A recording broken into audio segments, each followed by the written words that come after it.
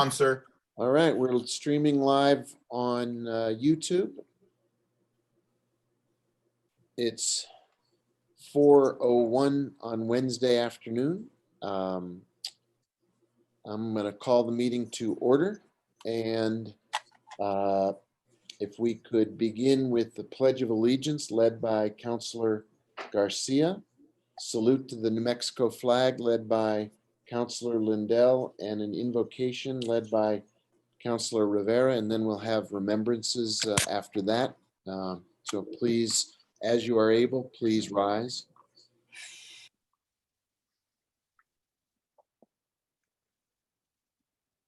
I pledge allegiance to the flag of the United States of America and to the republic for which it stands, one nation, under God, indivisible, with liberty and justice for all. I salute the flag of the state of New Mexico and the Zia symbol of perfect friendship among united cultures.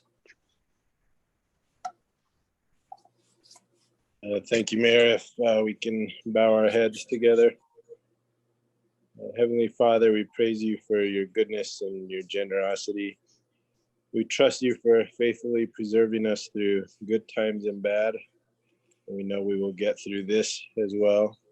Pray for tonight's meeting, that we can do so with open minds, open hearts, open ears, Almighty God, that we can listen to each other and respect each other, and that in the end come up with decisions that are in the best interest of the people we serve. In your name we pray, amen. Mayor, I don't know if you want to take the remembrances since you have access to everybody. Sure, Counselor, I'm happy to do it. Do you want to kick it off though, Counselor? Do you have someone or something in mind? I do want to remember the two boys that were involved in the shooting, one involved in a death. Unfortunately, one family lost J.B. White to the grave, and the other family has lost or may potentially lose their son to the system for a while. So really both families affected in a super tragic event all around. So I don't know if there are any young people listening, but if we can just implore them to take a step back for a while, not take matters so seriously and so permanent. So thank you, Mayor. Thank you, Counselor. Others who want to, Counselor Villarreal, your hand is up, please. Thank you, Mr. Mayor. Yeah. Can you hear me okay? Yes. My internet's kind of slow. Yeah, you're a little, the image was frozen, but your voice is clear. Okay. I just also wanted to recognize the three young men that were killed in our community. And J.B. White, I knew just from the fact that I would go to all the Santa Fe high school games, and he was a joy to watch, and he was very pleasant to interact with. He was respectful and could talk to adults and had such a promising future. And although I didn't know Ivan Edmundo Perez, who was a rising senior at Capitol High School, and also Aiko Perez, the recent graduate of the Academy of La Regoita, I just felt like these Santa Fe teens weren't given a chance to thrive. And we really need to look at how to support our youth in a way that they feel seen. And I think it's harder now with the fact that we're in a pandemic. So I know this is not just a council thing, but it's a community thing that we need to consider and think about how we can best support our youth. And it, you know, I don't have the answers, but I just really want to let people know that we care about that. We care about our youth, and we care about trying to find ways to see them through difficult times and also to help them thrive. So I just wanted to send love and heartfelt compassion to their families and friends. And even though these young men were taken too soon, we will not forget them. Thank you. Thank you. Others? Councilor Vihel Coppler. please. Thank you, Mayor. I would like to echo the sentiments of Councillor Villarreal with regard to the young men and believe that, you know, our community has, I think, a responsibility to engage other stakeholders to help our youth to, you know, lead them in the right direction. I too watched JB White play basketball, former Santa Fe Demon, and was certainly looking forward to him playing with the Lobos. As you know, I'm an avid Lobo fan, and this was something I really looked forward to. And then I'm, along with the family, sure, I mean, I think they are devastated. I know they are, and as are many people. So condolences to his family and the families of the other young men. I would also like to take this time to acknowledge the passing of my dear friend Molly Whitted, and to express condolences to her family. Molly Whitted was a Santa Fe City Councilor.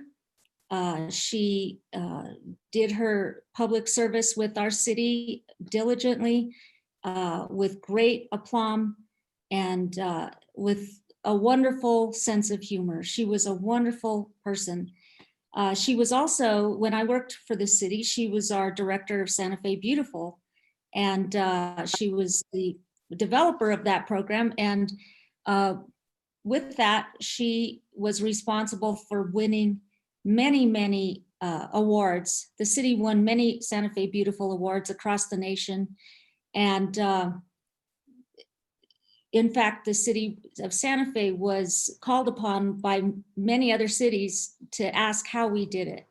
And so she loved that program. And then, of course, she moved on. She was a founding member of 4Kids Golf Tournament, which raised a lot of money for our youth in Santa Fe. She was president of the Santa Fe Country Club and was a great avid golfer. And she was also a realtor. And when I was president of the Santa Fe Associations, Molly was my treasurer. And we had a great deal of fun. She was involved in many campaigns for people who are still in office today, some who are not. But we worked on some campaigns together, and we had a whole bunch of fun.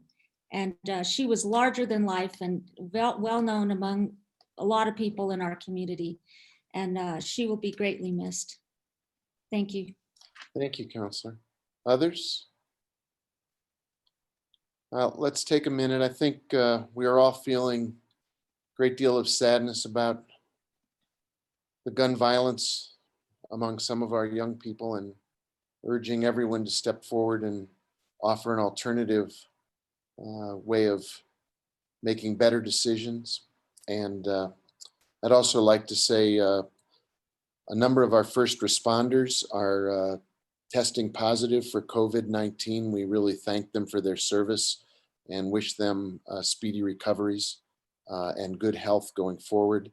They're putting themselves in the line of danger by the way they do their jobs and the work they do. And we're very grateful because this is a pandemic and it does take a toll. So to the men and women who are working as first responders and now testing positive, please speedy recovery for all of you. So let's take a quick minute, bow our heads and think on these individuals.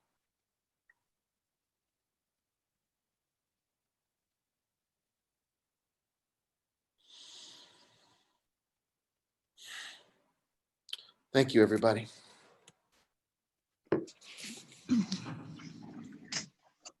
Clerk, could you please call the roll, please? Yes, Mayor Weber, Yes, present.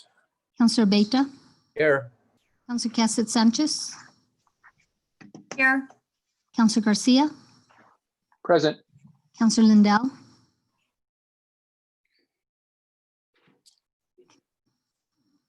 Here. Councilor Rivera, Here. Councilor Romero Worth, Here. Councilor Vihel Coppler, Here. Councilor Villarreal. Present. You do have a quorum present, Mayor. Thank you. The next item on our agenda is the approval of the agenda. Is there a motion to approve the agenda? So move. Counselor Vihel Coppler has moved to approve the agenda. Is there a second? Second. Counselor Lindell has moved to second it. Can we call the roll on the agenda? Yes, Mayor. Counselor Beta, Yes. Counselor Cassett Sanchez, Yes. Counselor Garcia, Yes. Counselor Lindell, Yes. Counselor Rivera, Yes. Counselor Romero Worth, Yes. Counselor Vihel Coppler, Yes, Counselor Villarreal, Yes. Mayor Weber. Yes, Thank you. Motion is approved. thank you. The next item is the consent calendar, and I believe Counselor Garcia has an item he would like to take off the consent calendar. Yes, Mr. Mayor, I'd like to remove item C to be able to recuse myself from a potential conflict of interest. Okay, thank you. Are there other items from the consent calendar to be removed? If not, can we get a motion to approve the consent calendar as amended? Move to approve as amended. Counselor, Second. okay, we have a motion and a second. Could the clerk please call the roll? Yes, Counselor Cassett Sanchez, Yes. Counselor Garcia, Yes. Counselor Lindell, Yes. Counselor Rivera, Yes. Counselor Romero Worth, Yes. Counselor Vihel Coppler, yes, Counselor Villarreal, Yes. Counselor Beta, Yes. Mayor Weber. Yes. Thank you. The motion is approved. Thank you. Item number 8 is the approval of minutes, and we have one set of minutes tonight, the governing body meeting of July 29, 2020. Are there changes or amendments to those minutes that need to be made at this time? Move to approve. We have a motion from Counselor Lindell to approve the minutes. Is there a second? second, We have a second from Counselor Vihel Coppler. Can we please call the roll on approving the minutes? Counselor Garcia, Yes. Counselor Lindell, Yes. Counselor Rivera, Yes. Counselor Romero Worth, Yes. Counselor Vihel Coppler, yes, Counselor Villarreal, Yes. Counselor Beta, Yes. Counselor Cassett Sanchez, Yes. Mayor Weber. Yes. Thank you. Motion is approved. Thank you. We have no presentations tonight that I'm aware of, which means we go to 10C on our consent calendar pulled. Clerk, could you please tell us what item 10C is? Yes, this is request for approval of State of New Mexico Aging and Long-Term Services Department intergovernmental agreement grant in the amount of $304,000 for the senior volunteer programs, foster parent program, senior companion program, and the retired senior volunteer program. Move to approve. Second. And Mr. Mayor, I need to recuse myself from this. very good. I think that's on the record. Thank you. Okay, so I will, do I need to leave the meeting and return? What is the action? In a Zoom meeting, I think you should just turn off your, I'm making this up, Counselor, but turn off your sound and no, you have to leave and come back. It's a little kludgy. I think I have to. That's what I did in prior committee meeting, was left the meeting and returned and re-entered. Is that right, City Attorney? Is that the best thing for him to do? Mayor Weber, that's the closest, I think, to what we would do in a physical room.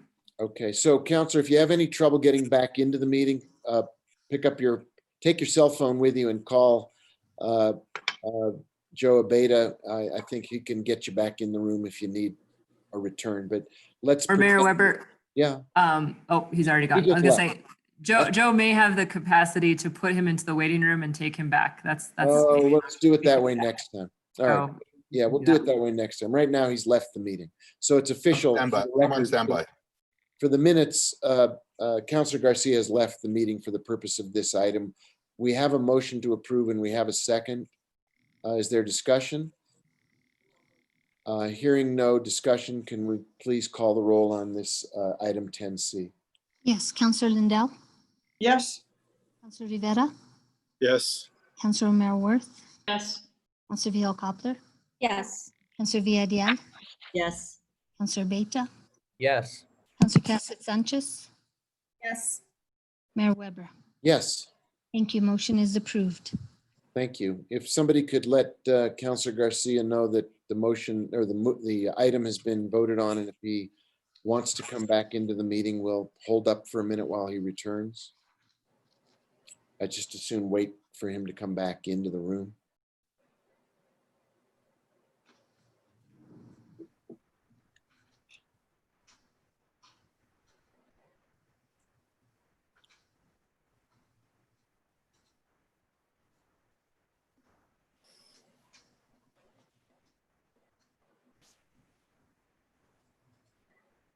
See if he's going to rejoin us.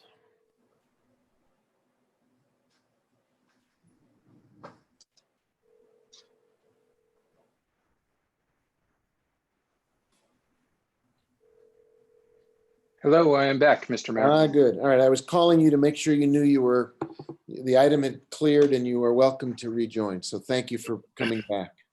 Yeah, thank you. Item 11A, could the clerk please let us know, read us into item 11A, please? Yes, this is request for approval of amendment number 2 to memorandum of agreement between Santa Fe County and the city of Santa Fe for the Public Safety Radio Communication System Solutions Project.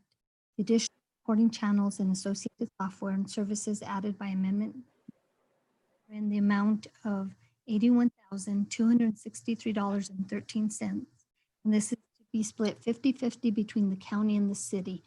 Each entity would pay $40,631.46, 56 cents. Move to approve. There's a Second. motion. Mayor, Yeah, hang on one second, Counselor. We'll have discussion for sure. I just wanted to, I think there was a motion to approve and there was a second, but I didn't. It was me, Joanne. Thank you, Counselor Vihel Coppler. And now we have a second opportunity for discussion. Counselor Rivera. Mayor, is the fire chief on? I can't. Yes. I am on. Yes, Chief Babcock is with us and he is unmuted. Thank you, Chief. I just had a question. I know that you had given up some of the radio monies for the new fire station, and that didn't materialize. So, is this going to cover everything that we need for the radio system, or are there additional needs, I guess? Mr. Mayor, Councilor Rivera, what this expense is for a voice recorder. So currently, the system that the city runs on the radio system is an analog system. The city's radio project is upgrading to a digital system. So the current voice recorder we have is an analog recorder and was not have the capability to record a digital system. The county is staying in an analog system, so the split cost is due to the JP agreement between the city and the county. To answer your question directly about the radio expenses, the answer is no. So currently we have radio models that are at end of life, and as of effective November, Motorola, the vendor, is not able to provide support or battery options for replacement. So the remaining money, I will be going through the committee process to request purchase of radios and ask for some money that I'm working with John Romero to get some of that money back that we gave up from the radio project to the fire station to make sure that we could complete the radio purchases needed for police and fire. Are we looking at a complete upgrade, or is this partial? If, Mr. Mayor, Councilor Rivera, if I'm able to get the money needed right now, I'm looking at a quote of $1.1 million for all of PD's and fire's needs. If we're unable to come up with that money, we would have to flash our current radios, which is making them from an analog system to digital system. As I stated before, once these radios fail or need repair, they're basically throwaway radios because they're no longer supported. So to be a total upgrade for PD and fire and public safety altogether, we have a quote of about $1.1 million. Okay, and that's for police and fire? Mr. Mayor, Councilor Rivera, that is correct. Okay, thank you. I just was concerned about that when I saw this, and I know the two aren't necessarily tied together, but wanted to ask that question while you were here. Thank you. Thank you, Counselor. Other discussion or questions? The chief is here to answer. No other questions or discussion. Could you please call the roll on the motion? Yes, Councillor Rivera, Yes. Councillor O'Meara Worth, Yes. Councillor Viola Coppler, Yes. Councillor Villarreal, Yes. Councillor Beta, Yes. Councillor Cassett Sanchez, Yes. Councillor Garcia, Yes. Councillor Lindell, Yes, Mayor Weber. Yes, Thank you. Motion has been approved. thank you. And that brings us to item 11B. Could you read us into that too? Yes, this is a request for approval to publish notice of public hearing for a hearing on September 9th, 2020. This is for bill number 2020-21, an ordinance relating to the City of Santa Fe Economic Development Plan Ordinance, Article 11-11, SFCC 1987, approving and adopting a local economic development project participation agreement between the City of Santa Fe and Savantex Inc. for design, development, and construction of tenant improvements and lease payments, expansion of a corporate research center, a local economic development project. And we Okay, have Fabian Trujillo present if you have any questions. okay. Move to approve. There's a Second. motion to approve and there's a second. Is there discussion? Mr. Trujillo here is here if there are questions. If there are no questions, Do could, you have a question? I'm sorry, I didn't see you, Counselor, my bad. Yes, Counselor Villarreal. Just to understand the pathway where this item will be going, in which committees and when. Okay, Mr. Mayor, Councilor Villarreal, it will be going after request for publish. It will be going to August 31st for the Finance Committee meeting. And then it will be going to, on August 9th, back to the Economic Development Advisory Committee meeting. And then it will come for final approval for the City Council meeting. So just, you said August 9th, but did you mean September 9th? Excuse me, September 9th. I apologize, Counselor. So just finance on August 31st and then economic development. It will go back to it was at Economic Development Advisory Committee today, and it was not properly noticed, I guess, or there was problems with the notice, so we're going to bring it back. It was discussed significantly, and there's consensus for approval, and we'll bring it back to the Economic Development Advisory Committee on September 9th for a final recommendation for the governing body. On September 9th. Yes, yes. Okay, thank you. That's all I have. Okay, are there other questions or discussion? If not, could the clerk please call the roll? Yes, Councillor O'Meara Worth, Yes. Councillor Vihel Coppler, Yes. Councillor Villarreal, Yes. Councillor Beta, Yes. Councillor Cassett Sanchez, Yes. Councillor Garcia, Yes. Councillor Lindell, yes, Councillor Rivera, Yes. Mayor Weber. Yes, Thank you. Motion is approved. thank you. Thanks for being with us, Mr. Trujillo. You're Appreciate it. welcome, Mr. Mayor. Thank you. Item number 12, are there matters from the city manager? Yes, good evening, councilors. Thank you, Mr. Mayor. I wanted to acknowledge, I had sent around earlier, as following up from our last council meeting, the requested list of contracts signed by the city manager over the 60,000 threshold. I wanted to just take a minute to say that again here. We will ensure that we'll do an update at the end of each month. But as you saw from the list you received, it's a very small number. Since April, I have signed off on 5 contracts. Dynast Consulting for 192,000. HEI Incorporated, which was the Wi-Fi hotspots, was 90,000. B&D Industries was 135,000. Department of Justice grant for 78,000, and the Cyber Pathway professional services contract was 100,000. Obviously, those are rough numbers, but wanted to, from April till the end of June, it was those 5 contracts that were beyond the 60,000 threshold between the 200 and the 60. So I wanted to acknowledge that publicly. And like I said, I will do a better a job of making, at the end of the council meeting at the end of the month, I will provide an update. And as you can see, it's really not very many.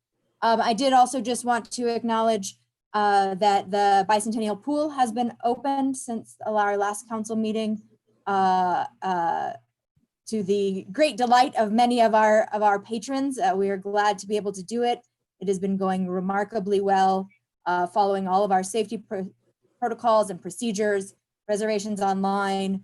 And so we continue to work really hard to remain both in lockstep with governor's orders and rules around all of that, and keeping our patrons and our staff safe. And then the only other thing I wanted to acknowledge is, as school starts back up again, our Wi-Fi hotspots have been turned back on at some schools, the GCCC, our libraries. So for the full list, you can check out our website, but those are back on as families, kids, caregivers, parents, everyone's trying to figure out how to get ready for next Thursday's school start. Wanted to acknowledge that the city resources are available, and we continue to work in lockstep to make sure everyone's got the connectivity they need in these very different and difficult times. So thank you, Mr. Mayor, for the time. Thank you. Any matters from the city attorney tonight? Yes, Mr. Mayor, members of the council, I'd like to recommend that we go into executive session for 2 topics. 1, the acquisition of property, specifically the Santa Fe Estates property, and then 2, for a quarterly litigation update and discussion of joining 2 amicus amici briefs. And that's under the Open Meetings Act, parts H8 and H7. Okay. Councilor Rivera, is there a motion to go into executive session? I move that we go into executive session to discuss those matters listed on the agenda and is recommended by the city attorney. Is there a second? Second. We have a second. Could the clerk call the roll, and then we'll have to leave this meeting and enter a separate meeting, and I'll have to open that up. You'll have to give me a minute to get that technology going. But first, let's vote on this motion. Yes, Councillor Vihil Coppler, Yes. Councillor Villarreal, Yes. Councillor Beta, Yes. Mr. Cassett Sanchez, Yes. Councillor Garcia, Yes. Councillor Lindell, Yes. Councillor Rivera, Yes. Councillor Romero Worth, Yes. Mayor Weber. Yes. Thank you. Motion has been approved. Okay, so if we were at a normal meeting, we would walk out of the council room and into the councilor chambers. I have a technology aid here. Let's all leave this meeting and we will move to another virtual room, and I will see you in there as soon as I launch that. All right, Joseph. This is now going to the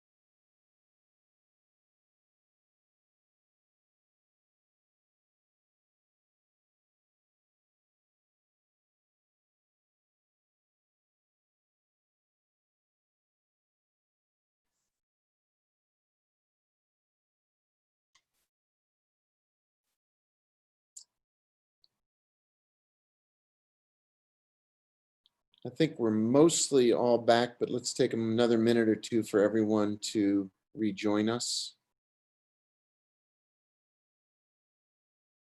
And make sure there are no technological glitches.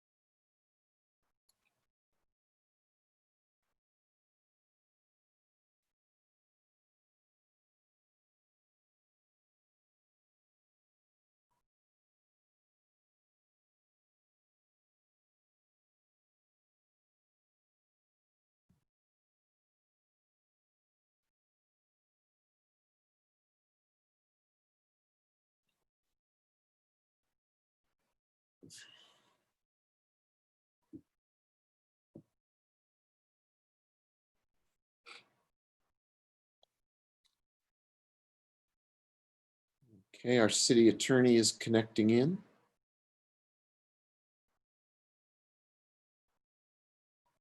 There she is. I'm looking for Counselor Vihel Koppler. Not yet with us.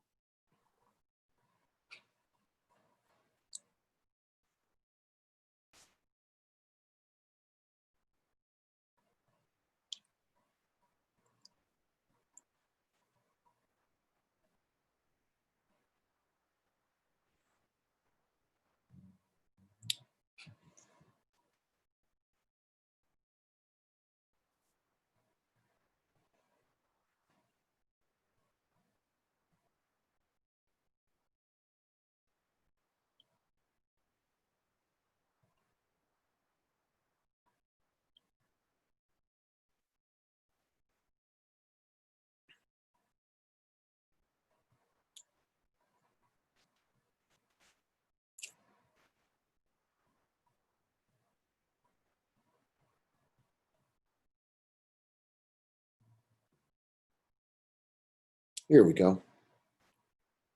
Very good. So Counselor Rivera, do you want to bring us back?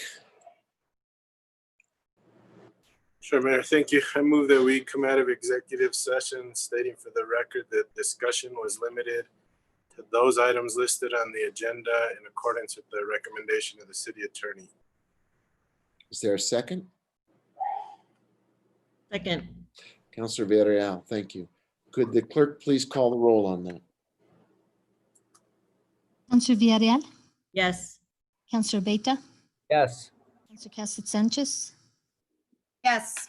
Counselor Garcia, Yes. Counselor Lindell, Yes. Counselor Rivera, Yes. Counselor Mayor Worth, Yes. Counselor Vihel Koppler, Yes. Mayor Weber. Yes, Motion is approved. thank you. Item 14A, could the clerk read that out? 14A is approval to join other local governments in support of the City of Philadelphia in Fulton versus City of Philadelphia and the U.S. Supreme Court to defend the rights of local governments to enforce non-discrimination policies in city services. Is there a motion? Move to approve. There's a Second. motion and a second. Is there discussion? Could the clerk call the roll, please? Yes, Counselor Beta, Yes. Counselor Cassett Sanchez, Yes. Counselor Garcia, Yes. Counselor Lindell, Yes. Counselor Rivera, Yes. Counselor Romero Worth, Yes. Counselor Vihel Koppler, Yes. Counselor Villarreal, Yes. Mayor Weber. Yes, Thank you. Motion is approved. thank you. Item 14B. I don't know how much of this you have to read. Right. Erin, do you want to just read what's pertinent to it? Mayor Weber, councilors, this would be requesting your approval to join the City of Chicago and County of Santa Clara in a number of amici briefs opposing the U.S. Health and Human Services rule that would apply the Affordable Care Act Section 1557's discrimination protections to not protect gender identity, sexual orientation, and sex stereotyping by healthcare providers and entities that receive federal funding. Specifically, the cases that we know of at this point include Washington versus the Health and Human Services Department, New York et al. Versus Health and Human Services, Whitman Walker Clinic versus Health and Human Services, Tanya Asapanza Johnson Walker versus Azar, and Boston Alliance of Gay, Lesbian, Bisexual, and Transgender Youth versus Health and Human Services. Move to approve. Second. There's a motion, there's a second. Is there any discussion? Could the clerk please call the roll? Counselor Cassett Sanchez, Yes. Counselor Garcia, Yes. Counselor Lindell, Yes. Counselor Rivera, Yes. Counselor Mayor Worth, Yes. Counselor Vihel Coppler, Yes, Counselor Villarreal, Yes. Counselor Beta, Yes. Mayor Weber. Yes, Thank you. Motion has been approved. thank you. Item 15, are there matters from the city clerk tonight? I have none. Thank you, sir. Thank you. Communications from the governing body. Why don't we just go around the Zoom squares? Councilor Romero Worth, any matters from you? Just a shout out to my husband, Peter. We celebrated our 30th wedding anniversary yesterday. I just wish him a happy anniversary. Thank you. And a successful camping trip. Exactly. The only safe place to be is in the woods. Councilwoman Villarreal.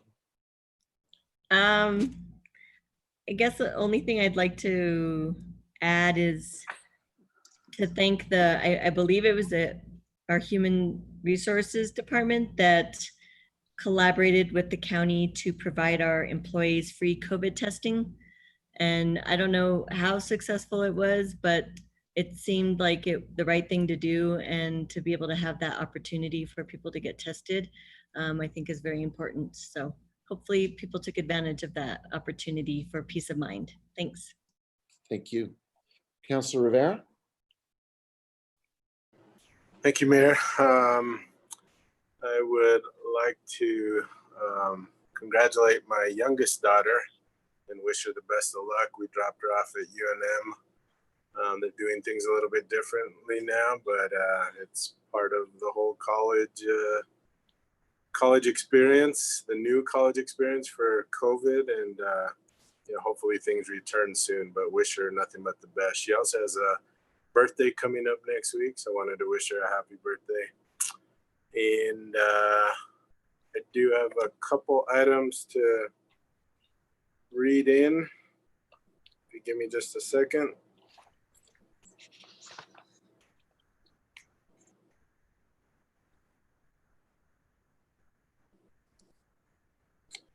The first is a resolution accepting a municipal arterial program cooperative grant from the New Mexico Department of Transportation, identified as control number 1500383 for the planning, design, and construction of Agua Fria Street and South Meadows Road intersection improvements. And the second is a resolution adopting the 2022-2026 ICIP plan. Thank you, Mayor. Thank you, Councilor. It was very generous of you to ignore some of the typos in those resolutions. If Councilor Harris were still with us, he would have been pointing out the typos. Councilor Abeyta, you have the floor. I have nothing, Mayor. Thank you. Councilor Lindell. I have nothing either. Thank you, Mayor. Okay. Councilor Vihel Coppler. thank you, Mayor. I want to commend the finance department staff for the work that they did and have done for the audit that was just released. And I do want to say that I'm deeply concerned about the city's audit results, and I'm equally concerned about our response to it. I really feel like we can't move forward unless we recognize that we had some mistakes and certainly a vow to do better. And I commend the state auditor, Brian Colon, for his commitment to follow the city's actions and to provide the oversight that I think that we need on how we're doing. And I think we should welcome that oversight. It's obvious that we need to do better. And I think when we have an offer of assistance that we should welcome it, because it's certainly something that we can use and that, you know, we can do better. I would be remiss if I didn't state that, you know, this is a big deal and this is very recent. And, you know, I just think that our response should be a little more welcoming to the state auditor. And I would like to request a copy of that audit. I don't know if we've got any in our bins, but in any organizations that I've been involved with, we get a copy. So I'd like a copy. Thank you. I believe the audit was made available as it was released from the state auditor's office. It's Go ahead. posted on their website. I shared the link with you. There is no hard copy printed of it. So if you would like us to print you a copy, we could work that out, but there's no like bound version. Thank you. I believe that we got that directly from an email from you, Jarrell, as it was released. I have a copy of it. I copied it to my iBooks, which I think we all have, and it's very handy since we can't get printed copies these days. Okay, I appreciate that. Thank you. You bet. Councilor Garcia. Thank you, Mr. Mayor. So continue the tour. I don't know if you guys recognize what's behind me. It's the good old Atalaya Mountain Hiking Trail. This is a very awesome trail. I mean, it's 6.5 miles of awesome. You can hike to the top. You get not only a beautiful view, but you feel like you're on top of the world. So I highly encourage folks to get out, be safe, wear your mask, take your kids, take your puppy, take your dog, get out on the trail, hike it, check it out. And one cool thing about this trail that I really like is, I don't know if you noticed behind me, this little orange box, it's a free library. So not only can you go on a hike, you can take a book and read a book and leave a book. So it's kind of, you get 2 for 1 there. So check it out. Last, I want to make sure folks remember, or they might not even know, that the census deadline has changed. It's September 30th now. And so I would like to encourage our community members to get out and ask each other, have you taken the census yet? Ask your grandma, ask your grandpa, ask your tios, tias, neighbors, whoever it may be, ask them, have you taken the census yet? And if they haven't, push them. It's online. You can share a link with them. I mean, it's critical that we get everybody counted. So please, we've got, I think it's 50 days odd left. We need to get everybody counted. So get out there, get counted, and come on, let's make our voices heard. That's all I got, Mr. Mayor. Thank you, Councilor. Councilor Cassett Sanchez, you have the floor. Thank you very much, Mr. Mayor. I just want to start off by wishing my husband a happy birthday tomorrow. I have no idea how old he will be, because I don't know how old I am anymore. We're somewhere in between that age after 30 and before 40 where it just doesn't matter. So, but happy birthday to him. So. Oh, that hurt. Sorry. And then I have some legislation to introduce, a resolution endorsing the North Central Regional Transit District's FY 2020 budget proposal, approving the City of Santa Fe's FY 2020 Regional Transit Plan, funding the Mountain Trail 255 route, and directing staff to submit the city's regional transit plan for FY 2020 to the North Central Regional Transit District Board of Directors for consideration and approval. Thank you. And that is all I have today. Very nice. Thank you. I have an ordinance that I'm introducing, creating a new section of 20-7 SFCC 1987 to prohibit certain police activities, including no-knock warrants and requiring the use of body-worn cameras during the execution of any search warrant. A couple other items. I completely second Councilor Garcia's point about the census. We have serious economic consequences. The census obviously only happens once every 10 years, and we stand to lose out on millions of dollars over the next decade, depending on how serious the undercount is. It takes all of about 5 minutes to fill out the census online. There are no questions about citizenship or documentation. It's anonymous, and it brings much needed federal dollars back to Santa Fe and to northern New Mexico. So please take the time to take the census. Another quick item I'd like to recommend is an app called Novid, N-O-V-I-D. It is available to download onto your smartphone, and it is a COVID tracking app, novid.org. Thanks to Rich Brown and his intern, Carl Gurman. They researched this app. It is free, it is anonymous, and it's an early warning system to let you know whether you are in the vicinity of someone who has tested positive for COVID.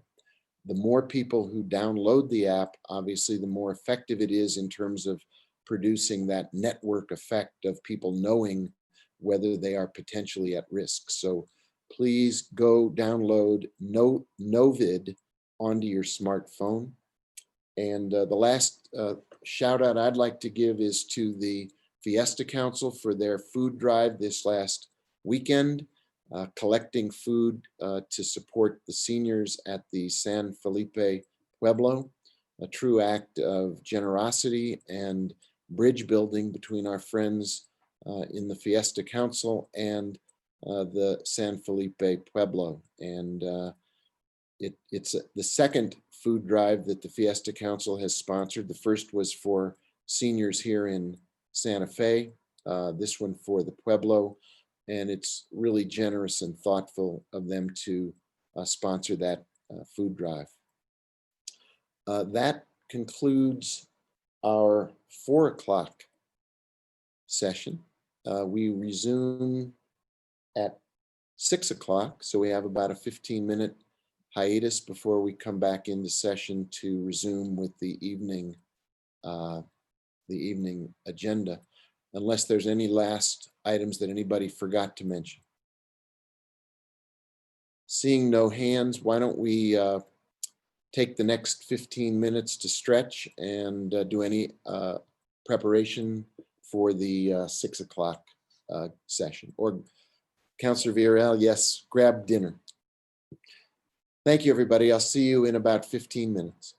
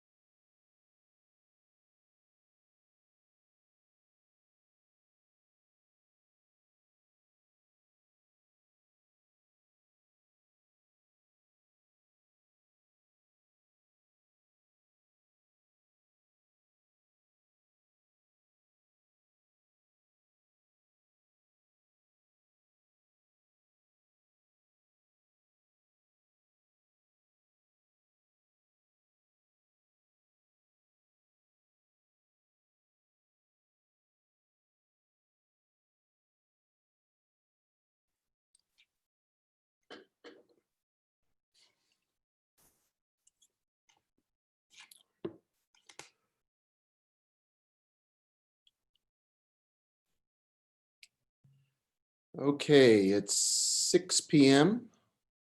I'm seeing faces reappear on the screen. And we have, in addition to petitions from the floor, we've got a number of public hearings to conduct. So as soon as we have everybody join, all the members of the governing body present, we will, and we've got our city clerk and our city manager and our city attorney, will resume with the 6 o'clock session, the evening session. And I think Joe Abeta will be managing the people who are lining up to speak in the area for petitions from the floor, and then we'll go from there with the public hearings. I would just remind anyone who is wishing to speak petitions from the floor, remember that if you're here to talk on one of the items that's a public hearing, wait for the public hearing and don't use the petition from the floor time to speak to what is a public hearing matter. Mayor, you may also want to mention that items E and F are postponed. Good call, City Clerk. Yes, if you are waiting for items E and F, which have to do with the Descartes Labs economic development plan, those items E and F, both of which relate to Descartes Labs and economic ALEDA, a local economic development grant. Items E and F will be taken up on 10/14. So don't wait for that item to appear. So I think I see everybody here. 1, 2, 3, 4, 5, 6, 7, 8. And so let's come into order and begin with petitions from the floor. And Joe, I believe you're managing people coming into the room, and also Yolanda, will you or Joe be keeping the clock? I'll be keeping the clock, Mayor. What time are you giving? Let's have a 1-minute petition from the floor, and then we'll go from there into the public hearings that come after that. We have no appointments tonight. Thank you. And if everyone that's going to speak from petitions from the floor, if they would please give their name and address for the record. Thank you. Also, I'd like to add, if you're here to speak for petitions from the floor, if you could please raise your hand, your blue hand, if you're here for to speak to petitions from the floor. That way it gives me a sign that you're not here to speak on another public comment on another item. Please and thank you. Okay, so if you want to speak to an item that's a hearing, hold off. This is just the petitions from the floor, period. So Joseph? Okay, so anybody here to speak for petitions from the floor? That's not on an item that we have later on the agenda. There's 4 people in there, Mayor, and none of them have raised their hand. So just to repeat, if you want to speak as a petition from the floor, please raise your hand now. If you're here for a public hearing, wait for that to come up. Okay, seeing no hands then, that would mean we would not be having petitions from the floor this morning, other than there may have been some that were submitted in writing, and those will, I know I got at least one in my email inbox, and I want to acknowledge that. Mr. Mayor? Yes. Just a point. When I go into the participants and the panelists, I see those 4 people, but it doesn't look like there's an option for them to raise their hand. Oh, well, that would be a problem. Joe, is there a way for you to make sure we're not accidentally preventing someone from? You want me to go through? Well, I can there's go a three. hand that's just been raised by, There you go. there's one. Yes. Okay. So they found, it's not always obvious to know how to do that. So good point. Yes. So go ahead, Joseph. Helen Chavez, you are now unmuted. You'll need to unmute your microphone, and then you will be able to speak, and your time will begin once you give your name and your address, please. My name is Helen Chavez. I'm at 214 Calle Lema, Lot 4. Go ahead.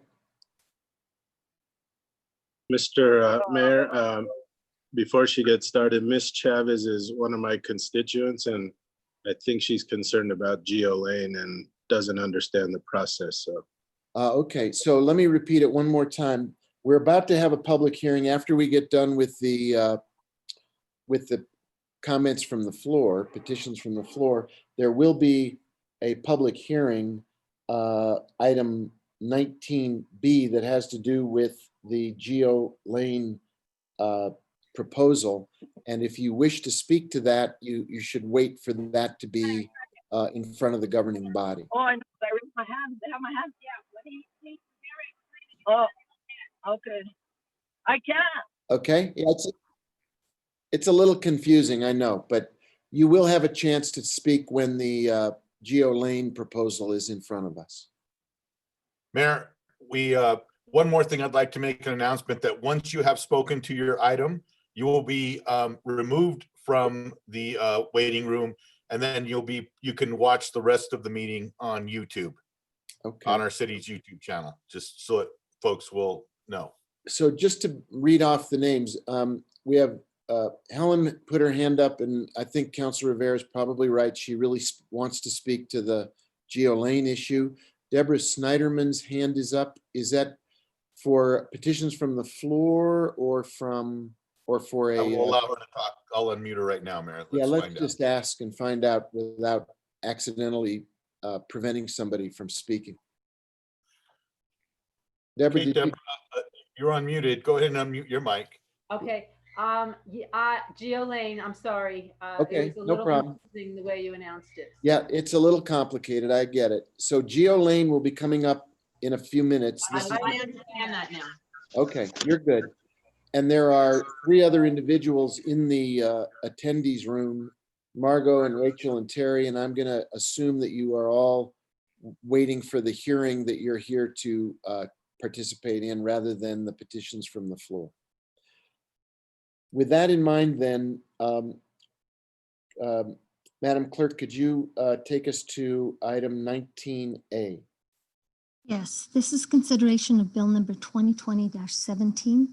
It's an ordinance amending section 14-11.4 of the Land Development Code to adopt civil penalty provisions, civil fine schedule, and civil citation procedures for land use code enforcement actions, and to permit the land use director to order a 1-year waiting period for application for short-term rental permit by a person who has violated the short-term rental ordinance, section 14-6.2A5, Santa Fe City Code 1987.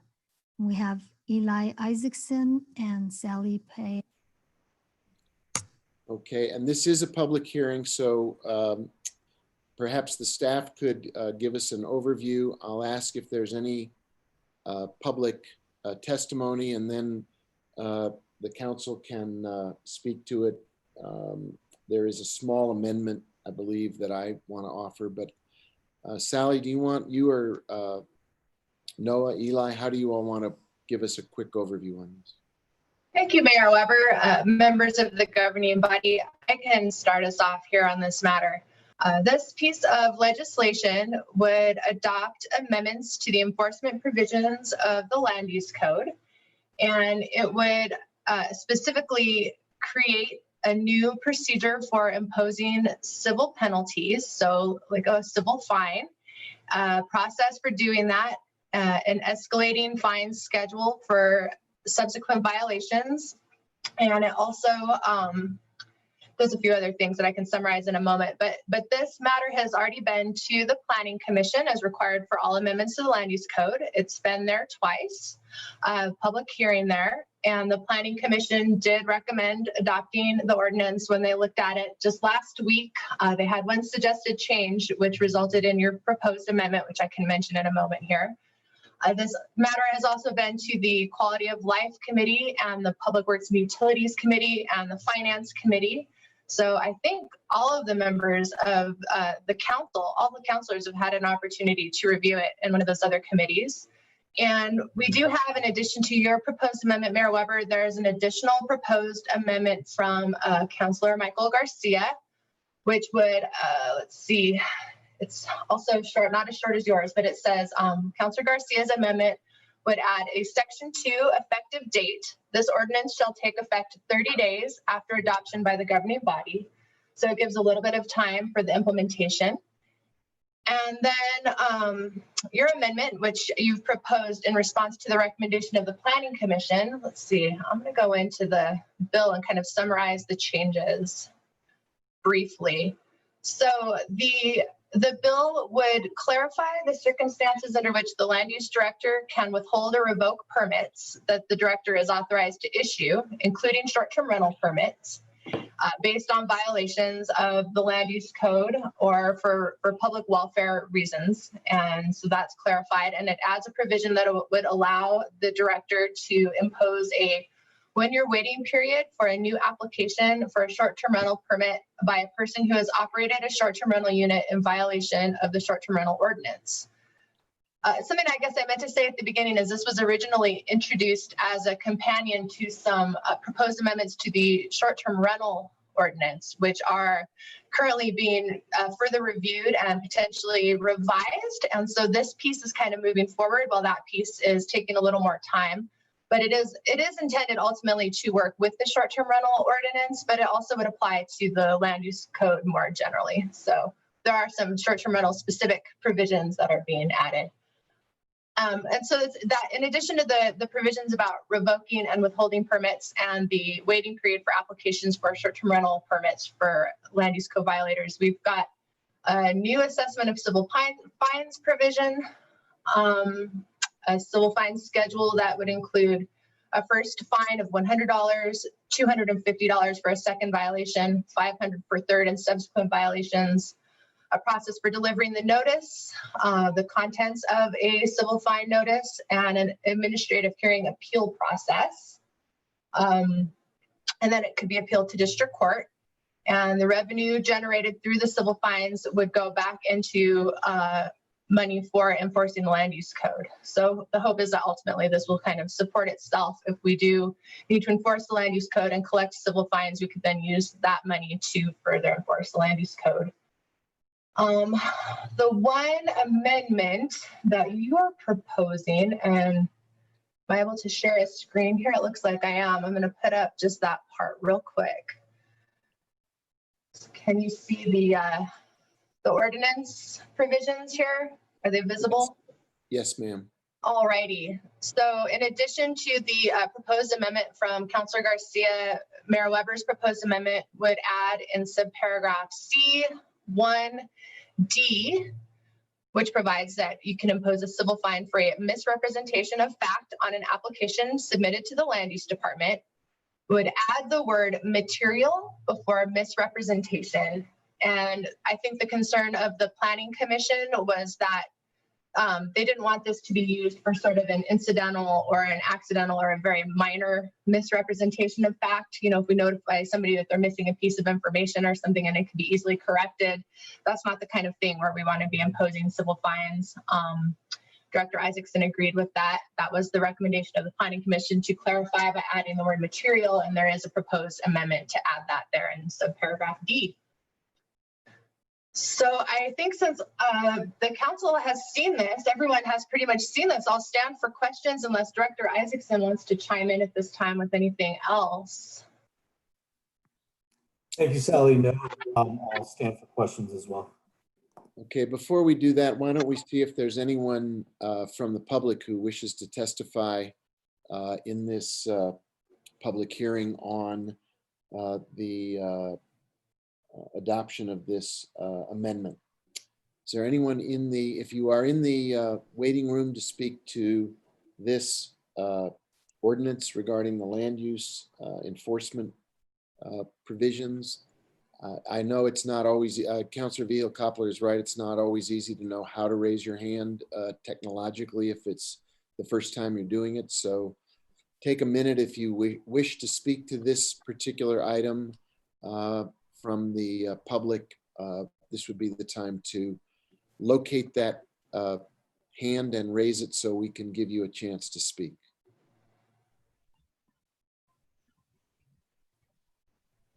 I think probably most of the folks in the attendee room are here for a different item. So if I'm wrong and you figure out how to raise your hand, I won't close close you out from testifying, but we'll move to comments from the sponsors or questions from the governing body for either the city attorney's office or the land use office.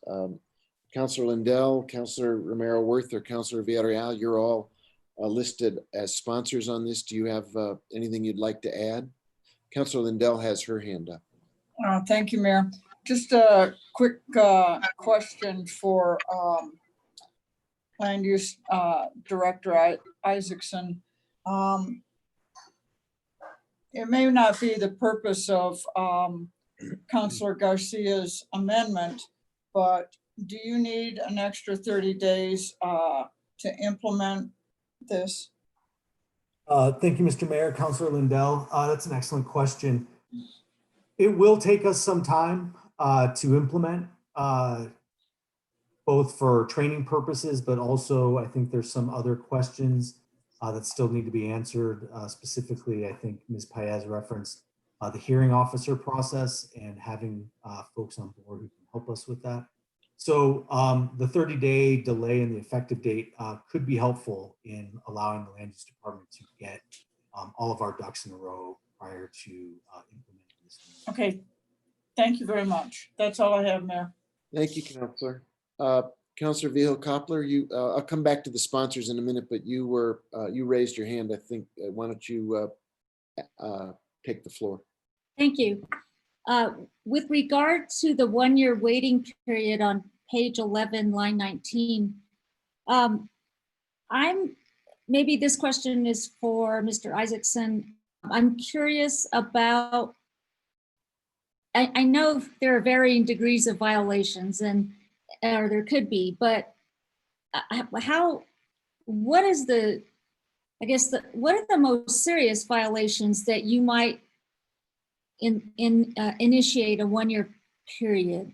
I can see like tiny little maybe mistakes, violations, but to be ordered to lay off for a year, I don't know. I think you probably have some discretion here. So I wanted to see what your impression is about this.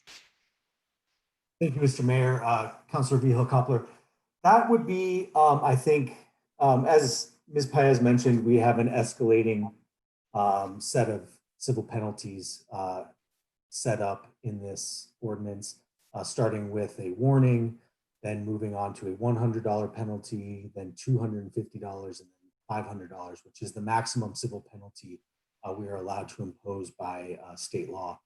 The one-year waiting period, I think, would be for an individual, someone operating a short-term rental unit without the proper permits or registrations, who we have issued multiple citations to and still refuses to comply with the civil penalty provisions. And so that person would not only continue to receive fines for operating without a license, but they would also not be able to apply for the proper permits or registrations for up to 1 year.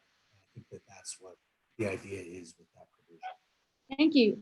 That was exactly what I was wondering, because if they're automatically, my thought was this kind of conflicted with the fine schedule. And I thought, how would they get fines imposed? Or would they get all those fines imposed plus a 1-year waiting period? But what I hear you saying, and let me just clarify, I hear you saying that all of those warnings and fines would be imposed. And then if they're still derelict, they'll get the 1-year hiatus. Is that what you're thinking? Thank you, Mr. Mayor, Councilor Viejo Coppler. Yes, I mean, ultimately, our goal with all of these provisions is compliance. And so what we want is we want people to come in to compliance with our either existing or proposed regulations governing short-term rental units in the city. So that's what the fine schedule is really intended to do. However, if we have folks that are just refuse to kind of come in line with what we expect of them, not only will they continue to receive fines if they operate, but they will not be able to get the proper permitting or registrations for up to 1 year. Thank you. We spent some time on the phone some time ago talking about this, and you reminded me just now when you said the goal is to have people comply. And it struck me then, and it strikes me now as, you seem to come from a place of compassion, which I really respect and I really like. I mean, you want people to comply, and I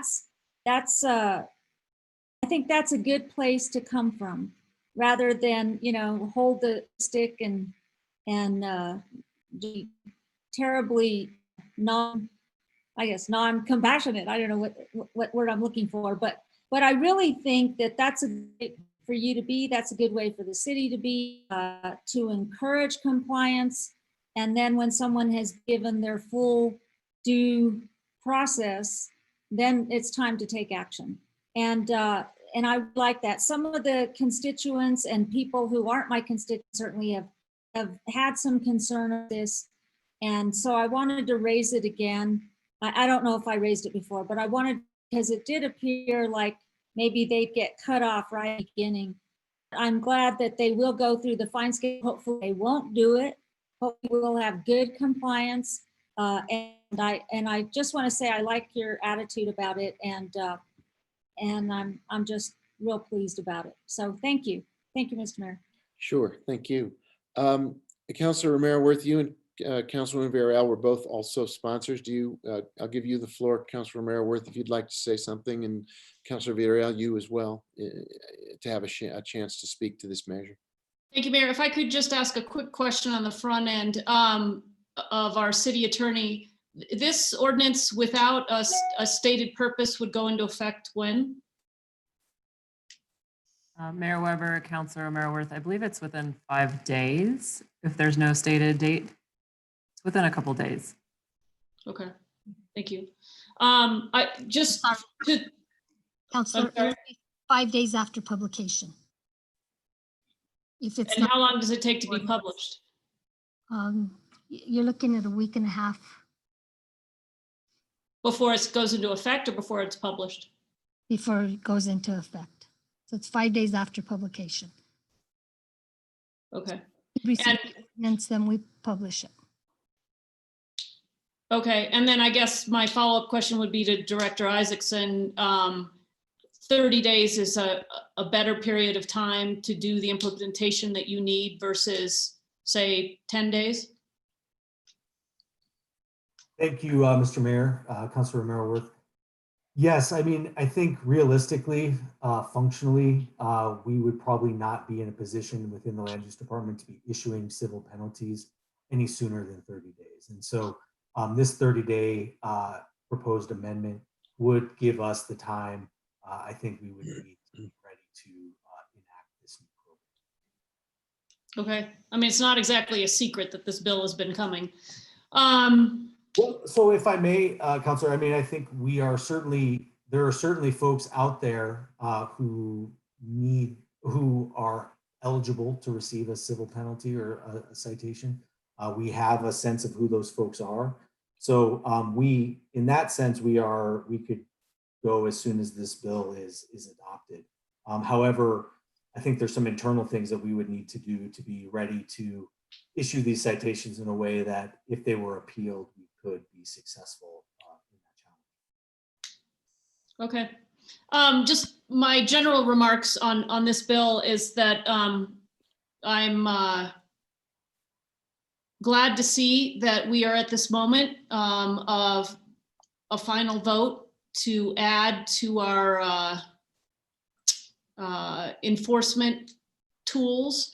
When I was going door to door and running for office, I heard repeatedly about the challenges and the trouble that folks in residential areas were having with short-term rentals, and really almost pleading for action on the part of the city, and particularly with regard to our enforcement. So I'm thrilled to be enacting this bill, and I hope enacting this bill and giving us more tools for our for our enforcement, and being responsive to the community around a problem that has really had a severe impact, particularly in districts 2 and 1, with regard to neighborhoods. So thank you, Mayor, for the opportunity, and I hope we pass this, because I think we really need it. Thank you. Thank you. Councilwoman Villarreal, you were also a sponsor. I give you the floor. Thank you, Mr. Mayor. Just want to concur with my colleague, Councilwoman Romero Worth, about the importance of this, particularly because District 1 and 2 have to bear the brunt of short-term rental takeovers, is what I call them. So I think this will help move along the process and let people know that we're serious about it, being in compliance. So the other thing I wanted to say is thanks to the staff. We worked long and hard with our colleagues on this, and I just appreciate their expertise and perspectives, since they are really the experts, and we are the voice of people telling us why this is a problem. So thank you all. Thank you. Joe, I see we do have a hand up now in the attendee room. I assume that was a little late, but nonetheless wishing to speak to this particular ordinance. Can you help facilitate that, please? Mayor, it's Noah. Actually, Joe made me the host right now. I can go ahead and allow Deborah to speak. Okay. Deborah, did you want to talk about this issue, or were you waiting for Geo Lane? Geo Lane, sorry. Okay, thank you. Coming soon. Any other members of the governing body that either have a question or a comment at this particular item? I would approve. We have a second. I'd like to make sure my amendment is included in what we're moving to approve, and it sounded as and we also have an amendment proposed by Councilor Garcia, so we need to address those two amendments. So I guess that would be the question, Mayor. Do you want to probably you need to move those amendments separately and then move the passage of the bill. Sorry, I jumped the gun. That's okay. Councilor Garcia, do you want to take the floor? I was just calling into question how we're going to deal with the amendment process, but it sounds like we've got it addressed. So thank you. So do you want to, we have these two amendments. Do you want to? Sure, I'll go ahead and make a motion to approve my amendment. Okay, so it was explained to us by our staff that this is a 30-day waiting period for the ordinance to take effect. So there's a motion to add that as an amendment to the measure. Is there a second? Second. And there's a second. Is there discussion? Okay, let's call the roll on that proposed amendment. Yes, Councilor Garcia, Yes. Councilor Lindell, Yes, and just asking if, so we have two amendments, neither one of them are in our packets. Would it have been possible to have gotten those into Prime Gov prior to the start of the meeting? Councilor Garcia's amendment is in the packet. And the mayor's amendment was distributed this afternoon by email by Jesse Guillen. So we can take the Okay, we just go through this and trying to have things in one place, and I'm voting yes, but I would like to have things show up in PrimeGov. Thank you. Counselor Lindell, my amendment is on page 9 in the packet. Mayor Weber, councilors, I would just suggest that right now, there's no deadline for when councilors or the mayor can introduce amendments. It certainly would be helpful to everyone, I'm sure, if we did them earlier in the process, but right now the governing body's procedures don't require amendments to be introduced by a certain time. So that might be something to consider. Thank you. Thank you. So continue calling the roll, please, on this amendment. Yes. Councilor Rivera, Yes. Mayor Worth, Yes. Councilor Vihel Coppler, Yes. Councilor Villarreal, Yes. Councilor Beta, Yes. Councilor Cassett Sanchez, Yes. Mayor Weber. Yes. Thank you. The amendment is approved. And I'd like to make a motion to adopt my one-word amendment, inserting the word material on page 3, line 16, before the word misrepresentation. So moved. Second. Okay, there's a motion, there's a second. Could we call the roll, please? Councilor Lindell, Yes. Councilor Rivera, Yes. Councilor Mayor Worth, Yes. Councilor Vihel Coppler, Yes. Councilor Villarreal, Yes. Councilor Beta, Yes. Councilor Cassett Sanchez, Yes. Councilor Garcia, Yes. Mayor Weber. Yes. Thank you. The amendment has been approved. Okay, so now we have a new, slightly amended measure. I just wanted to, before we vote on the motion that previously was made, I also have my name on this measure, and I wanted to speak also with in support of it. Like Councilor Romero Worth, Councilor Villarreal, others, Councilor Lindell, I was made early on very aware of how much frustration there is in the community around enforcement of short-term rentals, not only because of the impact on our neighborhoods, but also the impact on our revenues, that we have been leaving money on the table by failing to have a strong and effective enforcement mechanism for our short-term rental program.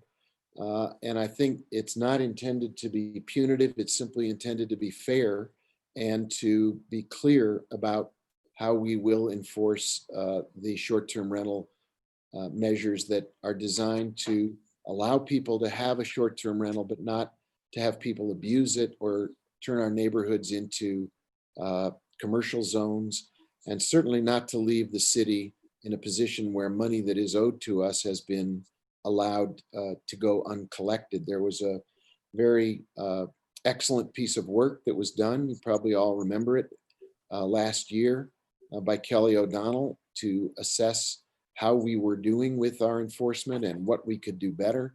And since then, we've taken significant and serious steps to improve enforcement, including technologically monitoring how short-term rental platforms behave.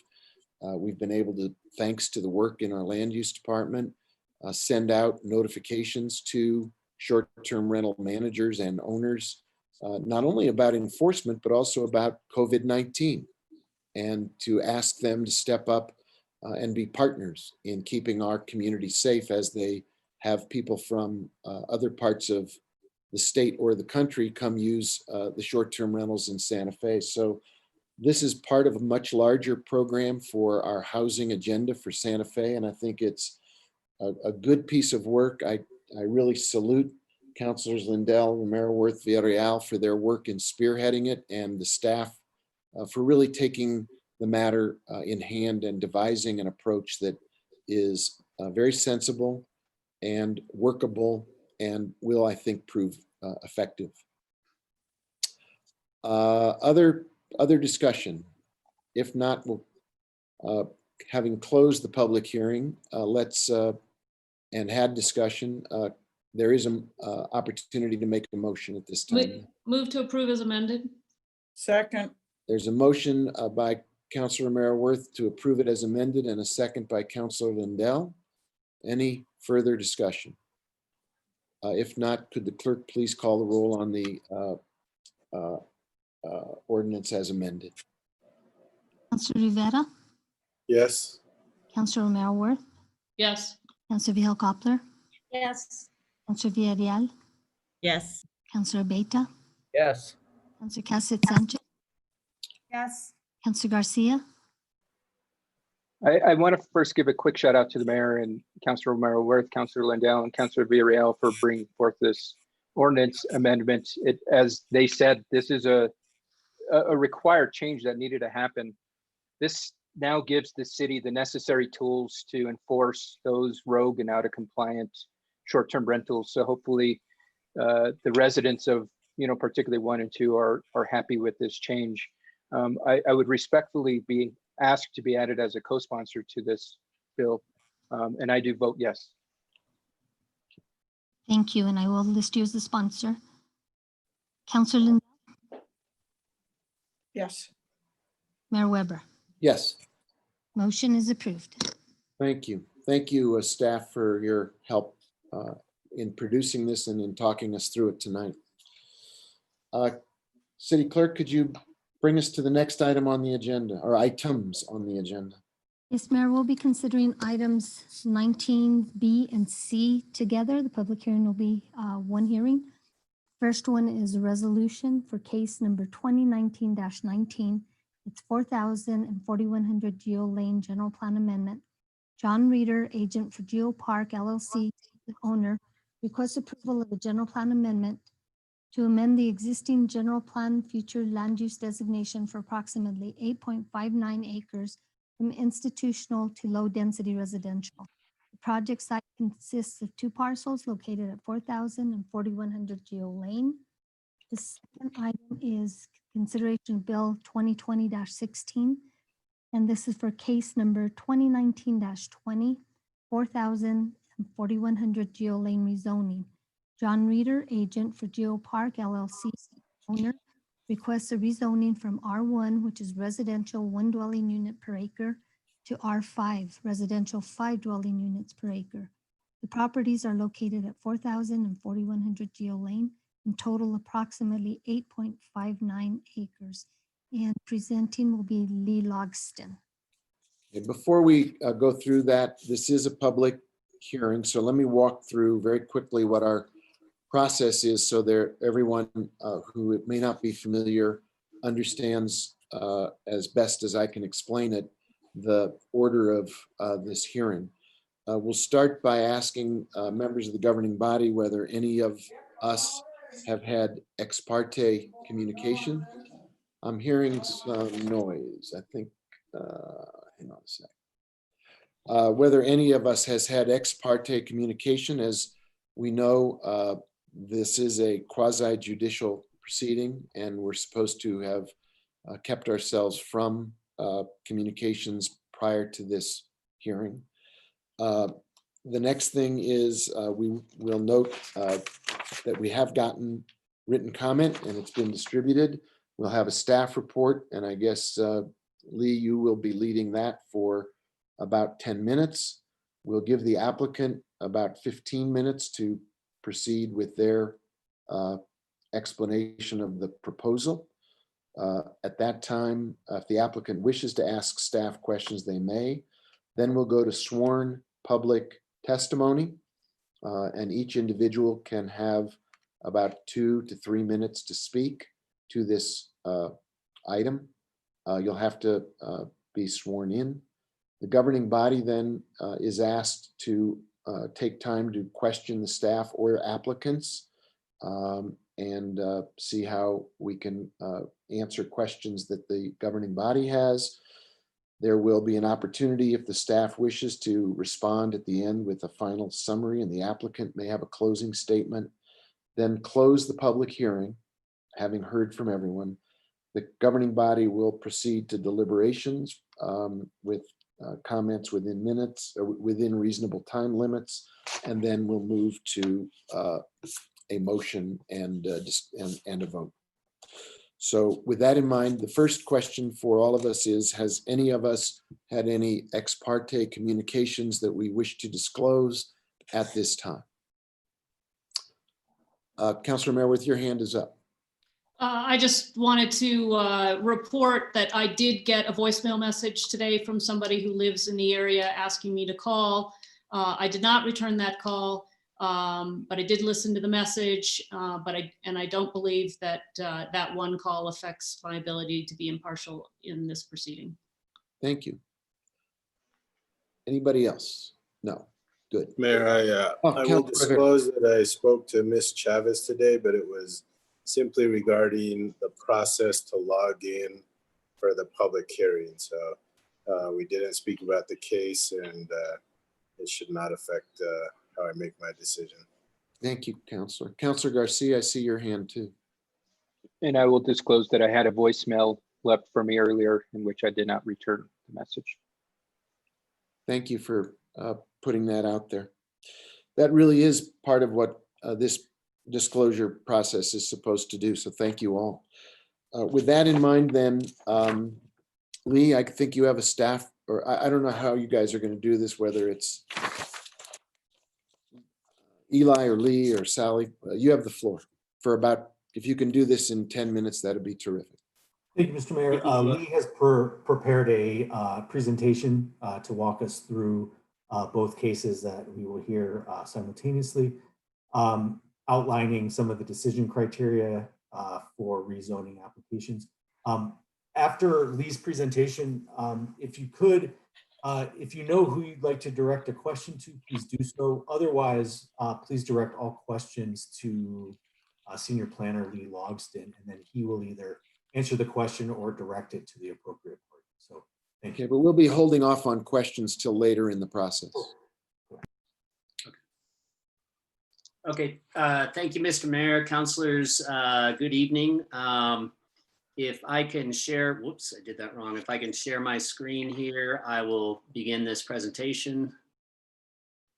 Joe, do you make that possible? I assume you do. Noah has given me share screen. Okay, good. Noah's Sorry, running. I'm just having a technical glitch here. I needed to have it up when I pressed share screen. Here we go.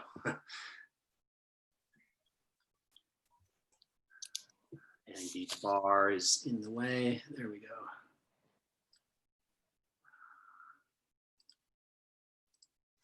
Okay, so as the city clerk, Ms. Feehill, read the case captions, this is a dual case regarding 4000 and 4100 Geo Lane, general plan amendment from institutional to low density residential, and rezoning from R1 to R5.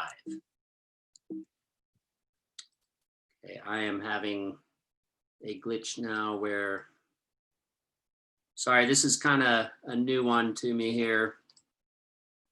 I don't seem to have control over my PowerPoint. There we go.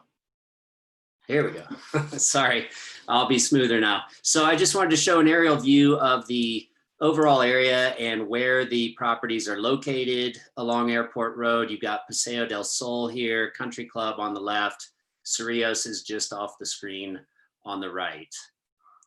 This is a closer view of the property. It's these two right here. It's 8.5 acres in between Geo Lane and Buffalo Grass Road. There's really two decisions here for the council tonight. The first one is whether to amend the general plan from institutional to low density residential, which is 3 to 7 units per acre. Really, that is a question about whether or not housing is an appropriate land use at this site. The evaluation criteria for that decision, greatly simplified here, is whether this request is consistent with the general plan, growth and housing goals of the city. Does it create uses that are inconsistent with the prevailing land uses surrounding it? And can the available infrastructure support the development? And then finally, I gotta get this thing moved. There we go, that's out of the way. Finally, does it promote the general health, safety, and welfare? The second decision is whether to amend the zoning from R1 to R5. And that's really a question of, is the density that's being proposed appropriate for this location? And once again, simplified, the criteria there are whether the designation, it would be more advantageous to the community than the existing R1? Is the zoning change consistent with the goals of the general plan? And then can the existing infrastructure be support the proposed development or be modified? And then finally, is it consistent with the prevailing land use and character of the surrounding area? These properties have been vacant for a long time. They were annexed into the city, and generally vacant land that could have residential land use was blanket zoned R1 at that time. The Southwest Area Master Plan took its future land use cues from what was adjacent. And at that time, it's schools. The KSK Temple is just north of it. And importantly, a church owned the property at the time. So the assumption under the Southwest Area Master Plan was that that would be the future land use. This case has been through a process over a year here. The PC first heard this case on June 6, 2019, which was at that time a conceptual, so in other words, not an actual subdivision under consideration, but a conceptual 48 lot R6 rezoning request and general plan amendment. At that hearing over a year ago, the PC did recommend approval of the general plan amendment portion. They reheard it on February 6th of this year as a 42 lot subdivision, this time actually a subdivision proposal, and a slightly reduced R5 rezoning request. At that hearing, they asked the applicant if he would do some additional traffic accident work. In other words, dig deeper than a normal TIA would, traffic impact analysis would, and try to collect data to see if some of the intersections in the area were inherently dangerous. And then finally, on June 4th, the Planning Commission heard this case again. They gave approval to a preliminary 42 lot subdivision and recommended approval of the R5 rezoning request. Through these hearings, a number of issues have been raised, trying to crystallize them to the most important ones: the appropriateness of the density proposed, impact to traffic on airport generally, Buffalo Grass and Geo Lane in particular, where they intersect airport, intersection safety on airport, level of service, the type of housing that might go on these properties if subdivided, and whether or not there might be guest houses.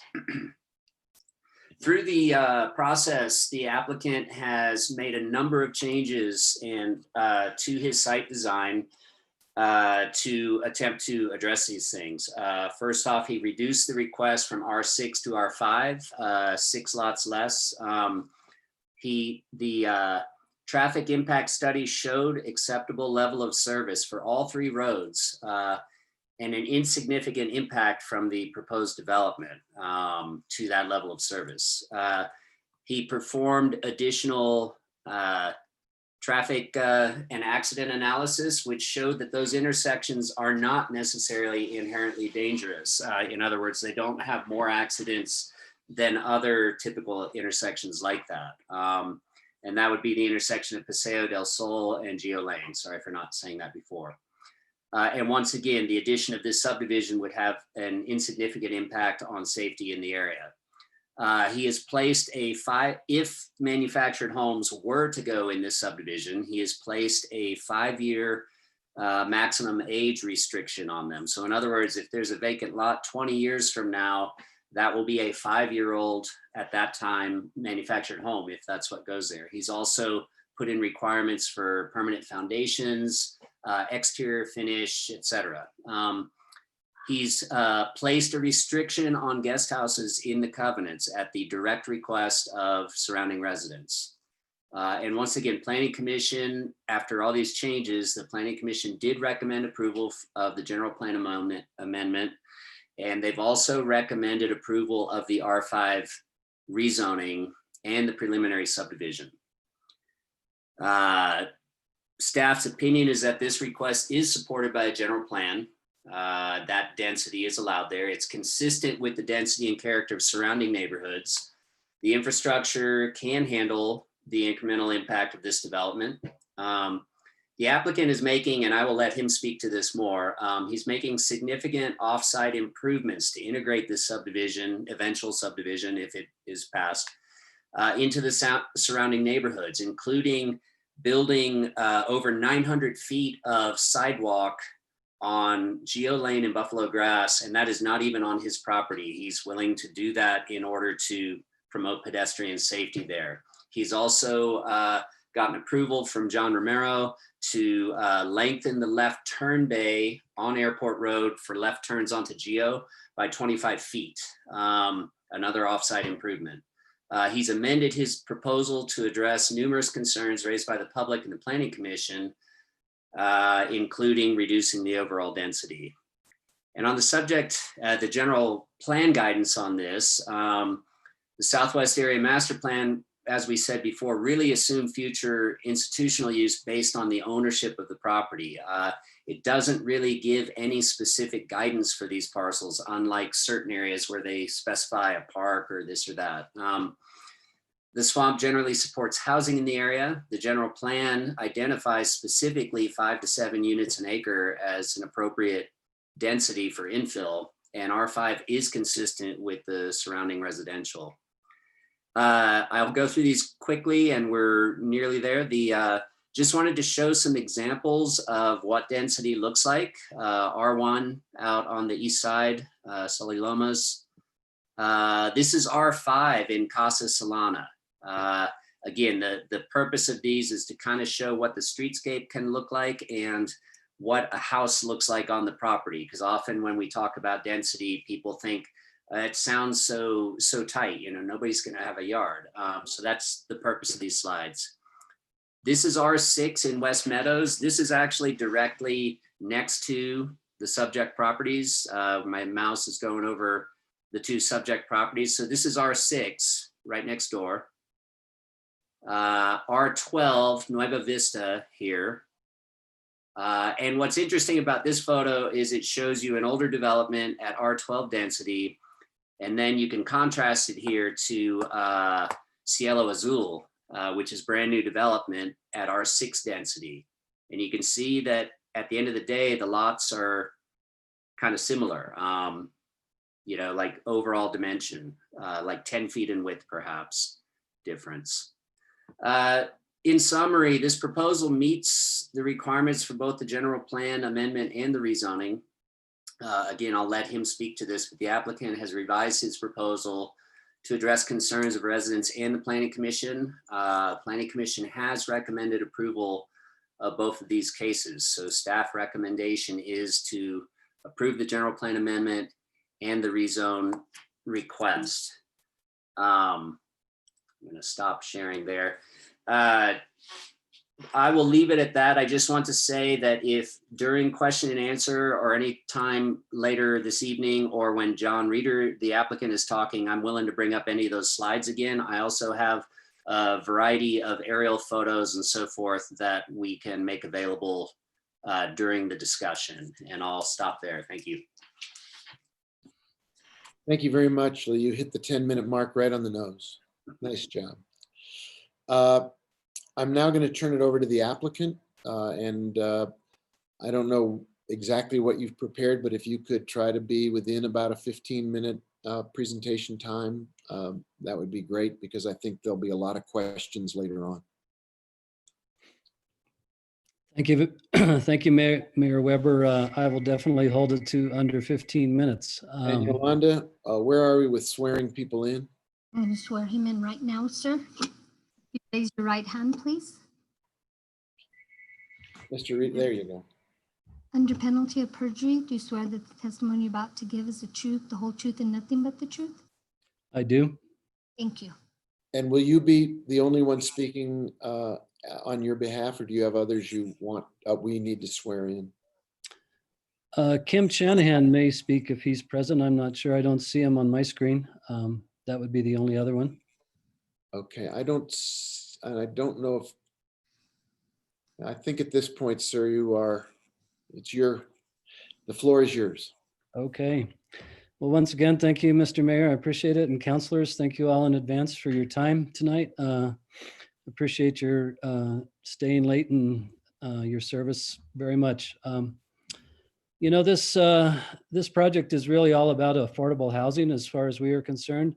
Myself and two partners that I have who acquired this property, with all the talk and press that there's been about the lack of affordable housing in the city, we thought it would be a good idea to undertake such a project. And so that was our intention and still is our intention with this.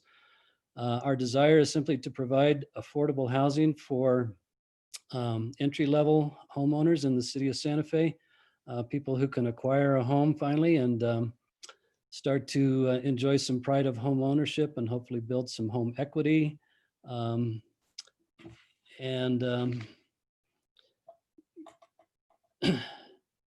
Be able to build some value there and some savings. So there, as we all know, there's a real extreme shortage of affordable housing in Santa Fe. There are a lot of apartment buildings coming online.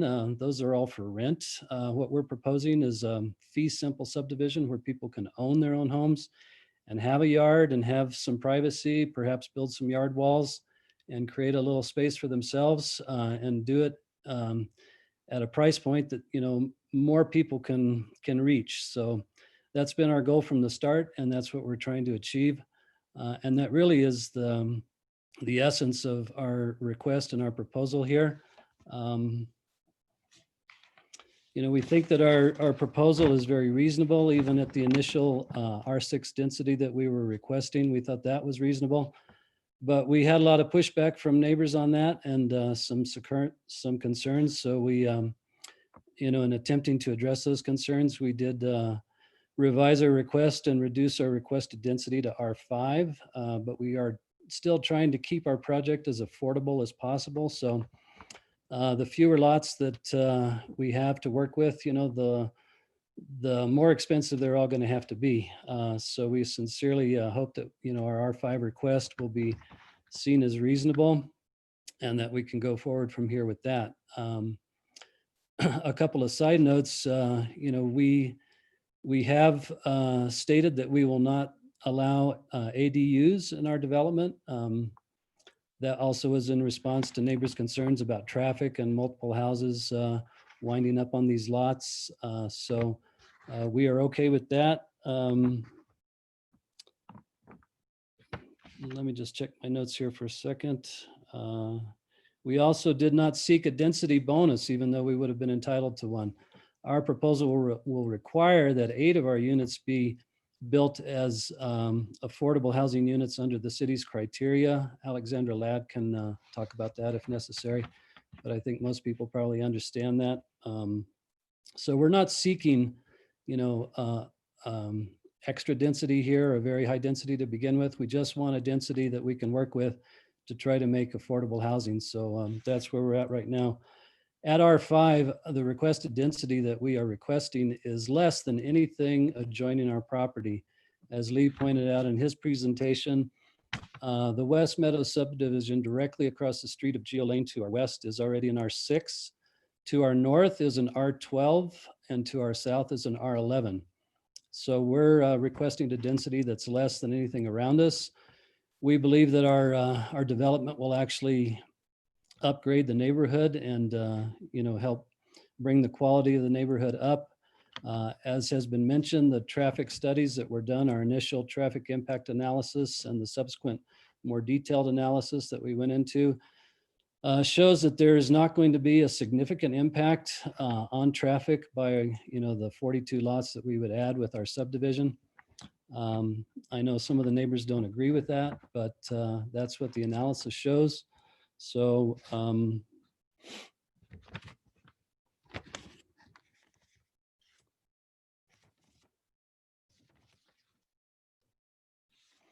addition, we've tried to accommodate concerns of other neighbors. Our neighbors to the northwest, the KSK Buddhist Center there, they were concerned about their privacy. We initially offered a 20-foot setback from any of our lots that would adjoin their property. They actually indicated a preference for a wall. So we have offered to build a wall, and not only that, but we're going to do a lot line adjustment that will actually grant to them 10 feet of our property at the shared lot line now. And in addition, there will still be a 10-foot setback from there. So they will get the 20-foot setback that we initially offered, as well as a privacy wall. They, I believe, are happy with that at this point, and have expressed their gratitude for that. So as Lee also mentioned, we're going to add some offsite improvements to the property to increase pedestrian safety in the area. We're going to extend sidewalks on both Geo Lane as well as Buffalo Grass Road, all the way from our property to Airport Road. We're also going to add some lighting along there, once again, to increase pedestrian safety. So we've tried to be very responsive to the concerns of the neighbors while still trying to achieve our goal of an affordable housing subdivision. And that is basically it in a nutshell. I'm sure I've left out a few things, but that's the gist of it. So I'll just conclude with that. Thank you, sir. And I know there'll be questions from the governing body, and they'll probably draw out some additional material. You do have the option, if you'd like, to ask questions of the staff, but it sounds as if you've covered the material you wanted to cover.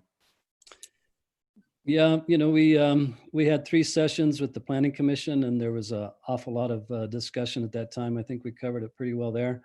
I'm happy to answer questions from any of the counselors or yourself, Mr. Mayor.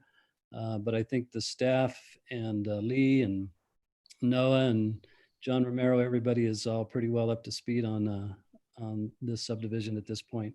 Okay, we'll get to questions from the governing body after we open it up to testimony from the general public. And I know that's what the attendees in the waiting room have been patiently waiting for their turn.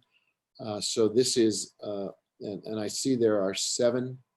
I assume you're all here to speak to this issue. So why don't we take them one at a time and offer a 2-minute opportunity for people to speak about their views on the proposal. So is Noah, or who's admitting people at this point? Mayor, councilors, it'll be me. I'll go ahead, and the first, if you'd like to speak, please use the raise hand function, or if you're calling in, press *9. It looks like the first speaker is Stephanie Benato. Stephanie, I'm gonna allow you to talk, and then you'll have to be sworn in, and your time will begin after that. Thanks. Mayor, what will the time limit be? Let's go with 2 minutes. Thank you. Although I haven't been sworn in yet, so I hope you're not No, using my time up. Absolutely. Time will not start till everything is, all the preliminaries have been taken care of, for sure. Thank you. And I apologize for not being here for petitions from the floor, because I forgot you started at 6 this week. And so I'll have to get used to the new schedule. Thank you. Stephanie, under penalty of perjury, do you swear that the testimony you're about to give is the truth, the whole truth, and nothing but the truth? Yes. You. So I am in support of this project. I think that we definitely need affordable housing. I think it's great that we are having homes that is single family homes as opposed to rental units, because I think that, I don't know, I think owning something gives you some investment in that and helps you be motivated to maintain the property. I really appreciate that the developer has responded to neighbors' concerns that it is much lower density than the surrounding area. Again, I'm so happy he didn't buy his way out of this by doing fee in lieu of, because there is a 355 apartment complex and they only paid $500,000. Now that sounds like a lot, but that's $1,400 a unit. That is nothing. That's like a kitchen, a couple of fixtures in a bathroom or something like that. It might get you a small bathroom. So the fact that they have 8 houses here that are going to be affordable and they didn't ask for extra housing, again, I strongly support this project. These are the kinds of projects that we need. Thank you. Thank you. Mayor, the next speaker is going to be Deborah Snyderman. Deborah, thank you for waiting. I'm going to go ahead and allow you to talk. You'll first be sworn in and then your time will begin. So I'm letting you talk now. Thanks. Deborah? It looks like, there we go. She was muted, but now she's got the mic going. Yolanda? Okay, Ms. Snyderman, under penalty of perjury, do you swear that the testimony you're about to give is the truth, the whole truth, and nothing but the truth? Yes. Thank you. And then please state your name and address for the record, ma'am. My name is Deborah Snyderman. My address is 3810 KSK Lane, which is in between Buffalo Grass Road and Geo Lane. So just, you need to have that information. You have the floor, ma'am. Okay. I sent everyone on the council a letter. I hope that you have read it, and I'm not going to spend my time going over it, but because I want to address these things that I'm hearing in the meeting tonight. First of all, lower density than the surrounding area, not true. I live on KSK Lane with the Tibetan Buddhist Center. I am not working with them because of the people that are working with Mr. Reeder, they don't live here. I have lived here for 32 years. And so where I live, it's R3, 3 homes per acre. Now, my home is the closest one of all of the KSK Buddhist Center to Buffalo Grass Road. There is a trailer directly behind my house, faced parallel. It's about 30 feet away from my house, and it is right on the road of Buffalo Grass. So I can only go by what was given to me at Buffalo Grass and Airport Road. If you have not seen that lovely development, you probably should look at it. There were 5 lots, and there are now 8 trailers in that area. I have to say that my biggest concern is noise, and I have to deal with a party business. If there's no parties right now, but they have Zumba with blasting speakers, and I can hear it. Anyway, that's part of my concern. I want to know who I can call when any of these things that Mr. Reeder is promising are violated, because from what I understand, there is no way that an HOA can guarantee that there will not be 2 homes per lot, as what happened here with the 5 lots. It was explained to us at the zoning commission meetings that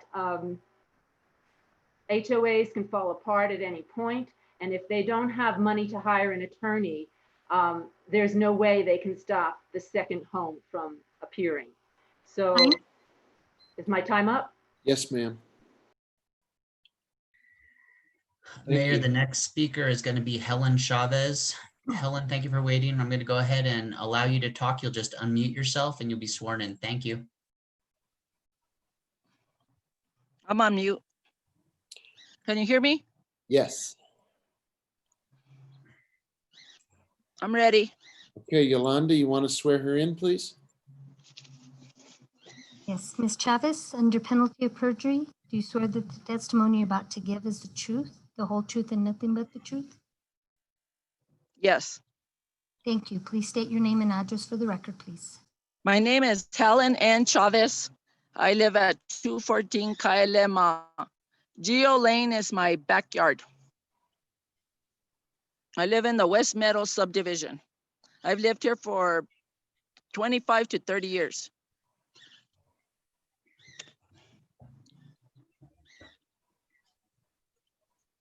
Hello? Yes, ma'am, we're waiting. Did you hear me? Yes, ma'am, we heard you very clearly.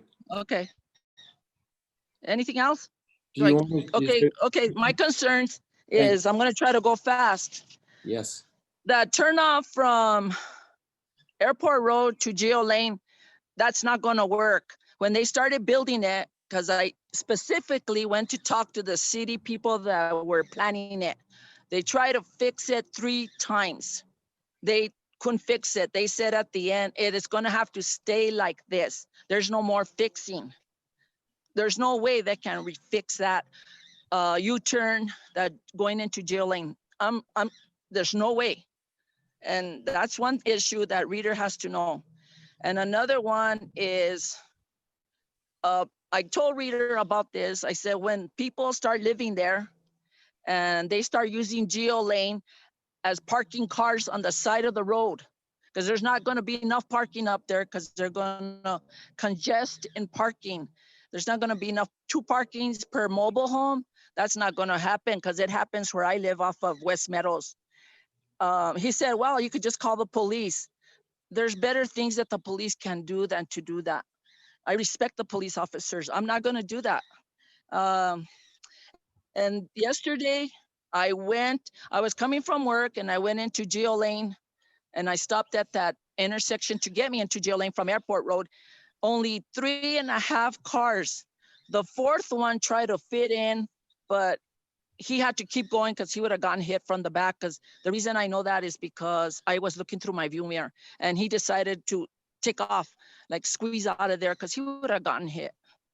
I've noticed that people make a lot of U-turns there, even though there's a no U-turn sign, or they'll come into Geo Lane, make the turn to your first left street and make a turn there, or they'll use that empty lot.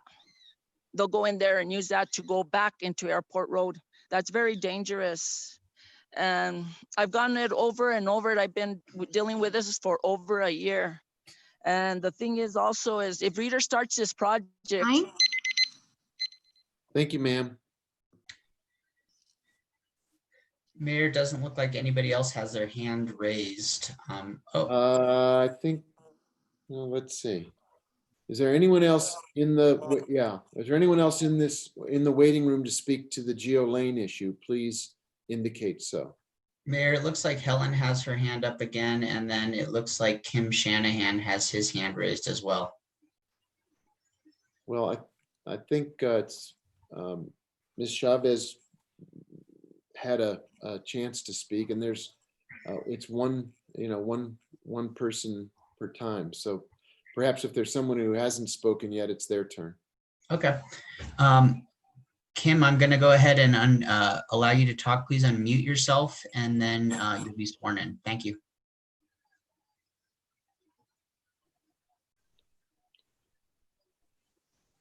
Mr. Shanahan?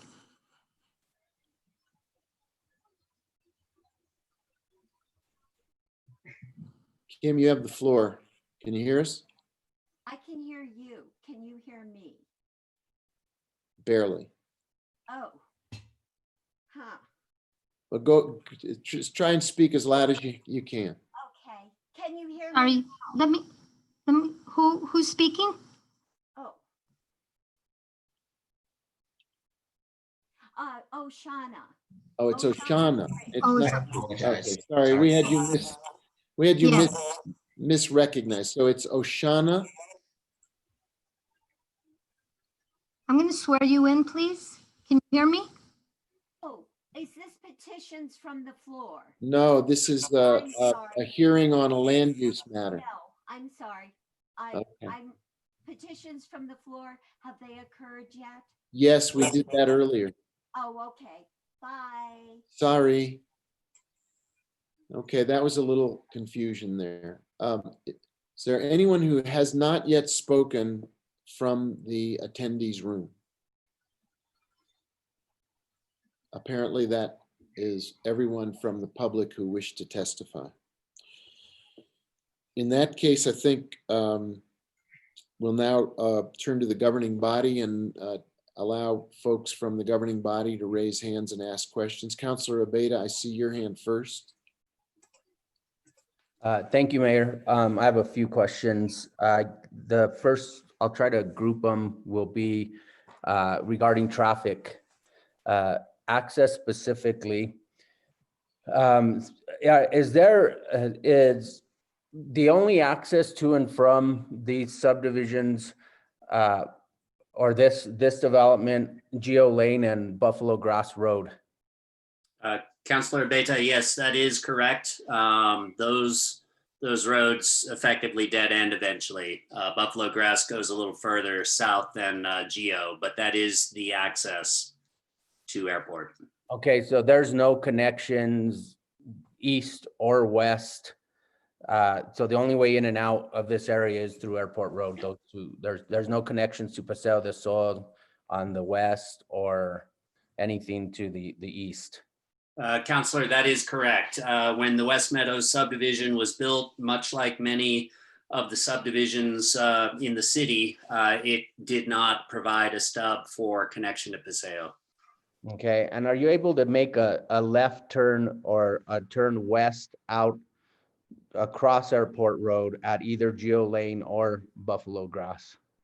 Counselor, not at Geo Lane. That would be right out only. And then Buffalo Grass is right out only, I believe, too. Let me verify that. No, there's not a median there. In theory, you could go left onto Airport from Buffalo, sorry. Okay, so Buffalo, you could potentially turn left. Yes. Okay. And then as far as Airport Road, and maybe this is for the traffic engineer, John Romero. Mr. Romero, how does Airport Road compare to other roads in the city as far as the amount of traffic? I mean, because when you live down here and you have to drive Airport Road, there seems like there's traffic all hours of the day and night, and other roads in the city, we don't have that issue. So do you have a way of classifying those roads, or is Airport Road, does it compare, do you put them in like categories like Airport Road, St. Michael's Drive, and Cerrillos Road are our probably most driven on roads in the city? Or is there a way to classify it? Because like I said, my concern is there seems to be a lot of traffic on Airport Road all the time. Thank you, Mr. Mayor, Councilor Arbeta. So Airport Road, I would say as far as sheer volume is either 4th or 5th busiest road. The ones that for sure are busier than Airport Road would be St. Francis, Cerrillos, and St. Michael's Drive. The way we classify the roads, and if you can give me 1 second, I'm pulling up our roadway classification map just so I can make sure I have this down correctly. Hold on 1 second. Yeah, so it is considered a principal arterial. So the principal arterials that we have in the city would be, again, Cerrillos, St. Mike's, St. Francis, Airport Road, and then Rodeo Road up to the point that it splits off to become Zia Road, and Richards Avenue towards the community college districts. Those are and then of course, Mexico 599. Those are the principal arterials that we have within the city limits. And do you define that by the amount of traffic or how long the roads are? Because those are pretty long roads that you could compare to Airport Road with, like St. Francis, St. Michael. Those are much longer in length than Airport Road, I would think. Yeah, so we define those by what the road's intended use is for. That's primarily one of the main things. I think I've used this example before. So, a lot of times the primary arterial goes hand in hand with the volume on the road, but not necessarily. Usually what we consider primary arterials is either roads that go through a city or major roads, so you can get from one side of the city to the other, or you can get across the city through. This one is a road that's used to get from one side of the city to another. The example that I use is, say, in Fort Sumner, whatever state road's out there probably doesn't have a whole lot of cars, but that would still be a principal arterial because it's a major route that gets you from, across the state that happens to go through that town. So again, here, Airport Road, I would consider it to be principal arterial because it's one of our main arteries that people can use to get through the city. Okay, and then as far as Buffalo Grass Road and the ability to make a turn left and go west on Airport Road, is that possible and is that safe? So right now it's not possible. It's only a right in, right out. Okay, but I thought we just heard I thought Lee said you could make a left. Counselor, I was mistaken on that. Sorry, I was juggling screens and looked at a different road when I answered that. I apologize. I wanted to correct that. So you cannot make a left on Airport Road from either Geo Lane or Buffalo Grass Road. Correct. So what you would have to do is, if you were, and if I may, I'll quickly share my screen because this will be a lot easier for me to show. From Buffalo Grass Road, you would be able to make a right turn and then get into this left turn bay by Country Club Gardens and then make a U-turn. It's what's considered an indirect left turn lane in the engineering world. It has been proven to be a safer maneuver than making a direct left out, especially across this many lanes of traffic with the volumes of traffic that we experience on Airport Road. On Geo Lane itself, you could do the same thing, making a U-turn at, that's not necessarily Paseo del Sol, but at the entrance into this Esplanade Village, into this commercial site. Or if you need to, you can proceed on further down and make a U-turn at Country Club Gardens. Okay. Okay, as far as, let's see, my next question. So those are my questions regarding traffic. Let's talk about accessory structures. Can the city enforce private covenants? Will the city enforce private covenants? Councilor Beta, members of the governing body, generally no. Private covenants in this city in different neighborhoods cover everything from the height of your home to the color of it and so forth, where you can park, things like that. The city doesn't necessarily actively enforce private covenants. That said, every subdivision in the city, for instance, has an HOA for the purpose of grading and drainage, and that is something that the city does inspect on a regular basis. In this case, we also talked about, and I'll let Mr. Reeder address this maybe a little more. We also talked about having a note on the plat and deed restrictions. And those are things that would be turned into the permitting department when somebody would go to pull a permit to construct. So that is kind of an extra fail-safe to catch that at the permit stage. Okay, as far as the roads within the subdivision, are they wide enough to allow parking on the roads? Councilor Beta, yes, they are. There are 3 primary east-west roads and then a north-south kind of connector in there. And only one of the roads is on a narrower right-of-way, which is 42 feet. All the primary roads within the proposed subdivision are 50-foot right-of-ways, which does allow for parking on the street. Okay. And then as far as where's the nearest park to this? Because it's going to be affordable housing, so I would think there's going to be kids that live here. Where's the nearest park to this proposed development? If Noah or Eli can chime in on that quicker than me, I honestly have to look at an aerial to determine that. Mayor, councilors, I think that the closest park would probably be within Tierra Contenta. There's a series of smaller parks in Tierra Contenta. I think there's 2 or 3 of them, and there's Swan Park. So those are the ones that come. There's also a school that has a field that's off of South Meadows Road. Okay, so that would be Sweeney, but that's locked. 2012, Okay. they're not in school, that's locked. So kids would have to walk. Well, is there a way to get to Tierra Contenta without having to walk down Airport Road? Mayor, councilors, it looks like, Councilor Beta, it looks like you could hypothetically walk down Buffalo Grass Road and then you could get into Tierra Contenta along Monte Verde Place. Looks like there's a stub out for the street right there. I'm not sure if that's gated or not. You might be more familiar with that, but that looks like without walking down Airport Road, that looks like the closest way to get into Tierra Contenta. Okay, but there's not a designated trail there, or is it? It looks like there is not a designated trail through there. It looks like there is a trail that comes out of Buffalo. It looks like there's maybe an arroyo that go farther down Buffalo Grass Road that comes south and comes out onto Avenida Contenta. And it looks like there is a trail within that area once it enters Tierra Contenta. Okay. Tiger, excuse me, Councilor Abeta, John Romero has his hand up. I think he wants to help answer that question. Yes, thank you, Mayor. Councilor Abeta. Again, I'm going to share my screen real quick. Via Buffalo Grass Road. So again, here is the subject development. Via Buffalo Grass Road.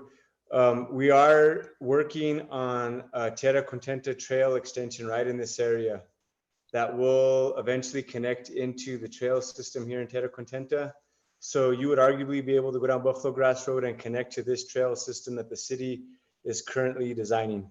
Okay, and with that map, can you show us where the nearest park is? And I apologize, I can't remember which parks Noah and or Lee were mentioning. What parks did they mention?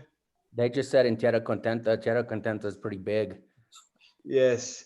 The only park space that I understand in this area is at Cesar Chavez.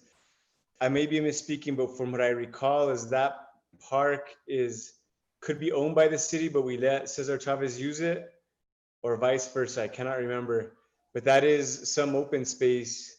The only other city-owned park that I guess I know would be all the way, I don't know if it'd be at Swan Park.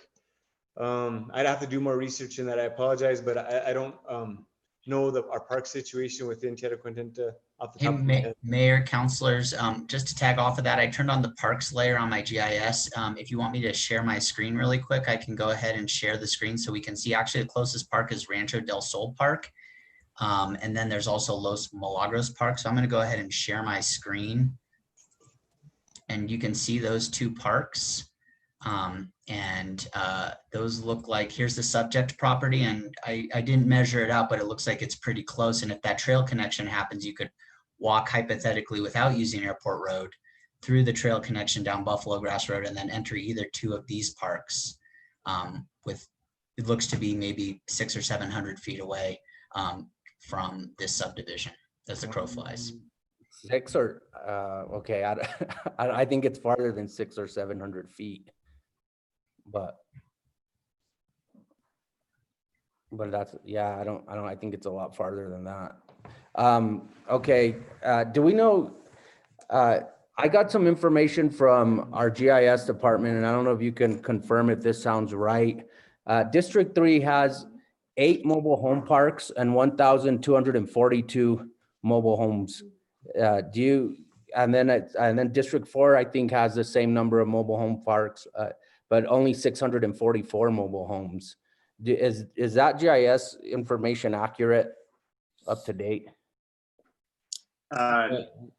Councilor Beta, I honestly don't know. That's not information I've compiled before and didn't really come prepared to talk about mobile home parks per se. I don't know if Noah or Eli knows more about that information. Councilor Beta, members of the council, I also do not have that information in terms of the number of units or the number of parks available to me. I would think that if it's coming from our city's GIS team, that I would think that I would put confidence in that information, but I don't have a number myself. Okay, and then which schools or school will these residents attend? I need to bring up a map to answer that exactly, but I mean, there's Sweeney just to the east. I need to turn on a school layer. Anybody who's got that answer is welcome to throw it out there.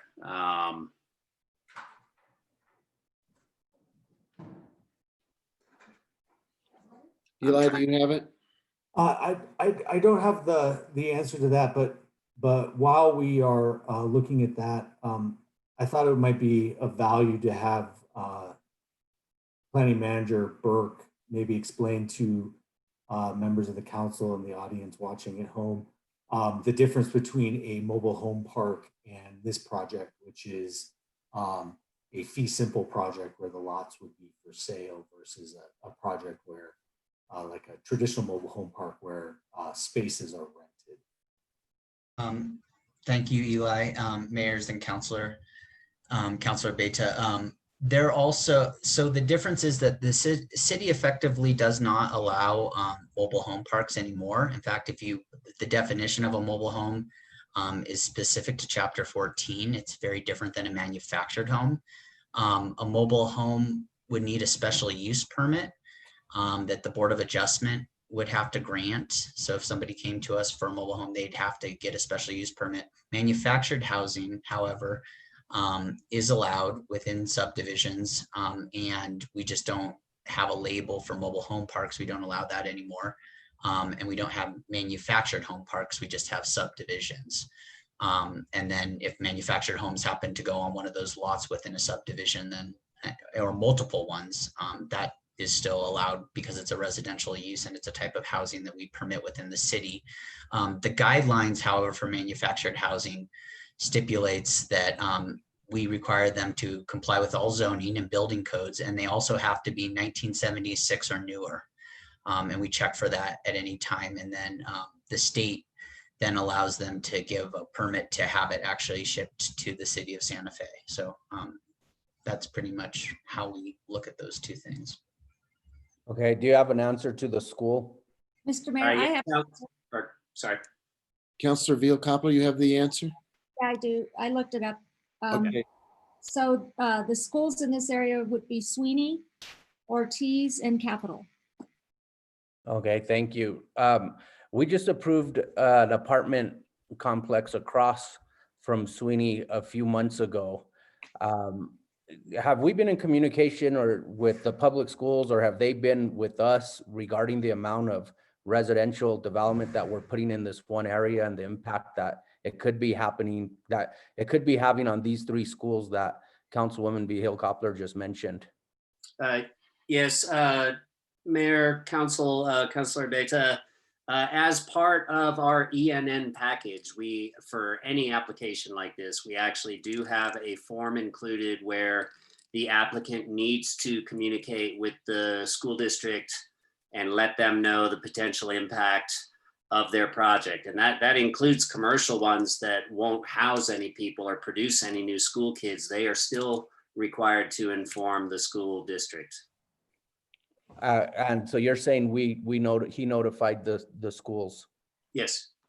And did we receive anything back from the schools? Councilor Beta, we really don't receive anything back. The school district does its own planning and so forth. We do our part by informing them. They don't really respond back and say, hey, we don't think we can absorb this. As far as I know, instead, they put on their thinking caps and say, okay, how can we absorb this? Do we need to bus people elsewhere, et cetera?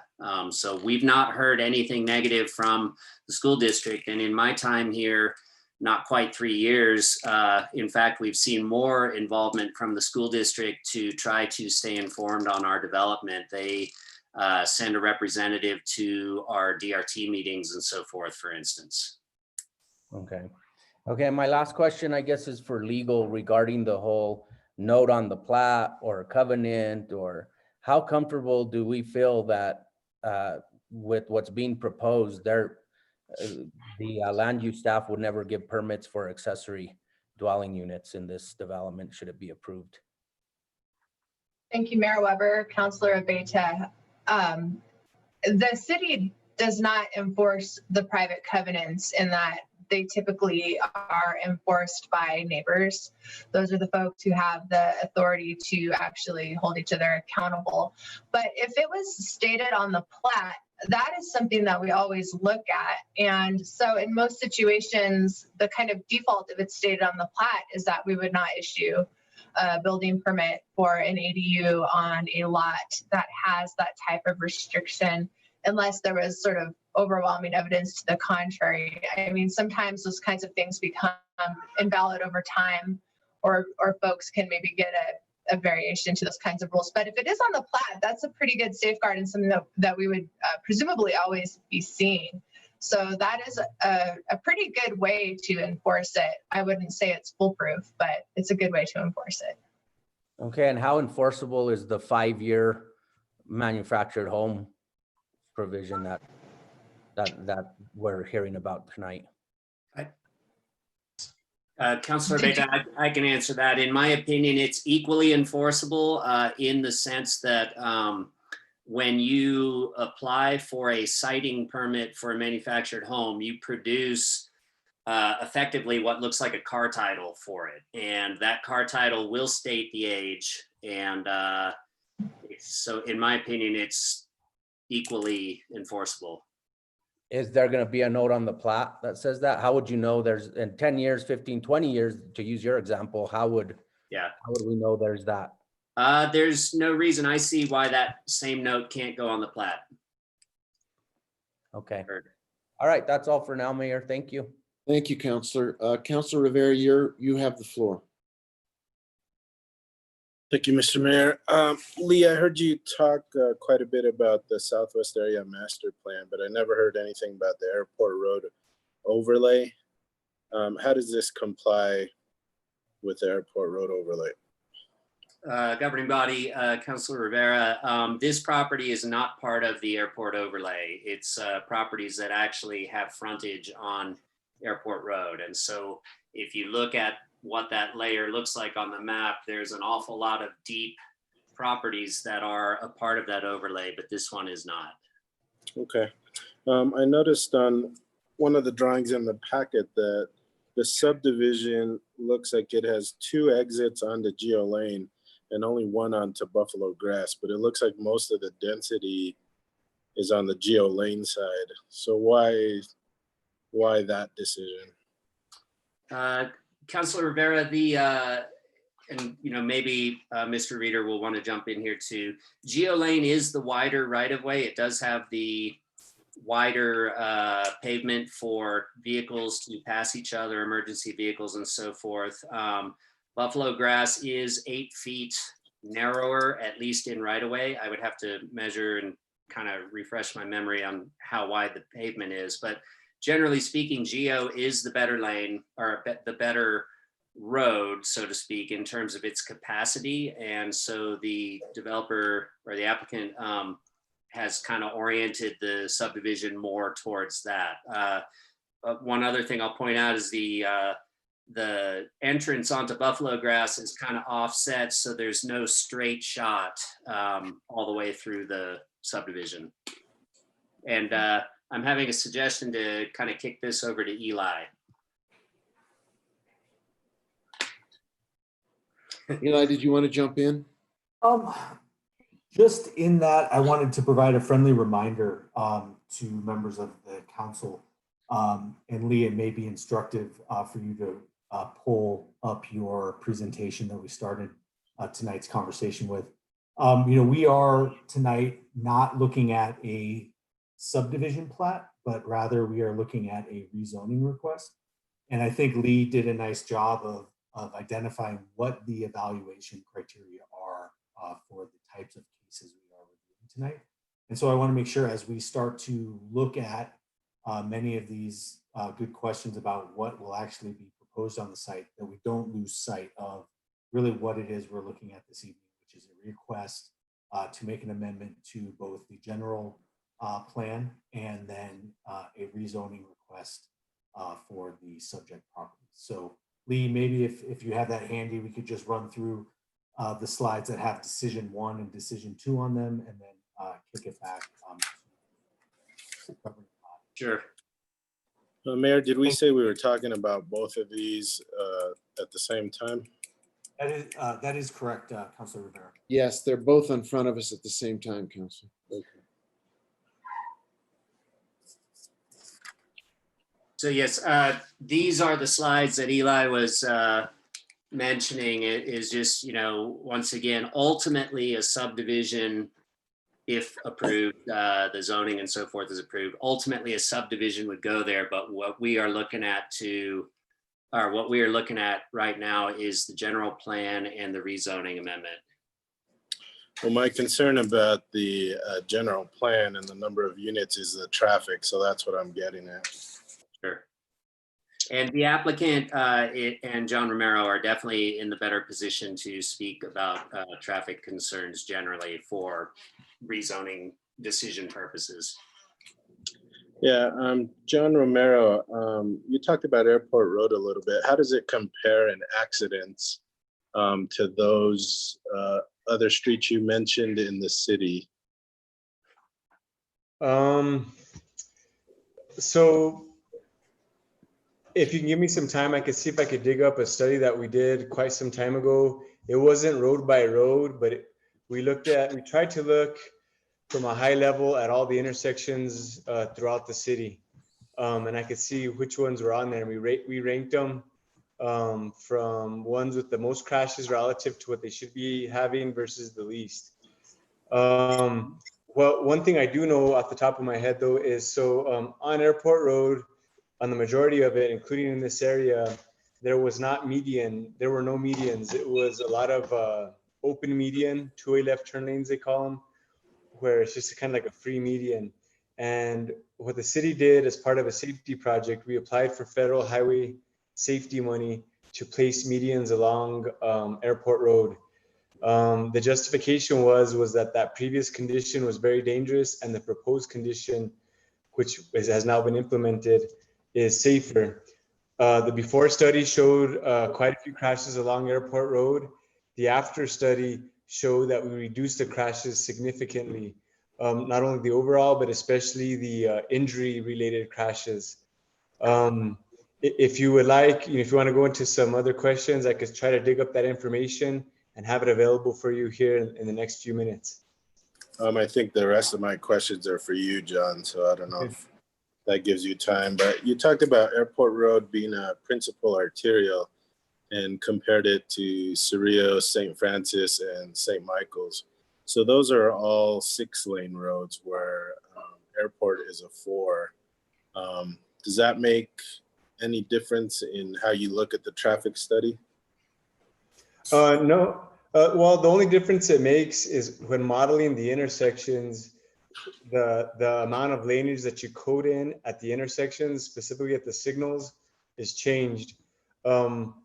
Really, what comes about it is the more lanes you have, the more capacity you have. But relatively speaking, I would say Cerrillos and St. Francis have more, well, they do have more traffic than Airport Road, enough to justify the 6 lanes. I don't think Airport Road at this time justifies 6 lanes of traffic.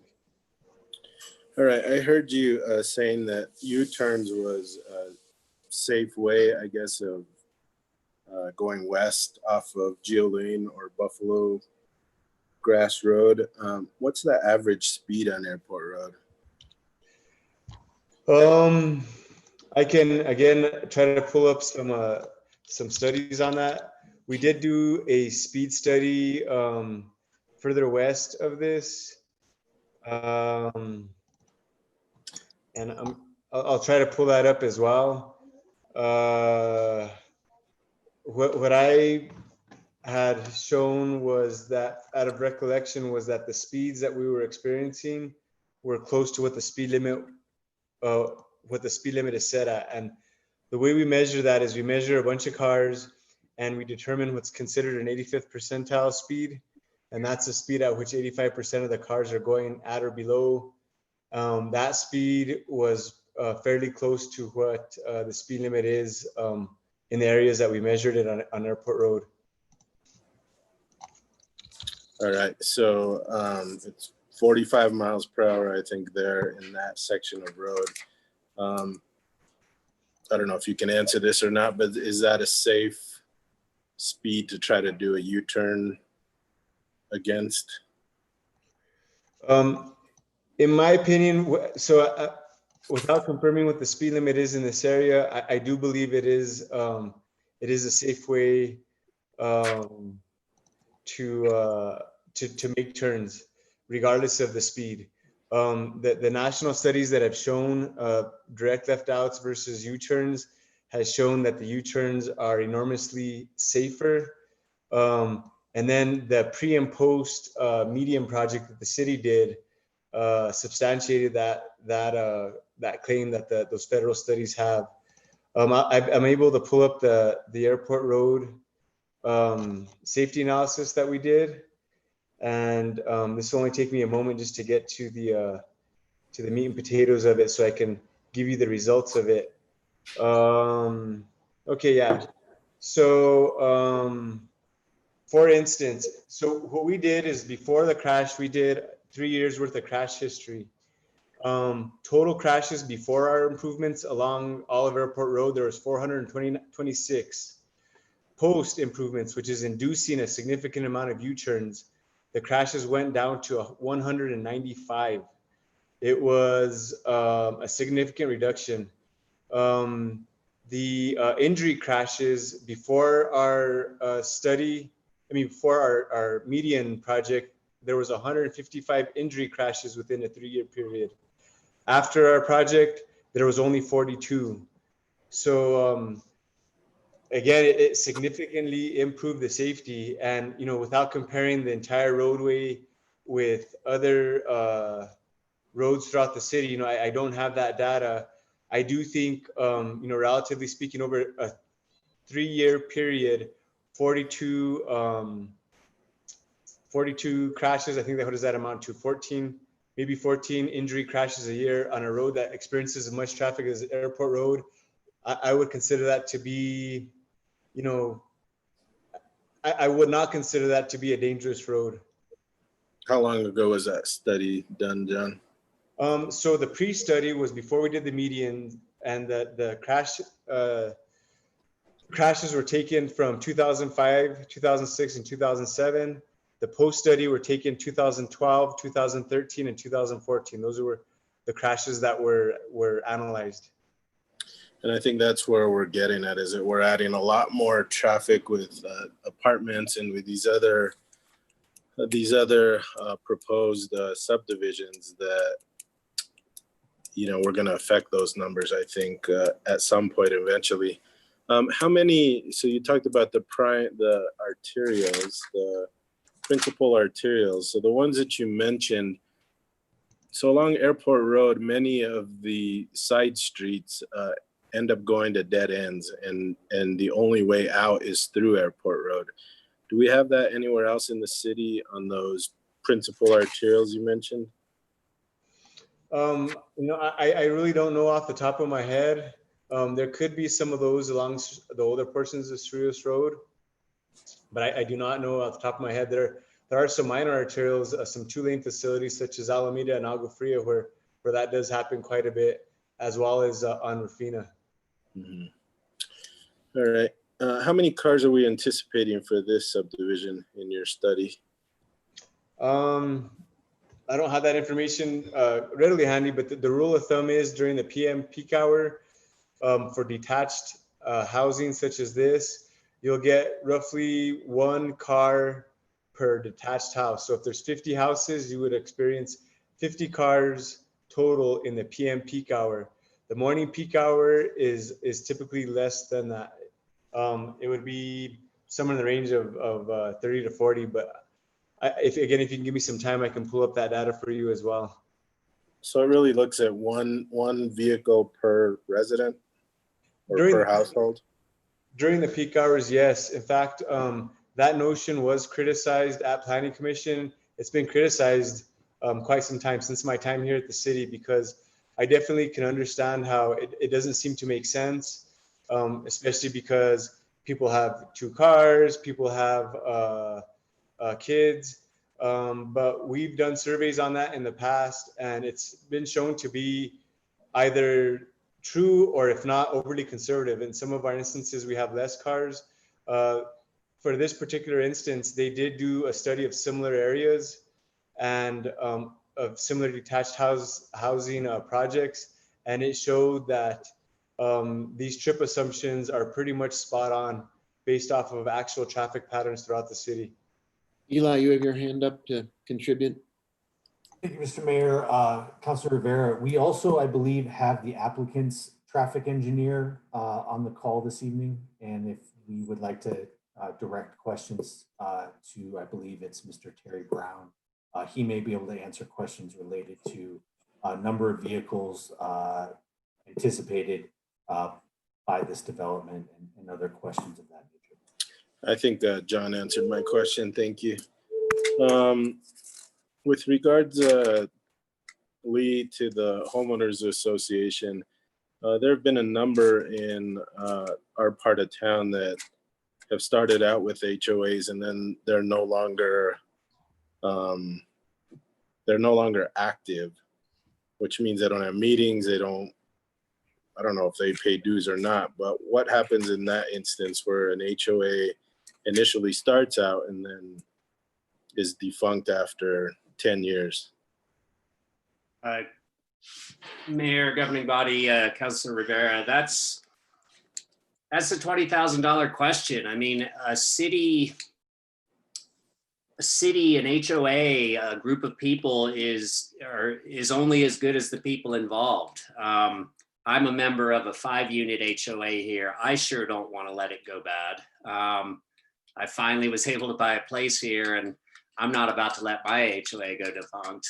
People need to invest in their neighborhood and their community. I had a land use case last year where neighbors were saying, you know, if you build this, our property is going to flood. Well, that particular cul-de-sac of neighbors had let their own HOA go bad and weren't maintaining their own drainage facilities. So I don't know if I've got a good answer for you, but people need to be fully invested in their communities. So many of the larger issues we're talking about here is exactly that, people investing in their communities. I don't know that I really answered your question 100%. Well, you helped me in the point I was making, which I think there's a difference between sort of real world scenarios and really what happens along the Airport Road district area.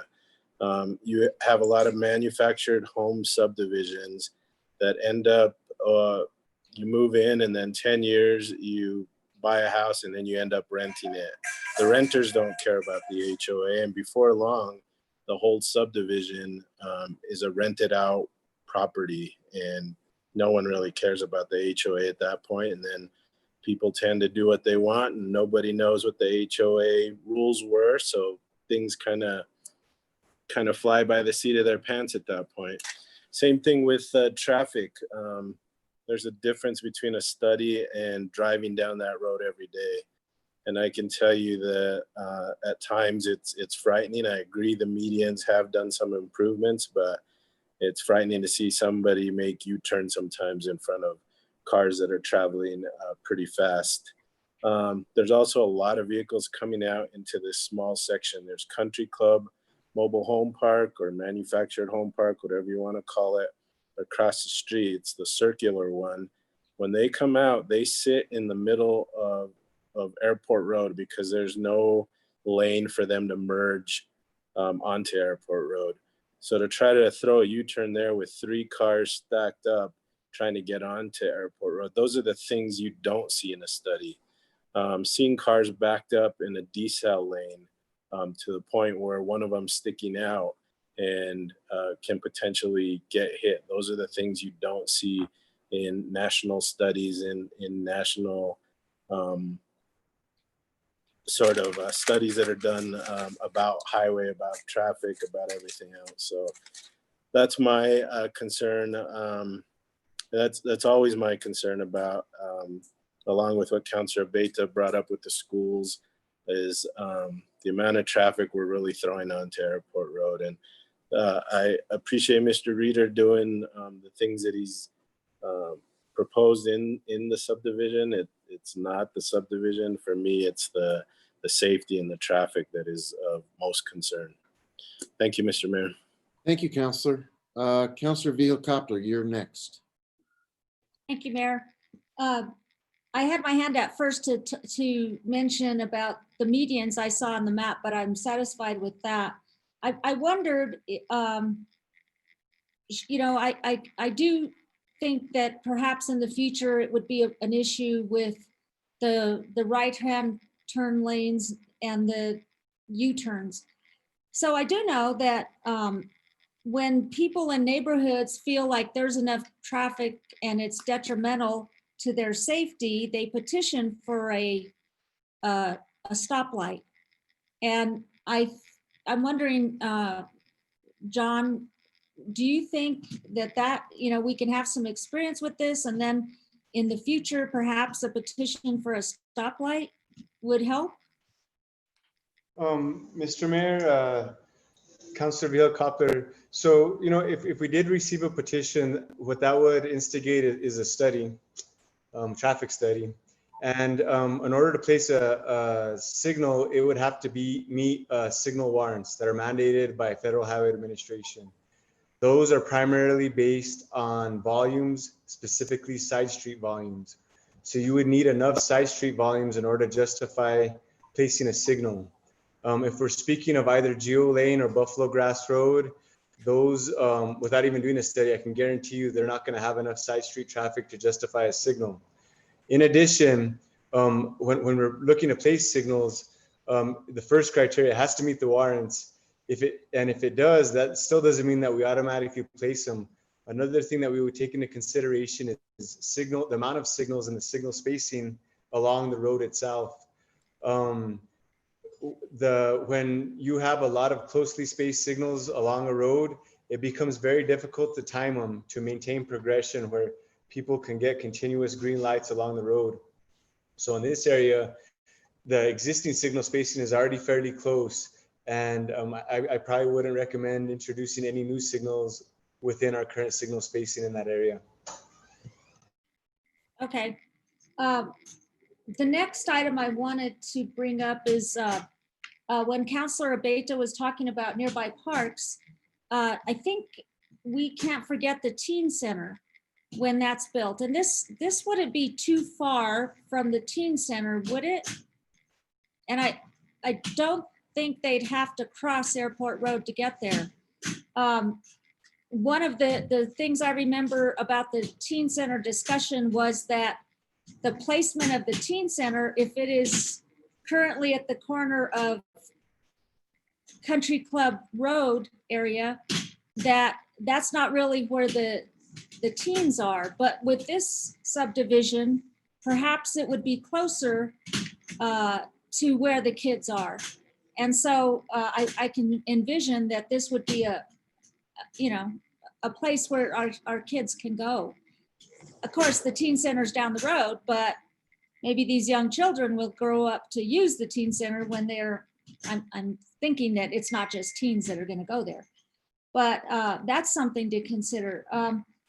The other item is with regard to accessory dwelling units and the questions surrounding approval or not approval. I recall in the lengthy discussions we had about accessory dwelling unit ordinance we spoke about, which was a lengthy discussion over 2 meetings, I think.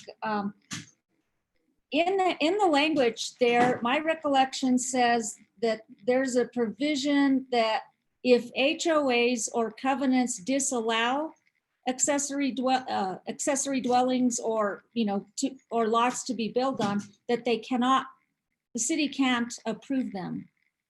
And so I think that language is already written into the accessory dwelling unit ordinance, and it would be, when they apply for a permit, the city would be able to disallow any accessory dwelling unit if there was an HOA or if the covenants disallowed it. So, Sally, do you have a comment on that? Is that your recollection? Would that be a safeguard, I guess, is the question? Thank you, Mayor Weber. Councilor Vihel-Coppler. I was just pulling up our ADU ordinance to look for that provision. I'm not remembering it off the top of my head, but if you want, I can skim through this and raise my hand if I find it. That'd be great. Thank you. well, the reason I recall that discussion is, as you know, I'm a realtor, and we had a very keen eye on that ordinance. And so that was one of the discussions that they were interested in. So that, and that's correct. And if that's correct, it would be a way that the city can keep their eye on disallowing building on these small lots. So those are my questions and comments. Thank you.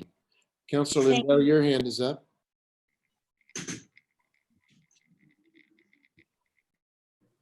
Did you call on me, Mayor? Yes, it's your turn, Councilor. Thank you. Just a couple of questions on this. There's a lot of concern that I'm hearing, a lot of concern here about putting 48 manufactured homes in this area. And that it doesn't seem like that's really what we aspire to for healthy, affordable housing. Who would, I guess it's 42. Um, who would be reviewing the subdivision plat on this? Councilor Lindell, the planning commission, well, the DRT members at a basic level, which is many divisions within our city, we all analyze the subdivision plat itself and have done that already. And that is the plat that the planning commission has already considered and given approval to, conditioned on getting this rezoned. Okay, so one of the conditions was that none of the manufactured housing that was brought in would be older than 5 years old, correct? That is correct, Councilor. So we don't have any way to control, that's fine for all the initial homes that go there. But once they're all there and are being marketed on the open market, you end up with a lot of homes that are well over 5 years old. So all that really does is give an initial protection to the initial residents that go on those 42 lots. Why couldn't this have been a stick-built development? Mr. Mayor, councilors, Councilor Lindell, I was kind of biting my tongue wanting to talk about that. Just want to remind everybody that, we are talking about a rezone, and then ultimately we are only talking about a subdivision of land. Okay, people have called this a mobile home park. It doesn't make it one. People are operating under the assumption that it will be manufactured homes. It won't necessarily be. We don't know that.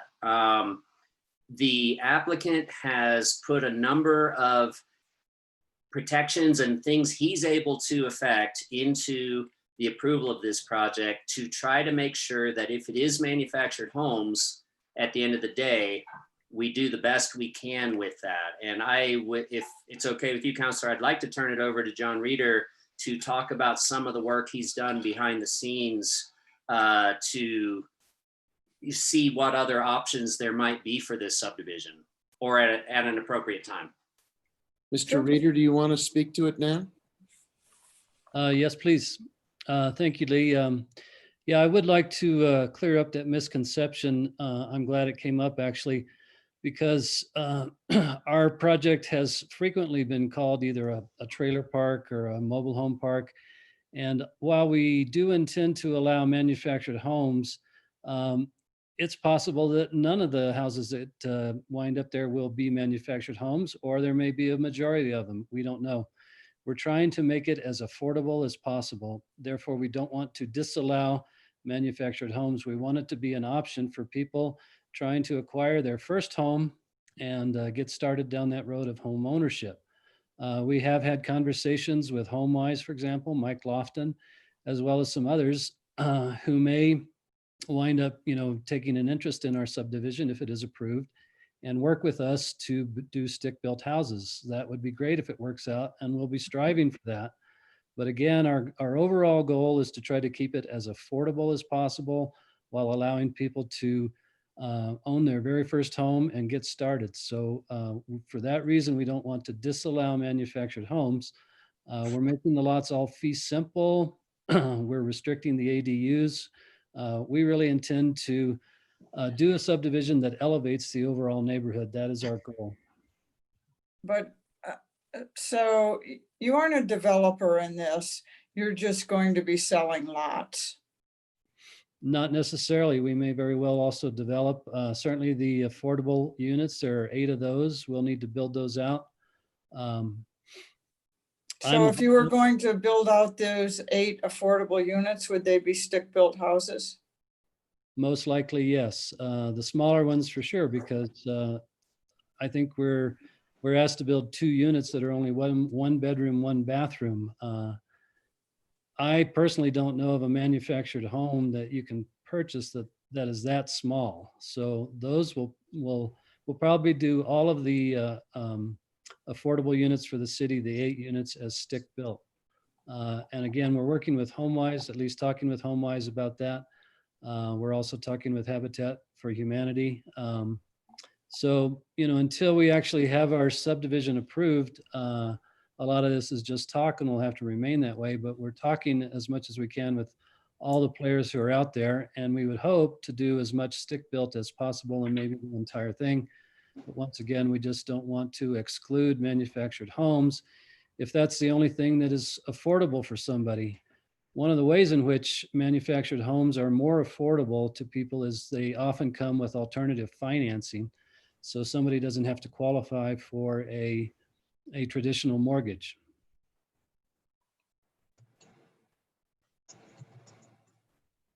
I understand. I understand that. Oftentimes that financing is much more affordable than what a typical mortgage would be. And, we don't really need to go into that here. But you say that Habitat for Humanity and HomeWise have interest in this. I'm sorry that they didn't provide you with a letter of support for this. I'm concerned about, I am concerned about it ending up being almost all manufactured homes. It's hard to build equity in a manufactured home, very hard. And I just have a lot of concerns about that. So, and I understand what we're being asked to look at tonight. Well, so this will not, were this to pass tonight, this doesn't come back to the council again, correct? Councilor Lindell, that is correct. The final step on this, assuming approval tonight, would be a final subdivision approval at the Planning Commission. Okay, that's all I have, Mayor. Thank you. Sally, thank you, Counselor. Sally, you've been doing some research. Do you want to let us know what you found?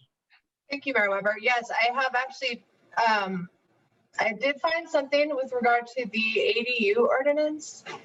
And it doesn't expressly state that we won't issue building permits if there's a private restriction, but it does make it clear that although the ADU ordinance provides that you can have an ADU kind of as a matter of right on your lot, and that they're exempt from the otherwise imposed density restrictions, it says only one accessory dwelling unit shall be permitted per legal lot of record, and nothing herein is intended to supersede private covenants or other restrictions.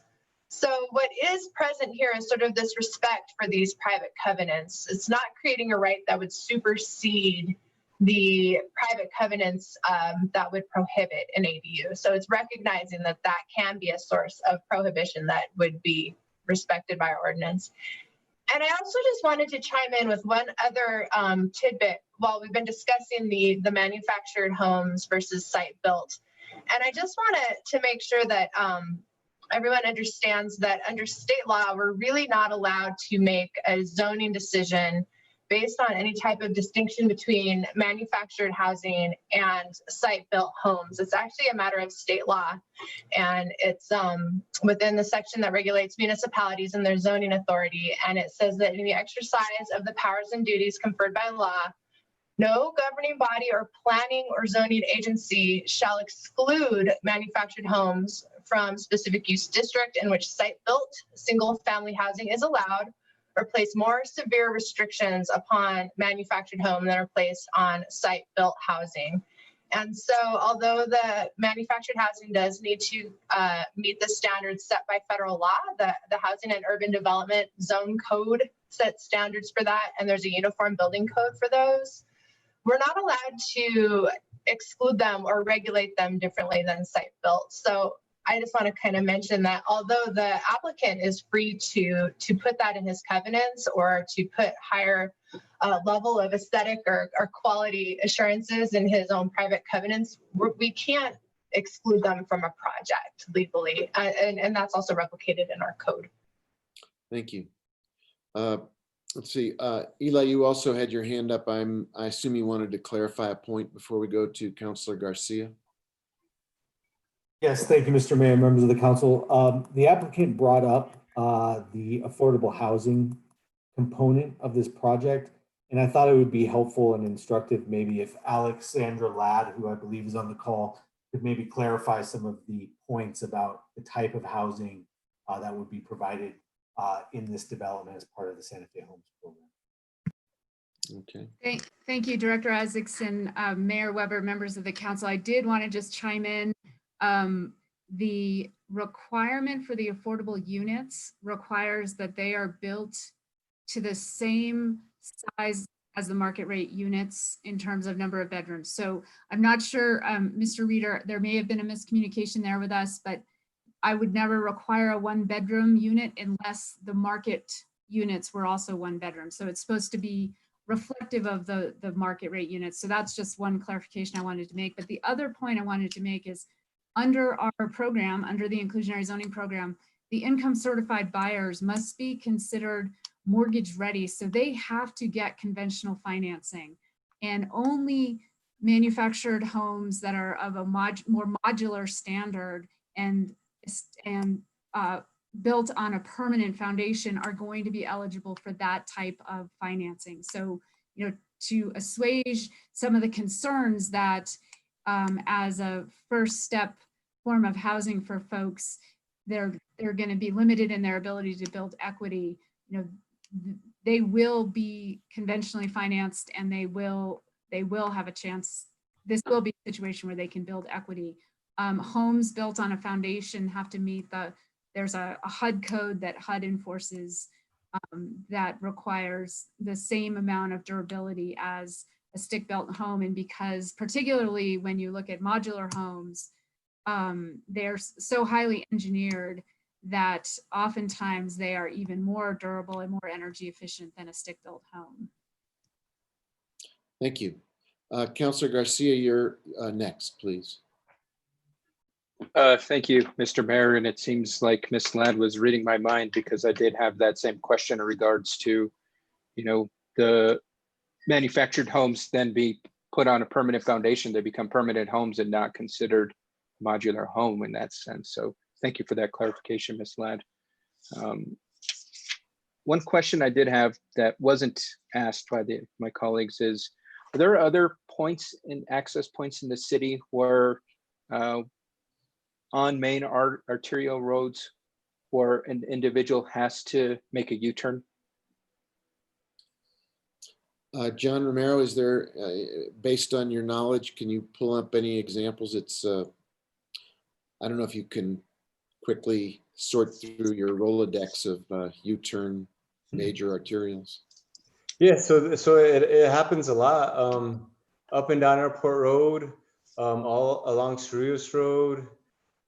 In fact, and these are areas where the city has induced this. And again, based off of the studies I've explained, and then we've followed up with our own studies to confirm that there's added safety forcing U-turns as opposed to direct left outs. So yes, it is prominent throughout the city. Okay, thank you, Mr. Romero. How, and I don't know if you have this information at hand, you know, what in regards to the safety measures, because I do, you know, as well, I want to make sure our roads are safe for our community members. What is the accident rate? Is it more likely to have an accident at an intersection where there's a U-turn, or is it less likely? What does that look like? So it is less likely for there to be an accident at a place where people are making a right and then a U-turn. So for someone that has to make a right and then a U-turn versus making a direct left out, there is less likeliness for an accident. Also, I feel that there is less likeliness for injury accidents, especially on Cerrillos and even here on Airport Road. A lot of these U-turns are made at signals, and where these signals are making the left turn, the U-turn, there's a left turn arrow for them, so it's protected oftentimes. And then the only other conflicting movement that would exist at that point would be a person making a right turn off of the side street. And in those instances, if there was a conflict that was to happen between a U-turner and then a right turner in that conflicting area, those are usually low angle, low speed type crashes where there aren't as many injury type crashes. Okay. Thank you for that clarification, John.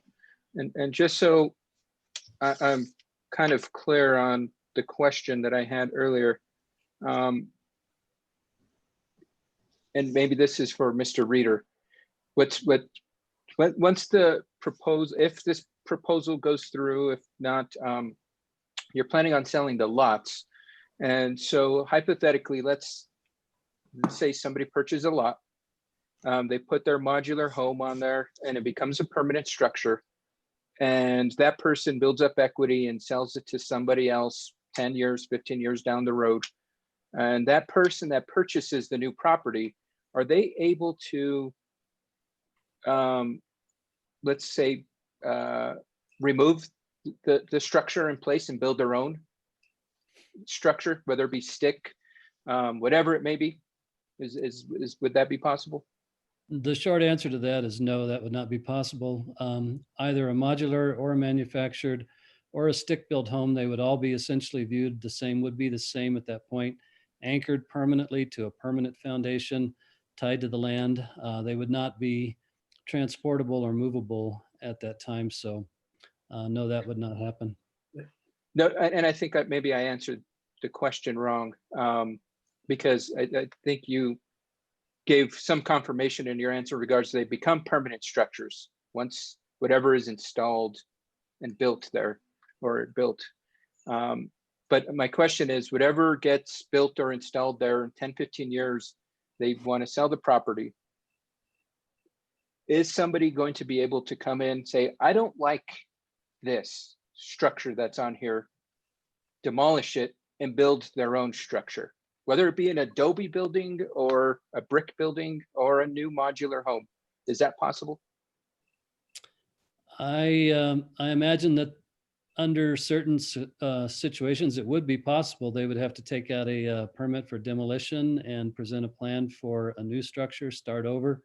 But yeah, presumably, probably any lot in Santa Fe where there's an existing house, you could theoretically demolish that house and build a new house on the lot, provided you took out the proper permits.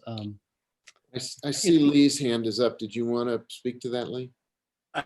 Yes, thank you, Mayor. Yeah, just wanted to, I see where you're going with your question, Counselor, and yeah, absolutely. You know, in historic districts and so forth, maybe you can't demolish a home, but elsewhere you certainly can. Same way you can add on to one or completely level it.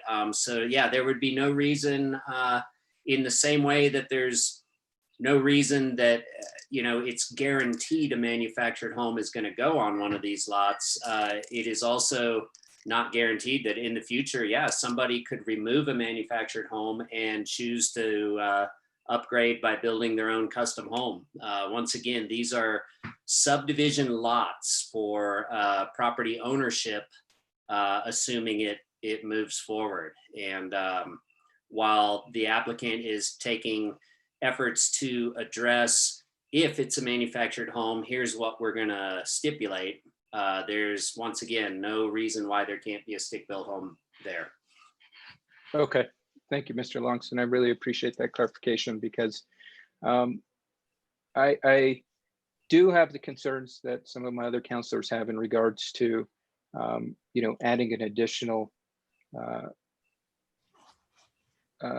system where it might cause traffic challenges, but it sounds like that isn't the case according to Mr. Romero. It sounds like, you know, when an individual purchases these properties, they're purchasing the land and then going to determine what goes on to the land, and they can sell that at a future date as they wish and build that equity. I think that clarifies some of the majority of the questions I had. So thank you. That's all I have, Mr. Mayor. Thank you, Counselor. Counselor Cassett Sanchez, you are next. Thank you very much, Mr. Mayor. So, you know, we're hearing a lot of housing terms being thrown around: manufactured, modular, stick-built, and I just want to make sure that, and trailer homes are out, so we don't have to talk about those. I just want to make sure that this understanding is clear in my head. I understand what we are approving, but I do think that it's important to talk about the impact on the neighborhood. So one of the concerns I'm hearing a lot with manufactured housing is quality of the house. They would have to meet all of our codes, correct? Eli, do you Including our want to green respond building to that? codes. Why don't you, I think you can see the gist of what this is about. Either Eli or Sally, do you want to respond to the different categories and what criteria are used overall? I'd be happy to, Mr. Mayor. Sally can also weigh in. So manufactured housing is oftentimes associated with the type of housing that replaced mobile homes. The term became used by HUD, I believe, in 1976. That's kind of what I think we would consider, a lot of folks would consider, a mobile home would now maybe call that a manufactured house. Modular homes, while technically a manufactured home, are of a completely different caliber and standard than your traditional manufactured house. Great strides have been made in the modular housing industry in the last 10 years. And as Ms. Ladd mentioned earlier, oftentimes these homes, because they are built in a controlled environment in a production facility, are actually of a higher quality and have better energy performance than many site-built homes if they're not built in a way that's of high quality. And so I think that those are important distinctions. Site-built homes, often also you said stick-built homes, are something we would consider with more traditional construction, something that is built of wooden studs, stuccoed and insulated. But we can also do site-built homes out of many other materials that are available to us now. Some are more energy efficient than your standard 2x6 or 2x8 wood stud construction. So not so much stick-built. I think another useful term is site-built homes. Those are homes that are built on site as opposed to a modular home, which is built in a fabrication facility and then brought to the site and placed on a permanent foundation. And then there's the manufactured housing, obviously, which is can be either put on a permanent foundation or a temporary foundation. And those are the ones that have a title associated with them. Sally, did you have a point? Thank you, Mayor Weber. I just wanted to chime in that I really don't think this is relevant to the rezoning and general plan amendment question. I understand the general concern. And I know everyone's happy to provide this information because it is confusing and there are a lot of terms, but and Eli's correct. I mean, the main distinction is the 1974 date and the meeting of the federal standards, but there's also a lot of state regulations too about manufactured housing. And actually, I'm pretty sure, and if I get this wrong, someone in land use can correct me, but when you want to place a manufactured home, you do have to meet state law and you have to get a permit from the Construction Industries Division. So there's an additional layer of safeguard there in terms of permitting and placement on a permanent foundation and state rules that govern that. But I really think that because our question is density and it is infrastructure and services. Can the roads handle this? Do we have the services and the infrastructure necessary to support this type of residential density? But the type of housing I really think is beyond the scope of tonight's decision. So I just wanted to make that observation. Thank you. Back to you, Councilwoman. Thank you, Sally. Seeing that's the case, I'll move on. So looking at the density piece and looking at, this is a general plan amendment. And I think that a lot of the concern, and I read a lot about this in, the Planning Commission's discussions of how much housing we are putting over in this part of town and the resources and amenities in this part of town, and how this rezone might impact future possibilities of what we could potentially want in this lot, or where there might be other opportunities for the type of amenities and resources that we are feeling are lacking on the south side. So I was hoping, Lee, maybe you are the individual to speak to this. If you could provide a little bit more information about this law in particular, and also opportunities for, we know that we need more commercial. We know that we need more green space. If I could hear a little bit more about where those opportunities still are in this part of town. Sure, Mr. Mayor, councilors, Councilor Sanchez. Yes, I think that's a great question, like what else could be here? And just to kind of address that briefly, while a school or a church might have been appropriate on the property, which is what institutional zoning would allow, it's not necessarily an appropriate place for any kind of commercial services. The kind of services we need desperately on Airport Road, they're not necessarily appropriate for this parcel either. We'd be looking at a different general plan amendment there, but everybody's concerns about traffic impact to Geo and Buffalo Grass and the intersections with Airport would only be magnified with some kind of commercial use. So I would ask the council to consider, if this isn't appropriate for residential, what is it appropriate for? Like what else could go there? And I would argue certainly not the kinds of services that we are saying Airport Road needs. Also, speaking generally, Councilor, I would say that I think what's hard for people to wrap their heads around with change and things like this is that Airport Road is going to evolve over time. I mean, the business you see there today on a given lot is not necessarily going to be there tomorrow.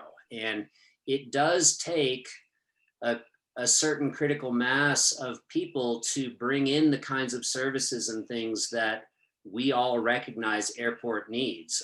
There's a reason there's not a grocery store on Airport Road. And it's not just because the overlay prohibits alcohol sales. It's because the simple fact is that there aren't enough bodies to make it worth it to Smith's or Whole Foods to close down a location that's only a mile away on Cerrillos and rebuild on Airport Road. So my overall point is just that the services and the things you see on Airport Road are going to evolve over time, and things redevelop. I think there will be more opportunity there. I'm not sure I entirely directly address your question, or fully address it, I should say. So I think you did, you spoke to some of the concerns about this property being commercial. Would you say that the traffic concerns that are already here, do you see any other reason why this might not be best utilized for some other type of development? Councilor, it's difficult for me to envision this as anything other than residential, honestly. And so in my mind, it kind of comes back to what is appropriate density and what is housing okay here or not? And if not, what is? Sorry, I'm a little at a loss. No, that was, sorry. A long haul. That was me thinking. That was not you not answering the question. So thank you. I do appreciate that. Mr. Reader, I believe this would be a question for you. You had mentioned some of these different groups that you had been speaking with, who we know really would be good resources in terms of looking at the appropriateness of housing in this area. It sounds like none of these are really official conversations. Am I accurate in that assessment? Yes, that's accurate because, for example, my conversation with Mike Lofton at HomeWise was, he literally said, "Well, come back to me when you have something concrete." At this moment, we don't have a residential subdivision, so the conversation can only go so far. They are interested in the area. They have another project that is on their drawing boards that's not very far from here, and they would love to take a look at it. And at a minimum, they will definitely work with us in terms of getting people qualified for houses. He was, very very sure about that, but as to whether or not HomeWise themselves would acquire lots and build houses, like I say, he wants to see it, become an actual subdivision before he spends a lot of time actually discussing that. Okay, thank you very much. I believe those are all my questions right now. Thank you. Councilwoman Villarreal, your hand is up next. Thank you, Mr. Mayor. My colleagues asked much of the questions I had. I think the one that's outstanding for me well, there's a few, but I think the one that I read the packet and I wasn't quite sure why the developer decided on no park space or open space. I know there was confusion as to who would maintain it, and the HOA aspect was thrown around, and then the city wouldn't necessarily take it over. So what was the final thought on that for open space and parks? Yeah, Mr. Mayor, Councilor Villarreal. Yeah, the applicant did propose a park at the very start, a quarter acre, negotiated with the Parks Department to come up with a kind of a concept for it, which was less of a grass park and more of a durable surface type thing. And as the process went along, to be honest, the neighbors, expressed skepticism that A, it would be maintained, and that B, it was really useful to their neighborhood. Was it the kind of park they wanted or needed? And then even the Planning Commission, expressed doubt that the city could maintain yet another park when we have problems maintaining our parks even in good years, much less here during COVID. So the applicant withdrew the park request because it seemed that at the end of the day, nobody really wanted it or thought that we could really pull it off, to put it that way. So was then the idea to, I know they modified it so that there's larger lots, but did every single lot get enlarged because they spread it equally or distributed that extra space after all? Counselor, I'll let Mr. Reeder answer that one. The answer is not a full yes. Every lot that was adjacent to the park or had any kind of connection to it did grow in size. There was another open space within the subdivision that we were proposing that was offered to give a buffer, some privacy to the KSK Buddhist Center. They actually did not want that. So we also distributed the area that was going to comprise that open space among the lots there.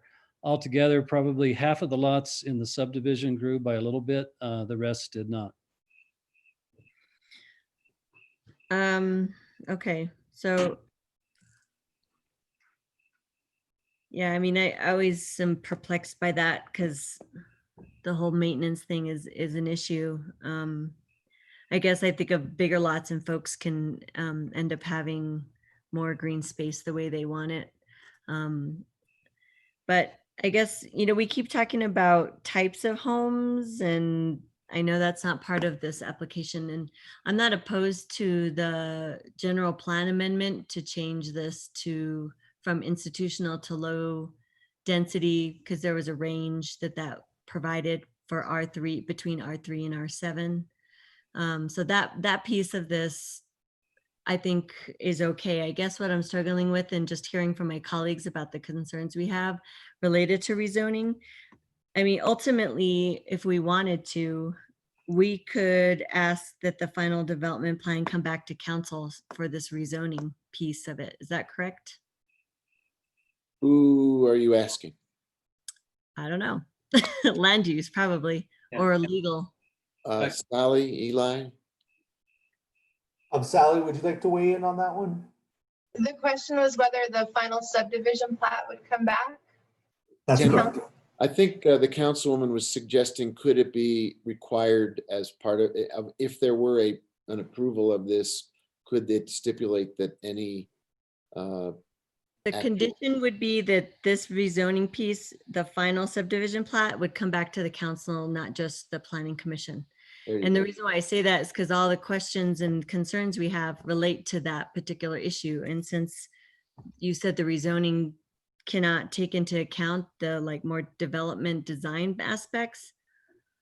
Thank you, Mayor Weber, Councilwoman Viadiel. The preliminary subdivision plat has actually already been approved. And so that kind of gets them to a certain stage of the project where at this point, they really just have to submit a final subdivision plat that conforms substantially to the preliminary. And it does include quite a few conditions that I think are intended to address a lot of the concerns that have been raised.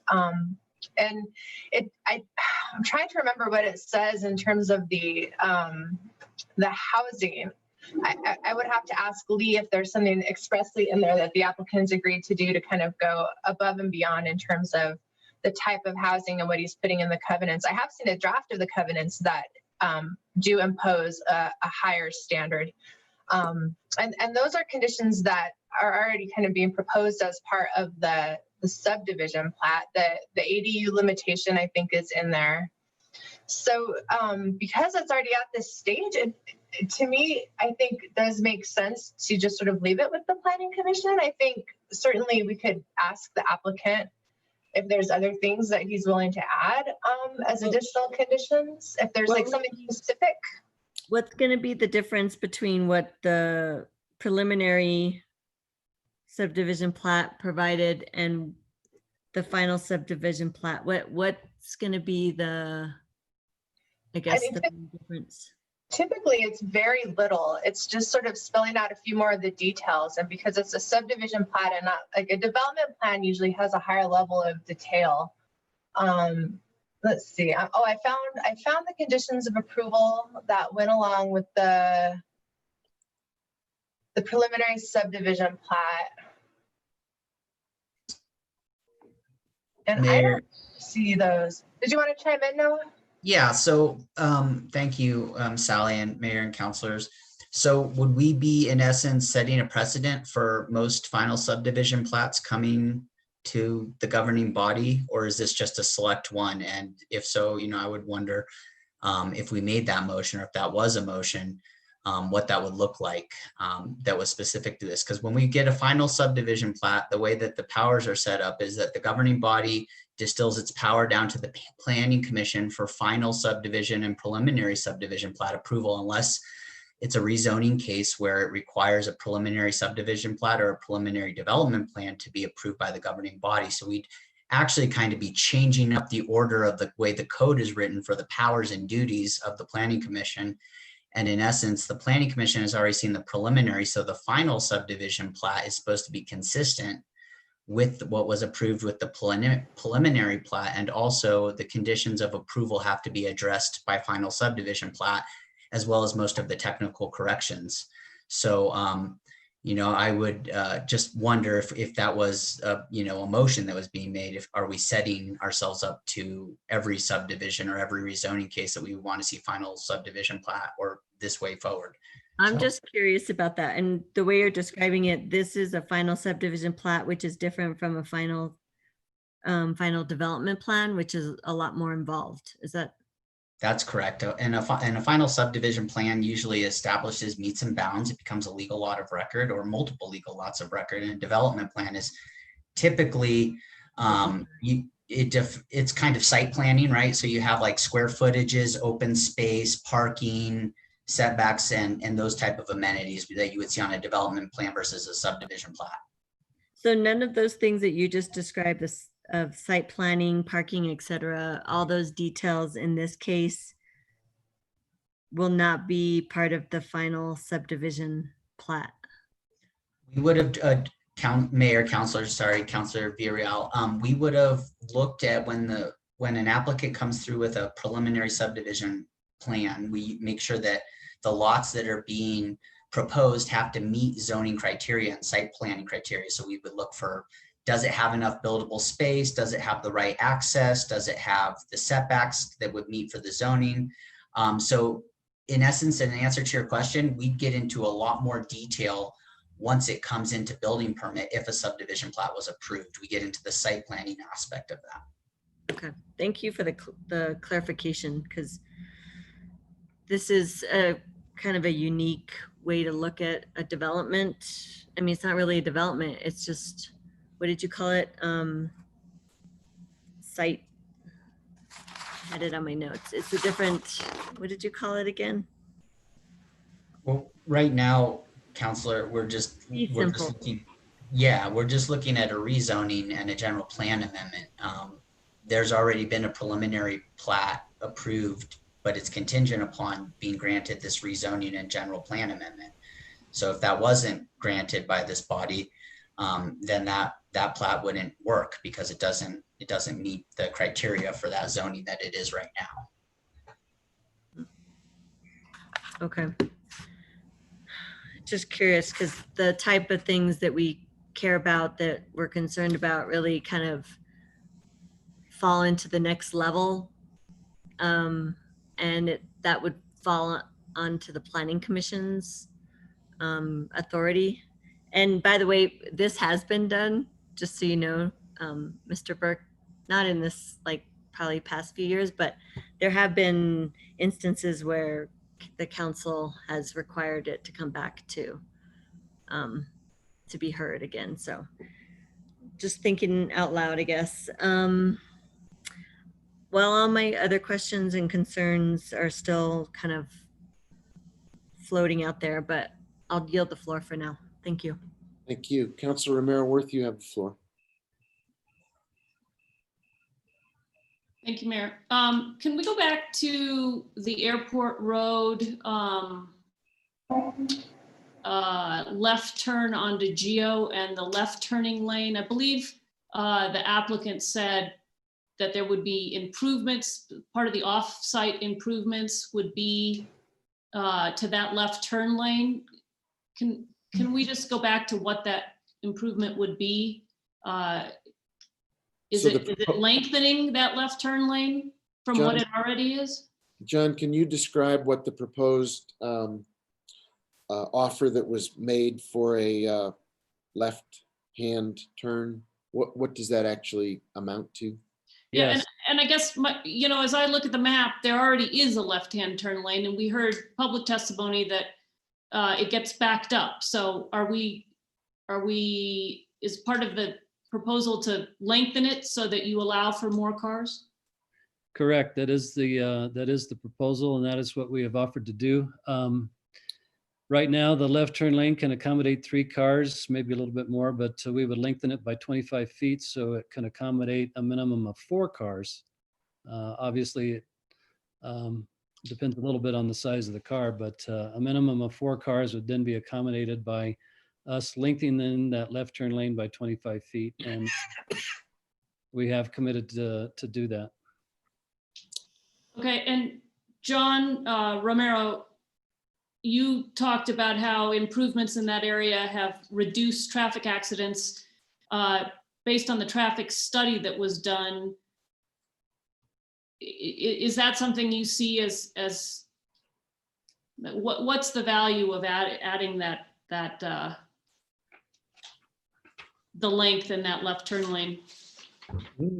So the study itself did not deem lengthening of that turn lane to be necessary, although there was a public concern and there was criticism of the validity of the study, as often happens.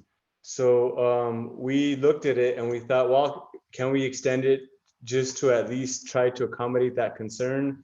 We can. It's going to remove some of the left turn capability for across the street, but we've measured volumes for both of those, and granted, both of those left turn lanes do have enough capacity at this time.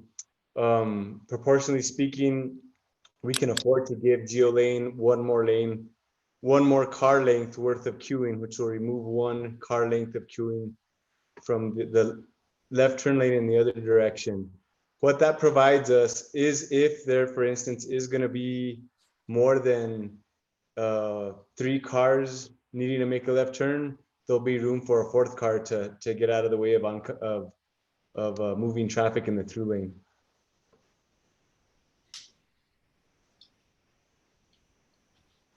So it just provides more storage capability for people wanting to make a left turn. If there's a lot of people wanting to make that, it provides additional storage capacity within that left turn bay. Okay.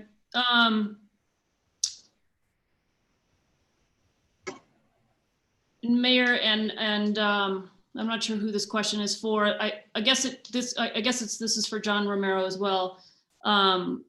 So we have a commenter in the letters who says that the traffic studies didn't take into account essentially school traffic.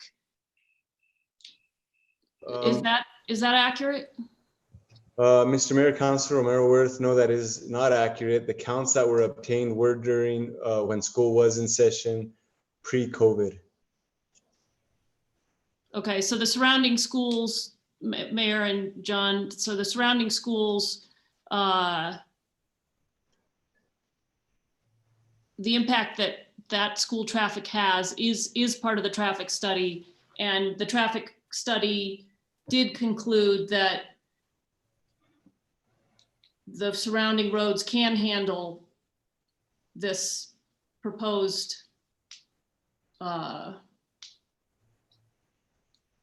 development. Mr. Mayor, Councilor Romero Worth, yes. Okay, and then Mayor, and let's see, who would this be for? This is probably land use. We also heard public testimony that the idea that this would be lower density than the surrounding area wasn't true. Can someone? Lee, I think that was a point that was raised. Maybe you can address the question about the surrounding zoning. Ms. Snyderman mentioned that she lives on a lane where it's R3, and that is not, therefore this is not a lower density. I don't know if you have that zoning map or a way to respond. Yes, Mr. Mayor, Councilor, thank you for that question. I am going to share my screen now and show you our interactive GIS map and the zoning. I'm zoomed out a little bit right now, but I will zoom in. So here's the zoning. This is the area in question. Here are the two properties. I'll zoom in a little more.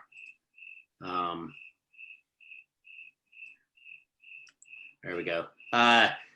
As you can see, actually, R1, R6 over here in Sierra Vista, R12 to the north and to the south, as was pointed out by either Mr. Reeder or so forth.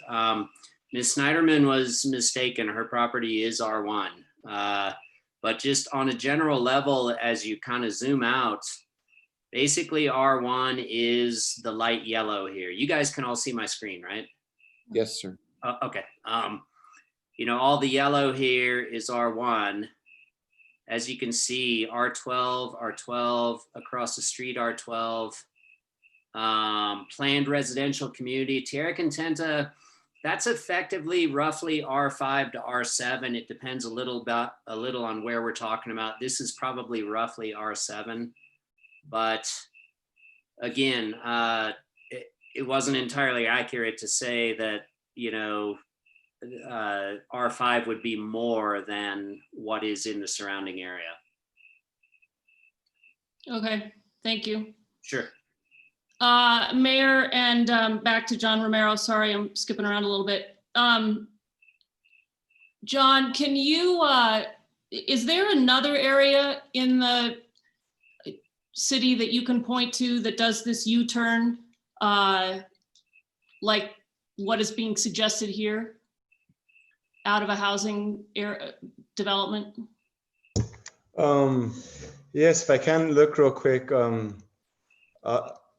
All up and down, right now, the existing people that live there, the existing development off of Geo Lane, off of Buffalo Grass Road, they do make that U-turn. But other areas in the city where we have something similar, this isn't unique to this part of town. We have this in other places. We do. And I think a lot of the other areas that I mentioned, like Cerritos Road, I know it's predominantly commercial, but there is a lot of residential there where people do have to make U-turns. For example, the Lofts.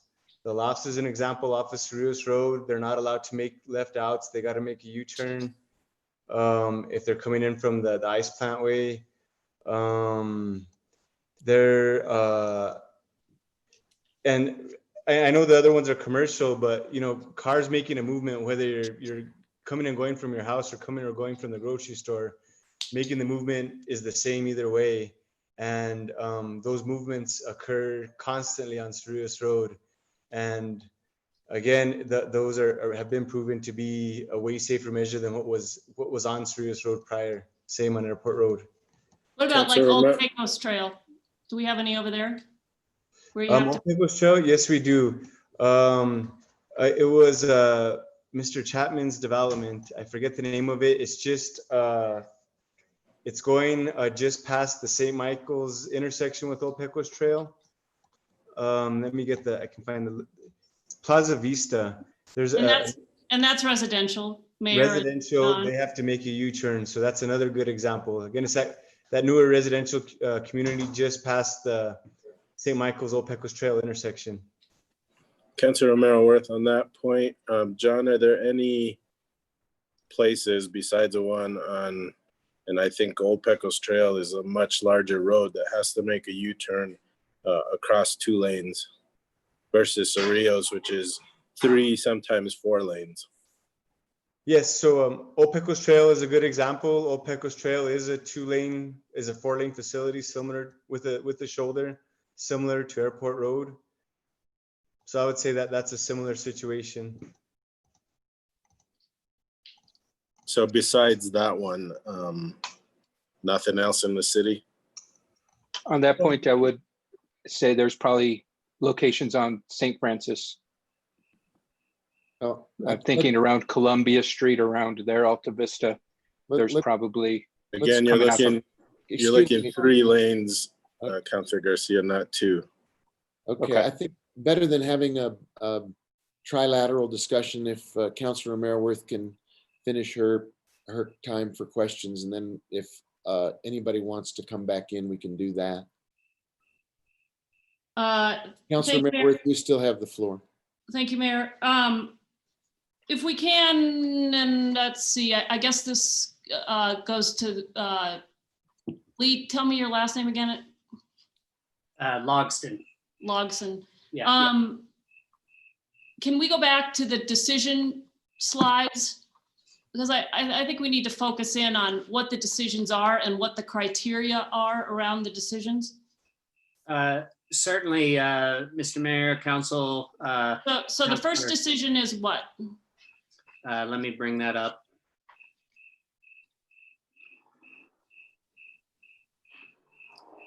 So, Councilor, our first decision really is whether or not to amend the general plan from institutional to low-density residential. And again, central to that question is housing an appropriate use at this site? The Planning Commission has already given a positive recommendation on that.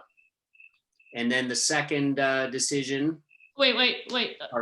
I'm sorry, Mayor and Lee. I want to go back to so the criteria for whether to amend is what you've listed down here. So it has to be consistent with general plan, growth, and housing goals. And I'm sorry, my pictures are in the way. Okay, that's it does not create uses that are inconsistent with prevailing surrounding land uses. In this case, we have a lot of housing already there, right? So it's pretty consistent. Correct. Yes. Available infrastructure to support proposed development. Is there the available infrastructure to support this development? Absolutely, Councilor. There's water and sewer in both Buffalo Grass and Geo Lane. And once again, I will note that the applicant has offered to build off-site infrastructure, sidewalks, fully almost 1,000 feet of them in order to integrate the proposed development into Airport and the rest of the neighborhood. One of the concerns residents had was pedestrian safety. He's willing to address that above and beyond what he's required to. And so I guess, you know, that pedestrian safety goes back to, you know, kids in this potential development, and they're walking and trying to access trails and parks and possibly the teen center. That infrastructure improvement will help Presumably so, those yeah. uses. Yes. All right, and then the last evaluation criteria, according to your slide, is that this broad category promotes general health, safety, and welfare. And I guess maybe what we're arguing about, it seems like it meets all this criteria. And I guess what we've been asking a lot of questions about tonight is the safety, and particularly the traffic safety. And go ahead. That's a point well made, Counselor. And I will just say, just for clarification, when I say these are the evaluation criteria on this slide, these are somewhat simplified and shortened, and in some cases, it's kind of like a combination of two individual criteria. Please look at your memo at the start of your packet for the actual criteria. But yeah, I mean, understandably, we are having that discussion. I think nobody disputes that one of the challenges facing Santa Fe in terms of health, safety, and welfare is the ability of people to have housing. I've been here just under 3 years. It took me that long to find a place I could buy. And I'm paying, both on my rent prior and my mortgage now, prices comparable to Salt Lake City Metro.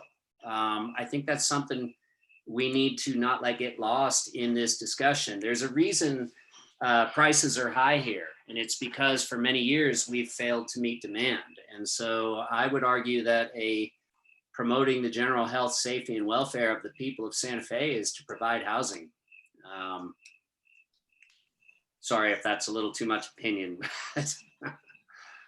Okay, Mayor and Lee, if we could go now, I guess what I'm trying to do too is just sort of zero in our thinking. You know, we've had some discussion about the types of houses that could be built. That's not really part of the evaluation criteria. And as we've heard from the city attorney's office, actually it's against state law to be looking at that particular line of questioning. So let's go to decision 2, just to zero in our thinking again, is whether to amend the zoning from R1 to R5. And again, same question, is this housing density appropriate for its location? And the criteria, amending zoning designation is more advantageous to the community. I don't know, you want to speak to that at all? Counselor, yeah, I mean, that very much is, and the criteria for that are spelled out in both the general plan and the chapter 14 in terms of making this decision, and very much in the criteria listed below. You know, is it consistent with the goals of the plan? Is it, most importantly, I think, is it consistent with the prevailing use and character of the surrounding area? You know, this is not an R21 apartment project being proposed. This is R5, which, as we showed on the zoning map earlier, is actually slightly less than most of what surrounds it. Did I answer your question fully? Yeah, no, I think I just was trying to flush that out. Flush. Must be getting late. That out just to better understand the words. Zoning change must be consistent with the goals of the general plan. I think we heard that it was, correct? Correct, Counselor. As I said before, earlier in the little presentation I was giving somewhere else in this slideshow, the Southwest Area Master Plan is not very specific on this parcel. Once again, it kind of took its suggestion of institutional from who owned it and what was likely to go there at the time. And the thinking was that it was going to be a church. And so not a lot of direct recommendations were made there, which is unlike other portions of the Southwest Area Master Plan in that area. For instance, to the east, Fields Lane, that area, the master plan is actually fairly specific that that is a spot for mixed use, this and that, and a potential park and trail system, as was something that we discussed earlier. So yeah, the swamp is not specific on this property, but very specific on those around it. And generally speaking, supports housing in the area. Okay, and then existing infrastructure we've talked about can support proposed development or can be modified to accommodate it. So this is similar criteria to decision 1. And we've already heard that the infrastructure can support the development and that the developer is doing quite a lot of improvement to address some of the concerns. Change in zoning is consistent with prevailing use and character of the surrounding district. And we've talked about this too. It's primarily housing, right? I mean, other than the Buddhist temple and. Counselor, that is correct. Yeah, it is primarily housing there. Okay. That's all the questions I have, Mayor. Thank you. Thank you very much. If you could take the screen down and I can see hands again. Counselor Abeyta, you have your hand up. Thank you, Mayor. Floor, sir. Thank you. To follow up on Councilwoman Romero Werth's questions, when was the last time the general plan was updated? Counselor, 1999 was the last formal adoption of a general plan. There has been work on a variety of small area plans, such as the Southwest Area Master Plan, such as the West River Corridor thing just adopted.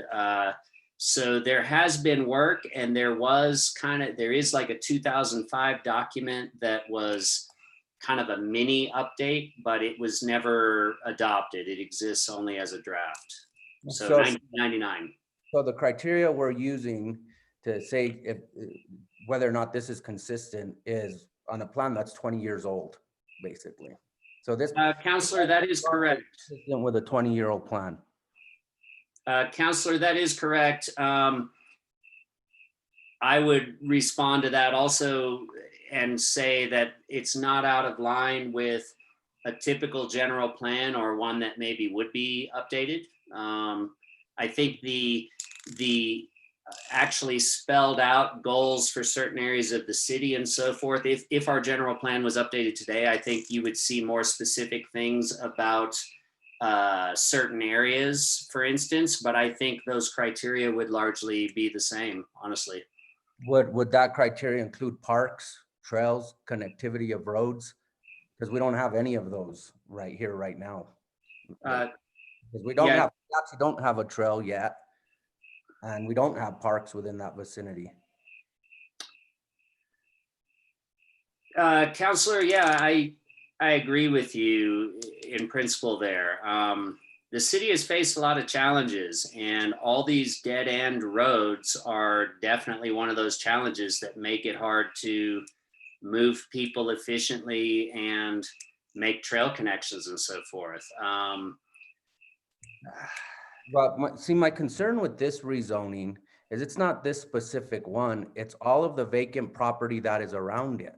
Because this is gonna be the first one, then there's gonna be another one, then there's another, and we do not have the infrastructure to support it. We have Airport Road, and because it's a wide road and you can do U-turns, we're using that as the justification for allowing this rezoning. Plus, we're using the argument that we need more and more affordable housing, which I get, but at some point, if you don't have some of these other amenities and infrastructure, then what you've basically done is you've added to the argument or the what we hear a lot about government's role in systemic racism and the rezoning and platting and putting of the same type of development in one area of our community, because in this case, there happens to be available property, wide property. And I think our counter to that, or our planning against that, was Tierra Contenta. And so in Tierra Contenta, you've got schools, you've got parks, you have several roads that go in and out of the development. And so again, my concern isn't necessarily with this one rezoning, but the impact that it's going to have, or the pressure it's going to put on us or a future governing body to say, well, this piece next door now has come in, and you can't put anything else there but housing. And then it goes on. And if you look at the packet and page 462 specifically, there's a lot of open space along Airport Road still near this property. And so that's my concern, is we don't have connections east and west besides Airport Road. So eventually everything's going to go onto Airport Road. And again, we don't have parks, and we have overcrowded schools right now. If this was in District 1 or 2, where you have Acequia Madre, EJ Martinez, Patrick Smith Park, and all these great amenities, then yeah, this would be appropriate to do a rezoning. But I'm concerned about the precedent that this is going to set for the rest of Airport Road. Thank you, Mayor. Thank you, Councilor. Mayor, on that point, Oh, yes, ma'am. just a quick question. Does anybody know, and I know we don't have anybody from the MPO here, we have bike trail master plans and lots of plans for the city. Does anybody know whether we have plans for trails in this area where this is being proposed? Mayor, councilors, I think John Romero would be the best person to answer that. MPO creates a master trail or a trail plan, and John is kind of and his division and is kind of the implementation of trails. So he's in line with a lot of future trail connections. Thank you, Mr. Mayor, Councilor Romero Worth. The trails in this area that we have, and if we're just talking about both sides of Airport Road, the planned trails, major trails we have on the north side of Airport Road, we're planning an Acequia trail extension that'll basically go towards San Felipe. It'll be between Lopez Lane and San Felipe. On the south side, we're gonna have eventually the both the Arroyo Chamizo Trail, the Tierra Contenta Trail that I mentioned earlier, and then it'll all connect into the network of trails that currently exist within Tierra Contenta itself. We can come back to that if you want later. Mr. Councilor Rivera, your hand is up next. Thank you, Mayor. John, you mentioned doing the traffic study during school hours, and I've mentioned this to you before, that during school hours, we really see traffic bunching up from really South Meadows to East Paseo del Sol East. And you had talked about adjusting the timing on those lights, but really from one traffic intersection, signalized intersection to the other, traffic is backed up during school. So I want to know if you have done any of those additional studies, or if you've done anything to the lights themselves. It's Mr. Mayor, Councilor Rivera. The situation you're referring to primarily happens in the morning for eastbound traffic. There was a pile up there. We did do a timing plan. We completed that, and we've implemented it. I think we implemented that timing plan now in either May or June. We haven't had a chance to observe it during school traffic because of our current situation. But we believe that our new timing plan is going to help mitigate some of those problems. I'm sorry, the studies that you did pre-COVID during school traffic hours were what I was talking about, the backup of traffic from one signalized intersection to the next. Yes, Mr. Mayor, Councilor Rivera. So we implemented a timing plan based on counts that were obtained during school times pre-COVID. What we did is we modeled the traffic with our existing signal, with our, at that point, existing signal timing plan, it showed that the same congestion that we were experiencing in real time. So the new timing plan that we've implemented, again, is still based on those traffic volumes obtained during school pre-COVID. And we have since implemented those. Once school gets up and running again, we'll be able to go out there and observe to see if the traffic is operating in accordance to what the model is showing us. All right, and then when we planned all the U-turns here on Airport Road, did we model them out to make sure we had enough actual room to turn? Because I see a lot of cars coming up against the curb, especially trucks that can't make the U-turn and then have to back up and finish their turn. I assume we did those studies. Mr. Mayor, Councilor Rivera, we did look at turning templates for typical vehicles. And when we determine a typical vehicle, we didn't determine a long bed, extended cab Ford diesel with a trailer. If we're designed for that, our roads would be extremely wide. We have showed that most of those vehicles can make those turns. I do think that our after study does show that if there are any safety concerns with that, our study showed that there were not any additional crashes, that the crashes did reduce significantly. In most of those areas where people make a U-turn, it's in a left turn that is initially intended for a side street. The fact that there's a side street right there, that grants you additional room where you can make that U-turn utilizing a portion of that side street to do so. Yeah, it makes things a little more dangerous though when you're trying to make a right turn out of there and someone's trying to make a U-turn. So I know we've put yield to right turners on some of the intersections, but those signs don't always get read. So Mr. Mayor, Councilor Rivera, I hate to belabor the point, but we did do a study that really showed to me very legitimate evidence that it's improved safety. If I do receive direction from the council to open up all those medians to allow free flow left turns, we can do so, but I can guarantee you those crashes are going to go up. I can guarantee you that situation is more dangerous than the situation that we have right now. And again, John, I agree with you 100%. I pushed for the medians. I saw some horrific accidents when the medians were not there. So I agree with you on that. And probably the reason there's less accidents is when you're trying to make a U-turn, the other side has to stop to allow you to do your U-turn. So I think that's all I had, Mayor. Again, safety is a big concern for me on this, and I'd invite you all to come down during school hours once COVID's over and take a drive down Airport Road going east and see for yourself. Thank you, Councilor. Other members of the governing body have questions? I have a couple, but I don't want to cut anybody off who would like to ask a question. I have a couple of questions. I don't want to, I really think we can keep these relatively brief. They're not yes or no, but they're short.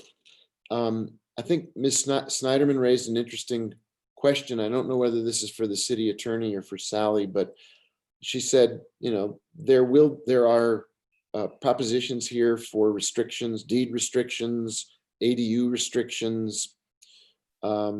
If and when there were to be a failure of the homeowner association, who would a resident call for, or what would their remedies be if they perceive that promises made now in future years are not being kept? What are the remedies available? Do they hire a private lawyer? Where do they go to get satisfaction?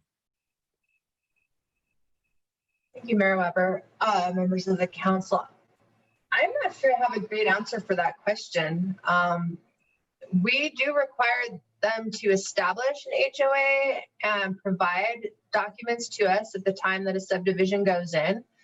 But a lot of that really does fall outside of our jurisdiction. So if there's things that are happening that are consistent with our laws and our code, I think it's really a matter of banding together with your neighbors and keeping your HOA alive. And if you don't have a critical mass of neighbors who are willing to contribute to that, they do sometimes dissolve. So it can certainly be an issue.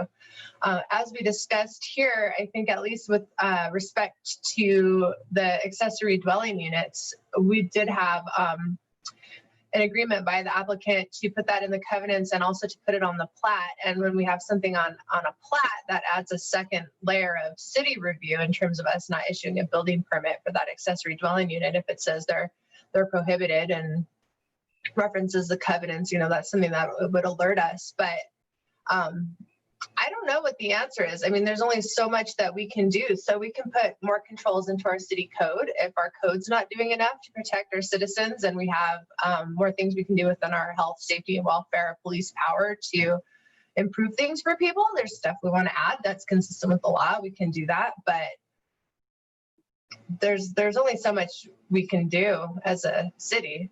I don't know if anybody wants to chime in on that. Maybe the land use department has more experience in terms of other alternatives for that. I see Director Isaacson might want to chime in. Thank you, Assistant Attorney Paez. So I think you're right. I mean, I think by putting it on the plat, you know, we do a thorough legal lot of record review on every building permit application. And so that's where that would come to our attention. And that's how we would know not to issue permits for, say, ADUs in the subdivision because of the restriction on the plat. We also have other tools at our disposal. Our new EnerGov permitting system does allow us to flag parcels. And so we could also put a flag on all the parcels in the subdivision that would alert staff when an application comes in that accessory dwelling units are not allowed in this subdivision, and would further safeguard against incorrectly issuing an ADU permit for anything in the subdivision. Thank you. John Romero, are you there? You're still there, John. Do you have a level of service evaluation of Airport Road at this point? You probably don't off the top of your head, but I know you have level of service evaluations for most of the major thoroughfares in the city.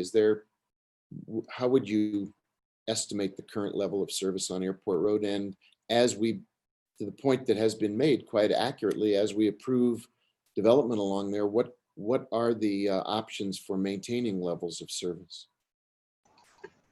Mr. Mayor, so our last study on Airport Road shows that we have acceptable levels of service when modeling progression through all of our signals on Airport Road. We didn't drill down to every single driveway on Airport Road. We just looked at our signals on Airport Road. Again, it meets our standards. Sometimes that's in the eye of the beholder, but it really what this is based on is just the national acceptance for delay, for how long it takes to get through the signals. Again, with that, the left out, especially in a 4-lane facility like this, tend to have a very significant amount of delay. What that means is in order to be able to negotiate 4 lanes of traffic going in 2 directions, you have to wait a long time to get a sufficient gap. And what happens with that is because people wait so long, they end up taking chances. And that's how they get in an accident. With indirect U-turn, it's a lot easier to negotiate 1 direction of traffic because of the fact there's so many signals there, it has a metering effect. So during every cycle of a signal, there is going to be a gap in traffic because the signal is stopping traffic. So it makes it relatively easy to make a right turn, scoot to the middle, to a middle left turn lane, and then you wait for a gap in the other direction from a signal. In order to improve capacity substantially along roads like this, we would have to add lanes.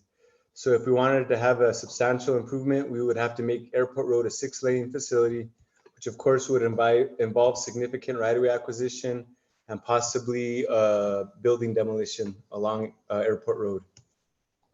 Thanks, John. Mr. Reeder, what do you consider to be an affordable price point? Your target is affordability. We haven't actually asked you what you think that means if this project were to go forward? Well, we would hope to be able to keep our turnkey prices around $300,000 or under, hopefully a majority under. We're struggling at this point, with the density and the delays, frankly. They're adding our costs up, but this is still our goal. We think we can get there. The neighborhood can't support, immediate neighborhood right around us cannot support a $400,000 house in any case. So the realities of the market dictate that, we're going to have to be in the $300,000 ballpark. Thank you. I just have really one other question, I think, and that is for you again, Mr. Reeder. Sir, you have made it clear you're willing to install sidewalks and lighting. I know this goes beyond the purview of the specifics of what we're being asked to evaluate, but I'm interested in your response nonetheless. Have you thought about planting streetscapes, quality of the experience and the amenities that would be a part of any residential subdivision here? Yes, we have. In fact, our covenants will also address landscaping. So every house will have an absolute minimum level of landscaping that will be required. Our subdivision plan actually calls for at least one tree in front of every lot or on every lot. We will have additional requirements that expand the landscaping criteria for each house that is installed, so that you don't wind up with just a house on a dirt lot with one tree. It's going to be far more developed than that. We haven't fleshed all that out yet, but yes, that is definitely part of our plan. We want to be proud of the subdivision. We want it to look good. We want it to elevate the neighborhood. So the short answer is yes. Thank you, sir. That completes the things that were on my mind. If there are no other questions from the governing body, I think at this time, the staff, if they wish to make a final comment or respond to any questions, or Mr. Reeder, you are, Councilor Rivera, your hand is up. I'm sorry. Sorry, I failed to mention that I would support Councilor Villarreal's request for this to come back to the governing body if it does indeed pass. I don't know if there's an appetite for that, but we have done it before and would like to see it done here again if it does pass. Thank you. Thank you, Councilor. Point of Apologies for not clarification seeing. on Point of clarification, Mayor, Yes, ma'am. to my colleague, are you referring to the rezoning aspect? I believe you were referring to the general plan. Is that it? Once the planning commission reviews and either approves that it come back to us? Correct. Well, I guess, If I may, I believe it was the final subdivision plat that we were discussing. And I think Ms. Paez explained some of the reasons why, typically these final subdivision plats that have been approved by planning commission typically do not come back to the governing body for further review and approval. Yeah, I understand that. We have had some come back, so right. If there's an appetite for that. The city attorney's hand is up as well. Mayor Weber, I just wanted to put out there that if there's assigned responsibility in code currently, I would just recommend going against that on a one-off basis. Whether or not it's illegal, I think is questionable, but whether it's essentially creating new laws without passing a new law. So it's subjecting folks to new requirements that aren't currently existing. So I would recommend against that. Thank you. So I want to go back to the process we're in. It's almost 9:30. Mr. Mayor, quick point of clarification on the point Councilor Villarreal and Councilor Rivera made. Just Yes. for context and historical info, what was the purpose in the past why they came back? Was there changes by the planning commission? What was the purpose or intention why it came back in front of council? Councilwoman Villarreal, do you remember past experiences, what might cause something to come back from, to do what the city attorney has said, which is to, in effect, create a new provision? Was there a specific instance? Well, this is before my time on the council, but from my understanding, there's been times that the governing body wanted the final development plan to come back so that they could have weigh in on the details that we're asking about as it relates to type of housing and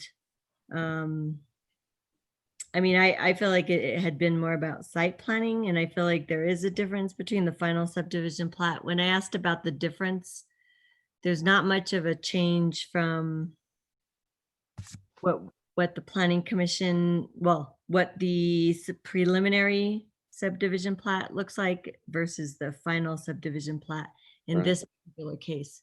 Right. That's the only thing that I was trying to understand, because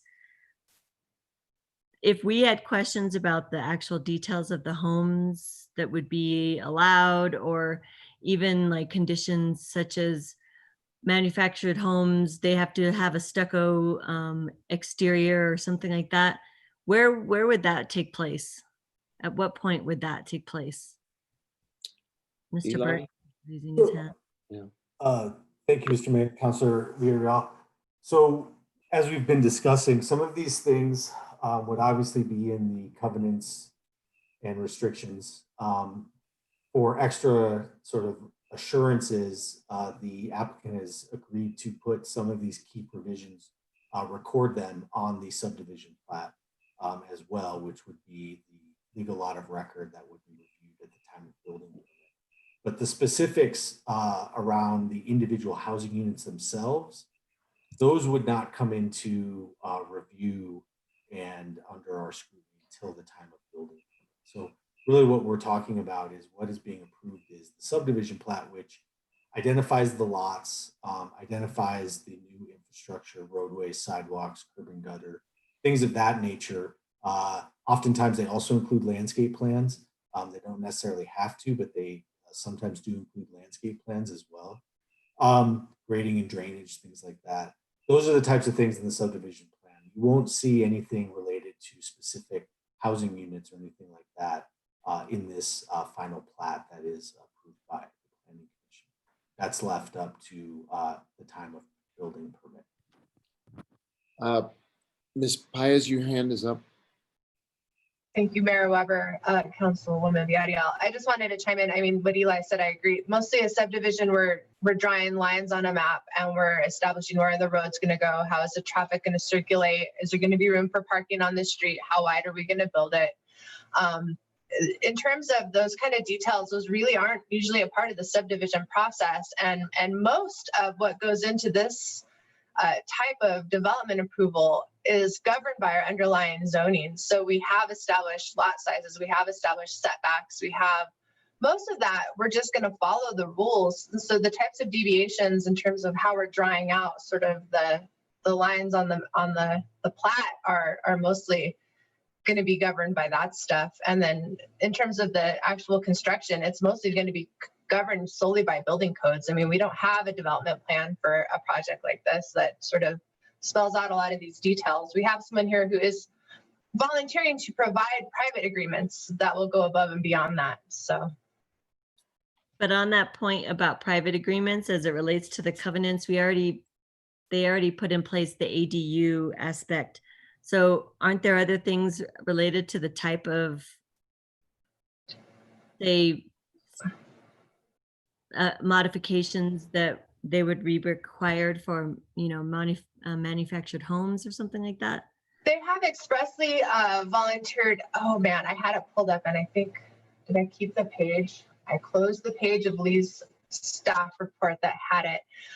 There is some very express language about putting it on a foundation and what the stucco base needs to look like and blending it in.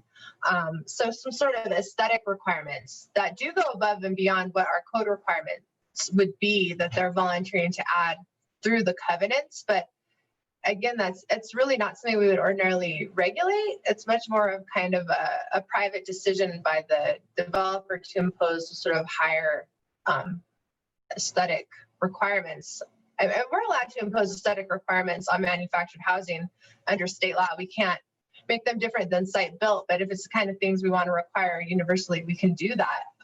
But it's really just not the kind of thing that is typically a function of what we would add as a condition without an applicant like wanting to add that kind of stuff. Well, I think that's the point that's been hard for most of us, is that there are things that we'd like to add as conditions to make the, not just aesthetics, but the like kind of structural integrity of homes for people, so that they have an ability to live in a safe environment and that's also aesthetically pleasing. But I guess I'm just trying to figure out who makes that decision. In this case, it seems like nobody does, not even the Planning Commission. No, it's mostly the Construction Industries Division and state regulators and the federal government in terms of what is considered adequate, and sort of it is a lot of it outside of our control. Councillor Vehil-Coppler, I will come back to you in a minute, Mr. Reader. I see your hand. Councillor Vehil-Coppler, you have your hand up. Thank you, Mayor. I think, in the building industry, the real estate industry, the lending industry, you can't sell these homes if they don't comply with certain standards. And I think that's well known in all of these industries. So like if these homes aren't on a permanent foundation, you can't get a loan. So there's already built-in measures, and I don't believe the developers here is going to not do those things, or else he'll get nowhere. So there are already industry standards that will prevent a lot of the things that are of concern right now. Secondly, I'm not in favor of setting a and requiring the come before us. We have committees, we have professionals, we have staff who makes recommendations, and so far, I may not have agreed with all of them, but they do follow what the ordinances and the state and federal rules that are in place already, and then make their recommendations to us. I know it may not be a precedent, but there are other development projects that we approved, and we didn't, and I was not on the winning side of vote, let's say, that we didn't make come before us again before we approved a rezoning. The last thing I can remember is removing the emergency gate that the fire department had set up on Calle de Resolana. We could have had all that come back before us as well, just to make sure. But I think my opinion is that we should rely on staff, and everything I've heard, maybe it's because I'm kind of involved in this kind of industry, but everything I've heard, I feel comfortable that they have addressed and recommended to us what the rezoning and zoning matters are, which is what we are discussing today, or what we are considering today. Thank you, Mr. Mayor. Thank you, Councillor. Mr. Reader, do you still have a point you'd like to make? And then I would like to go back to our process and give you 5 minutes to wrap up, and then see if there's a sense of the council and take a vote. Yes, thank you, Mayor. I just wanted to clarify for Councillor Villarreal. In addition to the covenants that we've alluded to many times during this discussion, we also will be adopting architectural standards that will assure the aesthetic, pleasantness of our development. Those standards will preclude, what a lot of people would ordinarily picture when they picture a manufactured home. Our architectural standards will address roof lines, horizontal planes, vertical planes, overhangs, things of that nature. So we have thought about that. And again, that will be part and parcel of our covenants and architectural standards. Thank you, sir. If there are no more questions specifically, the process we're using suggests that the applicant can make a closing statement if you wish. You've heard 3.5 hours or so worth of input, questions, comments, concerns. I think it's appropriate to give you a final opportunity to speak, and then we'll close the public hearing and turn to the governing body for a motion and voting. Yes, sir, Mr. Reader, you have the floor. I appreciate that, Mr. Mayor, and also councilors. Thank you very much. I'll keep it super short. Once again, I and my two partners, we acquired this property hoping to just simply do an affordable entry-level housing single-family subdivision where people could acquire their first home and build up from there, hopefully. We felt like this site was very appropriate. It's definitely appropriate for residential. It's got great infrastructure, very little impact to the city there. Traffic may be the one main big concern, but otherwise it's really perfect for the area. And I do think our project would elevate the area. So that remains our goal, and we hope we'll have your support for that. Thank you, sir. With that, I'm going to close the public hearing, which means that if the council members decide they have other questions they want to ask, we'll have to reopen it. But I think we've had a thorough opportunity for everyone to delve into their levels of interest, concern, and already begin deliberations. So let's close the public hearing, and we can have further deliberations, or if there's a motion on the floor, I'll entertain a motion. I'd make a motion. Councilor Romero-Worth. I'd move to approve the request for a general plan future land use amendment to change the designation of 4,000 to 4,100 Geo Lane from institutional to low density residential, 3 to 7 dwelling units per acre, and to adopt the findings of the Planning Commission as outlined in section 2A of the staff report. Okay, there's a motion. Is there a second? I'll second. There is a motion. There is a second. I will absolutely take discussion or final comments on what we've heard, motion as it has been made, and then we'll go to a vote. Any last thoughts from the members of the governing body? In that case, could the clerk please call the roll? Councilor Romero-Worth, Yes. Councilor Vihel-Coppler, Yes. Councilor Villarreal, Yes. Councilor Beta, No. Councilor Cassett Sanchez, Yes. Councilor Garcia, Yes. Councilor Lindell, No. Councilor Rivera, No. Mayor Weber. Yes. Motion has been approved. Mayor, I'd move. Yes, Councilor Romero-Worth, you have the floor. Mayor, I'd move to approve the request to rezone 4,000. Wait, am I on the right one? Sorry. Yes. Yeah, Yeah. hold on. Yes. Move to approve the request to rezone 4,000 and 4,100 Geo Lane from R1 residential 1 dwelling unit per acre to R5 residential 5 dwelling unit per acre, and to adopt the findings of the Planning Commission as outlined in section 2B of the staff report. There's a motion. Is there a second? Councilor Vihel-Coppler has seconded it. If there's no discussion, could the clerk please call the roll on this motion? Councilor Vihel-Coppler, Yes. Councilor Villarreal, No. Councilor Beta, No. Councilor Cassett Sanchez, Yes. Councilor Garcia, No. Councilor Lindell, No. Councilor Rivera, No.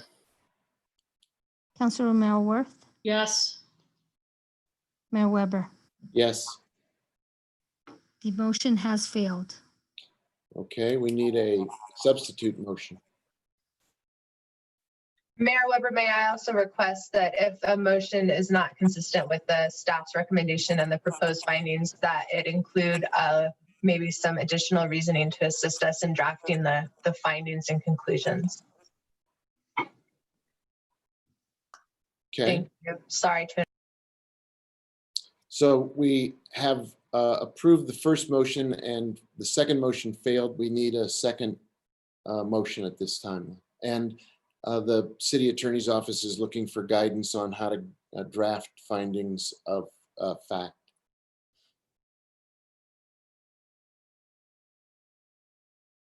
Mayor, point of clarification. Yes, Councilor Abeyta. Do we have to even make a motion? I'll look for guidance from our land use and city legal team. Is it required to take a vote on this part of the case? Oh, Councilor Lindell. Where are we? There's a question from Councilor Abeyta about is there a vote required to take action or to turn down the proposal? I would imagine that if we have a applicant and a staff, a planning commission recommendation, simply leaving this part unaddressed is probably a dangerous place to leave the city. Mayor Weber, I do recommend an express motion to resolve the pending application. Otherwise, we're not really providing a final action to the applicant that can then be appealed. I mean, it has to be a final action of the city, and it has to have written findings and conclusions explaining the reasoning behind the city's decision, because he does have a right to appeal to court if he wants to. And so what we really are going to need to do is explain specific findings of the governing body that correlate to each of the rezoning criteria, which, I mean, I can pull them up, but we would need to know which criterion or criteria are not met and a reason in order to provide the written decision that's required in a quasi judicial proceeding. On that point, Mayor. Yes, Councilor Merriworth.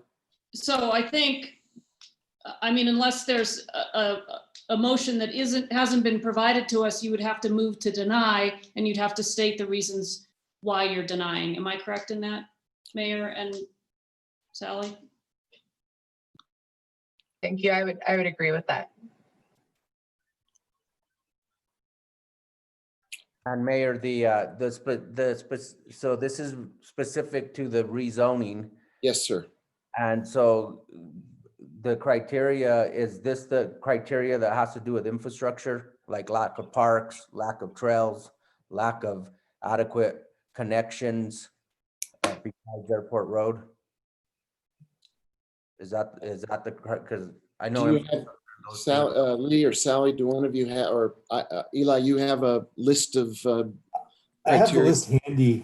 Thank you, Mr. Mayor, Councilor Abeyta. I have the list as it was presented by Lee. I just so happened to have it open. So I'll read the evaluation criteria right now. So the amended zoning designation is more advantageous to the community.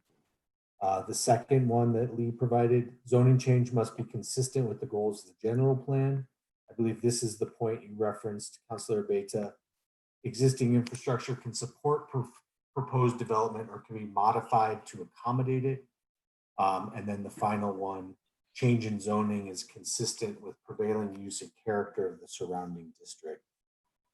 And so those are the evaluation criteria per chapter 14 for the second decision in front of us, which is to amend the zoning from R1 to R5. And so the question I think in front of us is this housing density R5 appropriate for this location?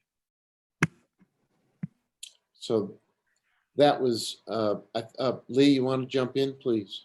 Yes, thank you, Mayor and Council and Eli.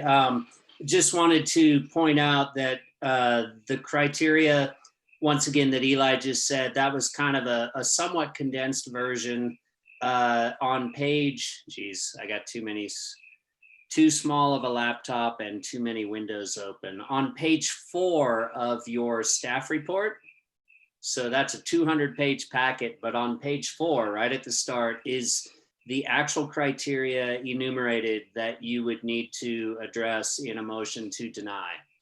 It's straight from the code. Mayor, councilors, I can share my screen if you want to see exactly from the code what the code says. Okay.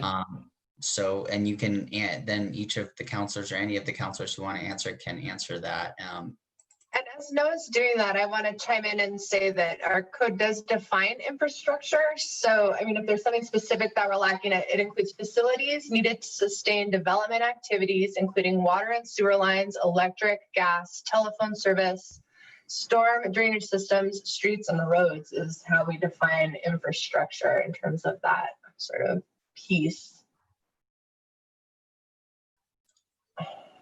And then, Mayor, councilors, Sally, correct me if I'm wrong, since the report actually stated that the council would adopt the planning commission's findings as presented, then they would have to say that essentially they would be making their own findings of disapproval, why it didn't meet all of the stuff planning commission felt that it did meet. That's correct. So I would suggest that we identify one or more criteria that are the issues here and explain why it's not met. And then for remaining ones, we can assume you agreed with staff or the planning commission if you don't want to make a specific finding on every single item, but we do need to identify like a reason that fits with a code criterion. Mayor, Yes, Councilwoman. and I guess, Aaron, so just procedurally, if we now understand what it means to have voted down the previous motion, one other option besides voting to deny and giving reasons according to the evaluation criteria is to vote to reconsider. And I believe you have to have voted in the majority in order to vote to reconsider the motion that was previously made that was voted down.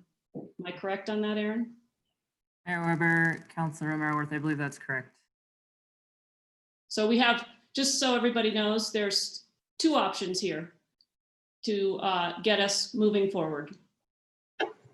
Mr. Mayor, Councilor Garcia. and I don't know if this might be a third option, is, and this is where I'll ask Aaron's clarification. Can we add to the motion to approve that it comes back in front of City Council after it goes to the Planning Commission? Mayor Weber, Councilor Garcia, when you say when it goes back to the Planning Commission, so this vote will not go back to the Planning Commission. There was some discussion of some other decisions that will be in front of the Planning Commission later, or that already have been in front of the Planning Commission that generally wouldn't come to the governing body. Right, but I guess my question is if we restated the motion to approve this second motion with the caveat that it come back in front of the council after it goes to the Planning Commission. And so it would, and essentially it would add to the motion. So it wouldn't be exact as we just shot down. It would add to it that.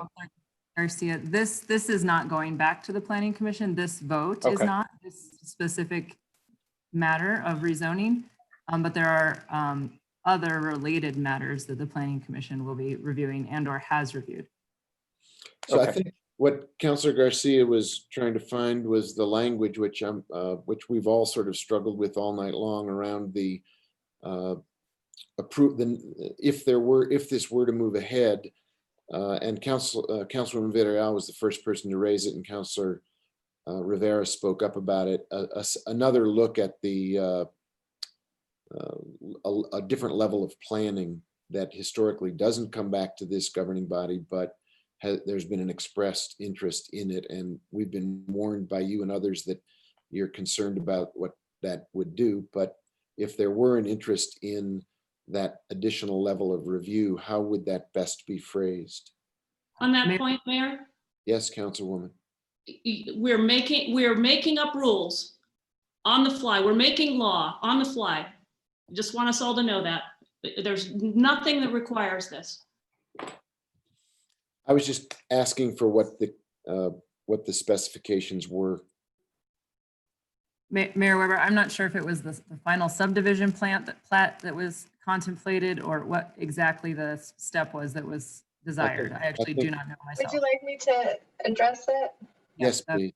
Okay, Mayor Weber, councilors, I think that the only item that requires planning commission approval or approval at this point if the rezoning is approved is a final subdivision plat, which under our code is reviewed and approved or denied by the planning commission. But if you wanted to create an additional condition of rezoning approval, that a final subdivision plat shall be submitted to the planning commission for review and recommendation and shall be reviewed and approved or denied by the governing body, I think that could be the language. Recognizing what Councilor Romero Worth just said. Or if you didn't want them to even look at it and make a recommendation, but typically all matters do go to the planning commission for at least a recommendation prior to approval by the governing body. So that would likely be more consistent with our other procedures, even though this would violate our usual processes set forth in the code. Councilor Garcia, did that speak to your question? Yes, it did. Thank you, Mr. Mayor.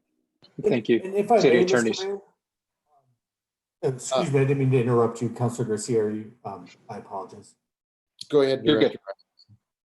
I would just also want to highlight that I'm not sure some of the issues that have been raised in tonight's discussion would be items that would be necessarily contemplated or included on the final subdivision plat. So I don't know if that additional level of review would address some of the concerns that have been raised. And so I would also maybe recommend against it just for its efficacy in terms of the issues we're discussing right now.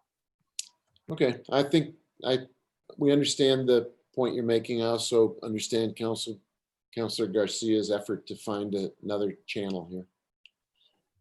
We're still looking for a motion, and we've been offered a list of criteria to produce a motion to deny. We've been, Councilor Villarreal, you've raised your hand. Thank you. Well, not for a motion, but a clarification looking at the criteria. It says that it's consistent with the general plan policies. So in the general plan policies, does that include also connectivity and trails and park aspects too? Councilor Villarreal and the council at large. Yes, I mean, when it comes to meeting the requirements of the general plan or the recommendations of the general plan, connectivity and so forth would be a part of that. Unfortunately, one of the realities we're dealing with here in the city is that many previous decisions have left us disconnected and with difficult connections to make. So what I'm inferring from your question is the fact that this is cut off from everything else, a reason to deny it. I think it's a situation that it is what it is.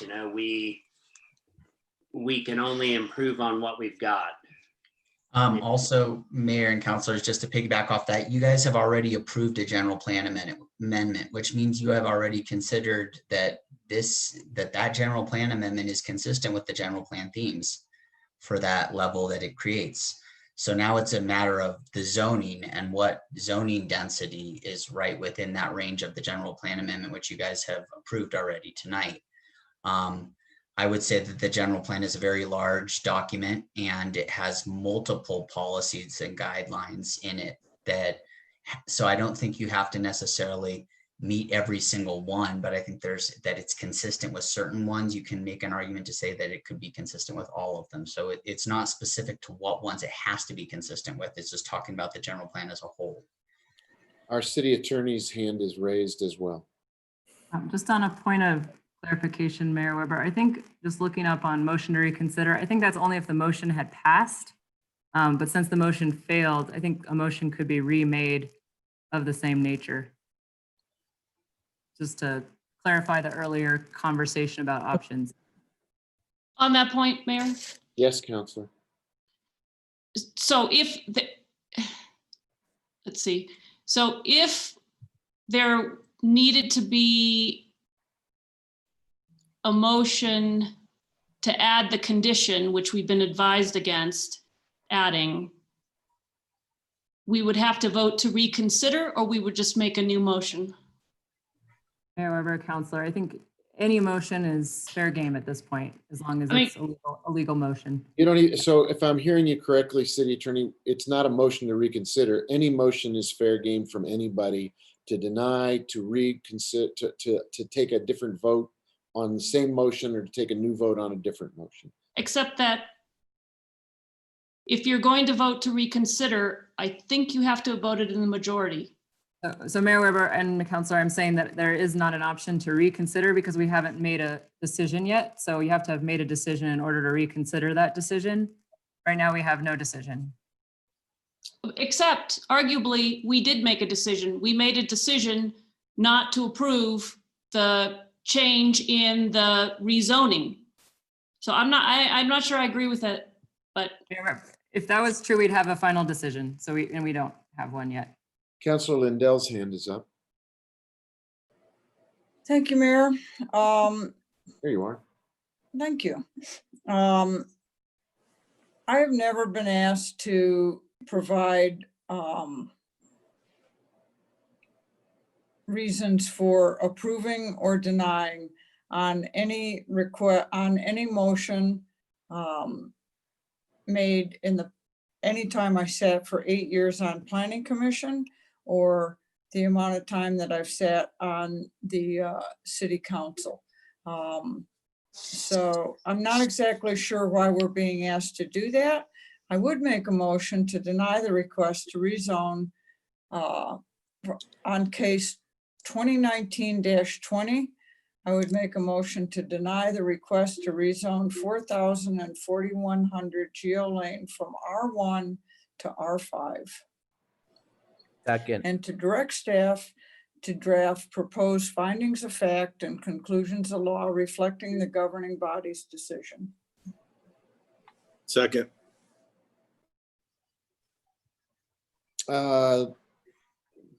Lee, your hand is up before we go to the vote. Thank you, Mayor.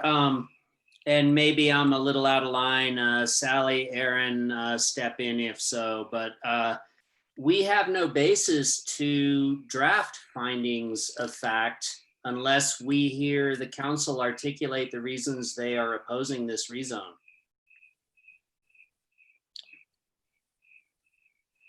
I think we've got about 3 hours or 4 hours now of discussion that somewhere in there, there were plenty of reasons why people did not favor this. The ones that I clearly heard had to do with traffic and safety. Respectfully, Counselor, but what I can't relate that to. Point of order. I don't think we shouldn't be having Yeah, more discussion with staff. Yeah, Sorry, I think I understand what you're approaching, Mr. Logston, but I think it's not the time or the place. Councilor Garcia's hand is raised. Are you, Councilor Garcia? We have a motion, and I believe we have a second from Councilor Rivera or Abeta, one of the, or both. I didn't catch it, but I know there was support from there. Did you want to speak to the motion, Councilor Garcia? Yes, so add to discussion. After going over the approval criteria, I guess this question is posed to my colleagues. Given that there is current existing homeowners in the area, basically what we're saying is we do not think there is the appropriate infrastructure for even those existing homeowners to live in. So I want the fellow councilors to ponder that. I think I'm reconsidering where I'm standing, because we've got to take into consideration the grounds we were using to deny the motion. Thank you. Okay, I think unless there's other discussion, I think we should take a vote and see where we are. Councilor Abeta, did you wish to speak to the motion? Thank you, Mayor. I just wanted to clarify that, yeah, my reason for denying it is the developments that are there they're legal non-conforming, and that's why they have inadequate access. And there's nothing we can do about that, but we can not exacerbate the problem by adding more development to it. So that's why I will continue to vote that this project be denied. Thank you, Counselor. I think we should take a vote and see where we are. If the clerk would please call the roll. The motion, just to be clear, the motion in front of us has been to deny the request. So that is, we're voting, a vote yes is to deny the request. Counselor Villarreal, Yes. Counselor Beta, Yes.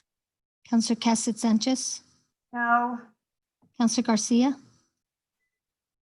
No. Counselor Lindell,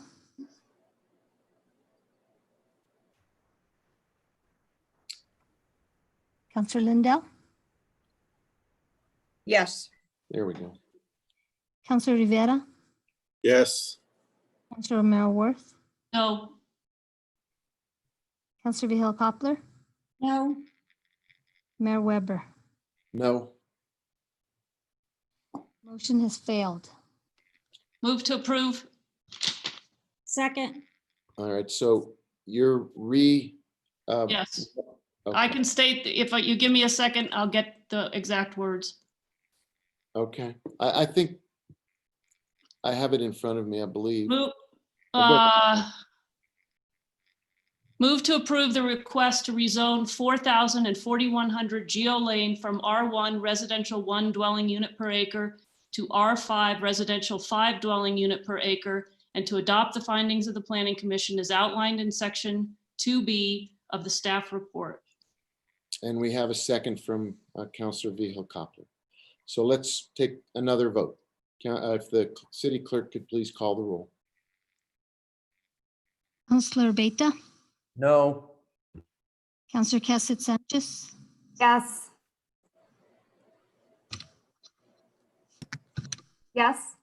Counselor Garcia, Yes. Counselor Lindell, No. Counselor Rivera, No. Counselor Romero Worth, Yes. Counselor Vihel Coppler, Yes. Counselor Villarreal, No. Mayor Weber. Yes, Motion has been approved. okay, thank you. So we've adopted the findings of fact that were provided for us. It's 10 o'clock and we have another case in front of us now. I see Counselor Vihel Coppler checking her watch. Stand.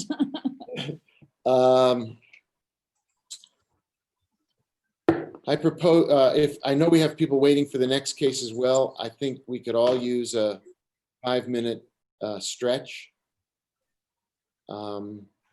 If that meets with everybody's approval. Can I see a head shakes, yes, no? I see a thumbs up from Counselor Vihel. I see some thumbs going up. Okay, let's reconvene at 10 after 10, please.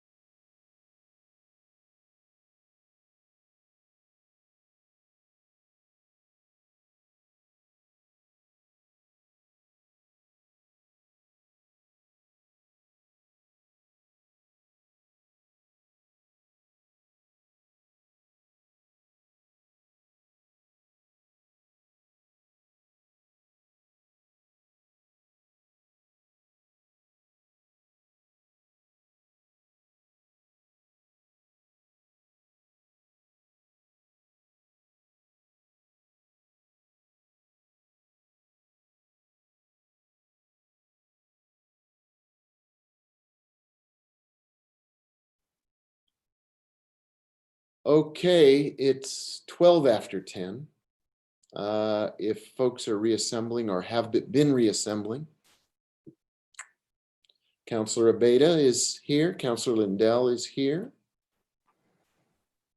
Councillor, oh, we're all here. All right. Good work, everybody. We're close to all here. Not all of us are here. We're close. We're almost all here. And we are streaming on YouTube. Thank you, everybody. Mr. Mayor, Councillor Rivera. I'm trying to turn on my video, but it says the host has disabled me. Oh my goodness, that would not be me. All right, there we go. Thank you. Councillor Rivera, I did not do that. I know I'm not a handsome man, but I know I'm not. Mayor, sorry about that. I actually had turned off everybody's video for the break so that if anybody had left their video on accidentally. All right. Well, I appreciate your taking control of the spaceship and making sure we were all in the same condition. All right. City Clerk, tell us what our next public hearing is. Yes, this is land use appeal number 2020-2175, appeal of case number 2020-1732 HDRB. An appeal by Christina Halaburka of the May 12, 2020 decision of the Historic Districts Review Board to deny a request to demolish 13 horizontal feet wall located at 868 East Alameda, which is designated as a contributing structure in the downtown and East Side Historic District, and to remove the upper stuccoed portion of the remaining wall and replace with coyote fencing to a height of 5 feet. We have Sally Paez presenting. Okay, that's the item in front of us. I just want to remind everybody it is 10:15. Ms. Paez, are you going to be the opening person to bring this up? Let me just remind everybody, we still have the process that we just used, which involves first, if there are, in this case, like there were in the last case, disclosures of any ex parte communications, now would be the time to raise your hand and mention them. As we heard last time, it doesn't disqualify you. It merely puts on the record that you are able to still make a impartial decision despite having read an email or listened to a voicemail. So if anyone wants to make a statement to that effect, now would be the time. If there isn't, then what we'll hear is a staff report. Then we'll hear from the applicant. We'll hear from members of the public. Governing body may ask questions, staff, and the final statement from the applicant. Close the public hearing and move to motions and votes. If there's no disclosures regarding ex parte communications, I'll turn it over to the staff to begin a presentation, hopefully 10 minutes or less. Thank you, Mayor Weber, members of the governing body. I'll try to keep it as short as I can. There's kind of a lot to explain here. So I'll do my best. Just a very brief preamble, as I usually do. This is a quasi judicial appeal hearing. So you'll be deciding this case de novo, which means that you will sit like judges in a court of law. You will consider the facts presented in this hearing and apply the law to them to reach your decision. You're not bound to afford discretion to the historic board's decision. You can make your own independent application of the law to the facts in this case. And I've got our Historic Preservation Division Manager, Lisa Roach, here to back me up on historic ordinance questions, things of that nature. Director Isaacson is still here, so they'll be here to help answer questions.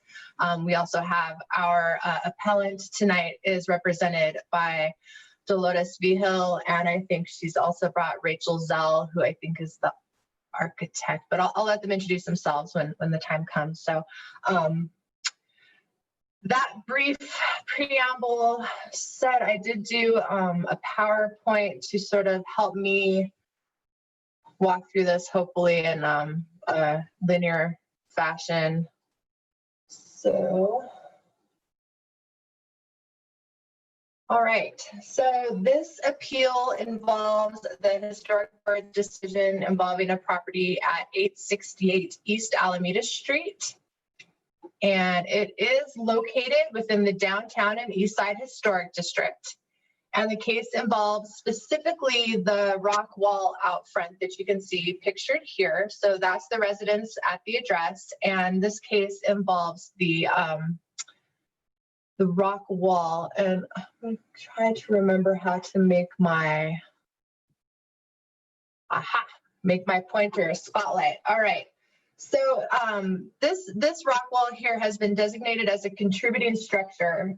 So it's not about the building, that's the historic structure. It's actually the wall itself. And so that's been designated by the board as being 50 years of age or older, retaining historic integrity, contributing to the district. And in this case, the applicant has proposed to demolish a portion of the wall. And so this illustration shows their request. So they were asking permission to remove this portion that they've shown in marker here. This is what they submitted with their application package. And the reason they want to do this is to increase this driveway area here so that they can come in. Right now, they have just room for the one car to pull in here. They're looking to create a second parking space, which will go here, and also to improve the site visibility as they come out of this driveway. And if you read through the full packet, you'll see that there were some other aspects of the application that aren't at issue here tonight. The only piece that is at issue tonight is this piece that they seek to remove.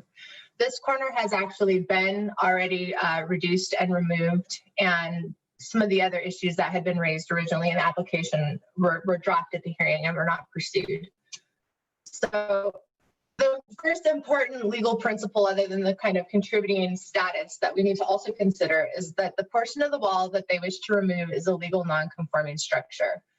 A legal non-conforming structure is the structure or portion of a structure that was legal when it was created, but fails to conform to the current standards of the code. So in this case, it was determined that the portion of the wall that they want to demolish doesn't meet our current driveway visibility standards in terms of the federal established site triangle, and that they're not able to meet off-street parking requirements right now for their property. And so they're trying to move this further into compliance with these.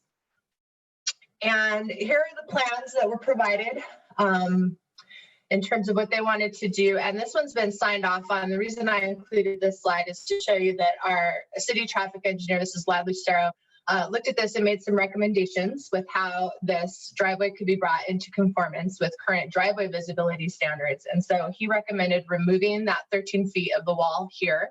So this is the existing driveway opening. This is the existing parking space. And he recommended removing the corner here, which I mentioned has since been removed. The other items over here are not at issue tonight.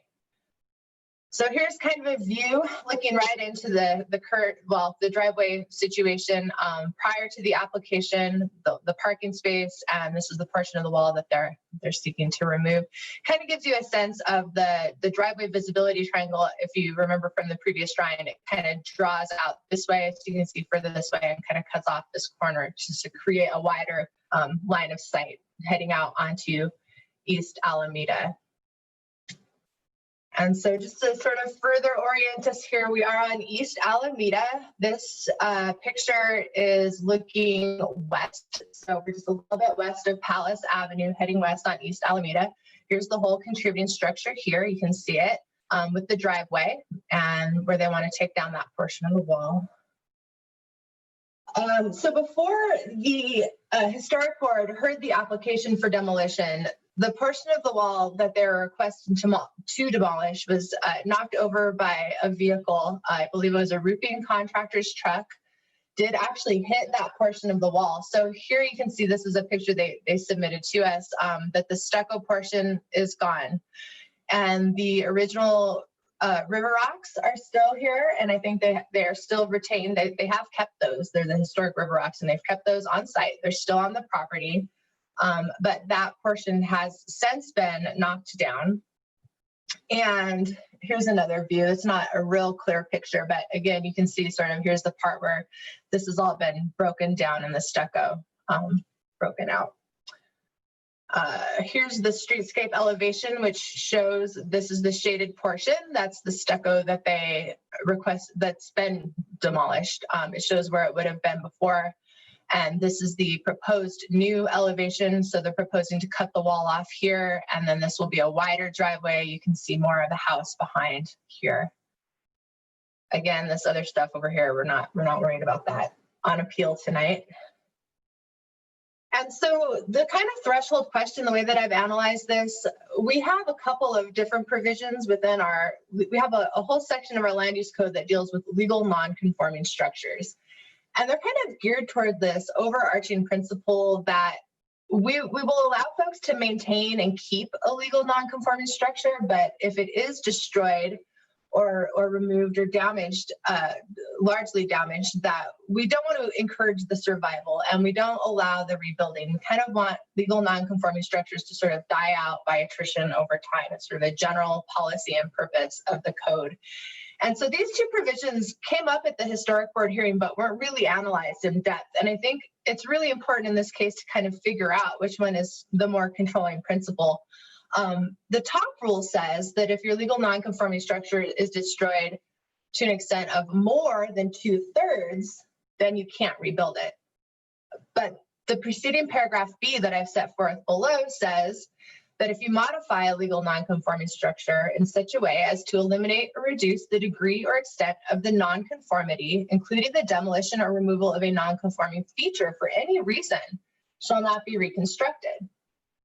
So at the historic board hearing, they kind of relied, I believe, on paragraph C. They said, well, more than 2/3, like 3/4, 4/5 of the wall is still there. It hasn't been destroyed by more than 2/3, so it's okay. We can require them to rebuild it. And so they kind of moved past this first stage of the analysis pretty quickly, but I think this is a pretty important part of sort of analyzing how to handle this case. My recommendation in sort of resolving the apparent conflict is to try to make a decision that will further the purpose and intent of the land use code. And we have a few different purposes and intents, and they're arguably in conflict. So the first purpose and intent I think that's relevant is what I just said, that we don't want legal non-conforming structures to be rebuilt. We'll let them stay, you can maintain them, but at a certain point, if you get rid of them, we're happy that they're gone and we don't want to put them back. However, of course, this being in the historic district and being a historic structure, that's really in tension with this other big overriding purpose of the land use code, which is to preserve our historical structures and areas. And obviously, this was very important to the historic board because they found this wall to be a very important piece of the streetscape and just a very critical piece of the historic character. And as a contributing structure, they said, well, of course, we want to preserve it and maintain it. And it hasn't been destroyed that much and it can be rebuilt. So this is sort of where they relied most heavily.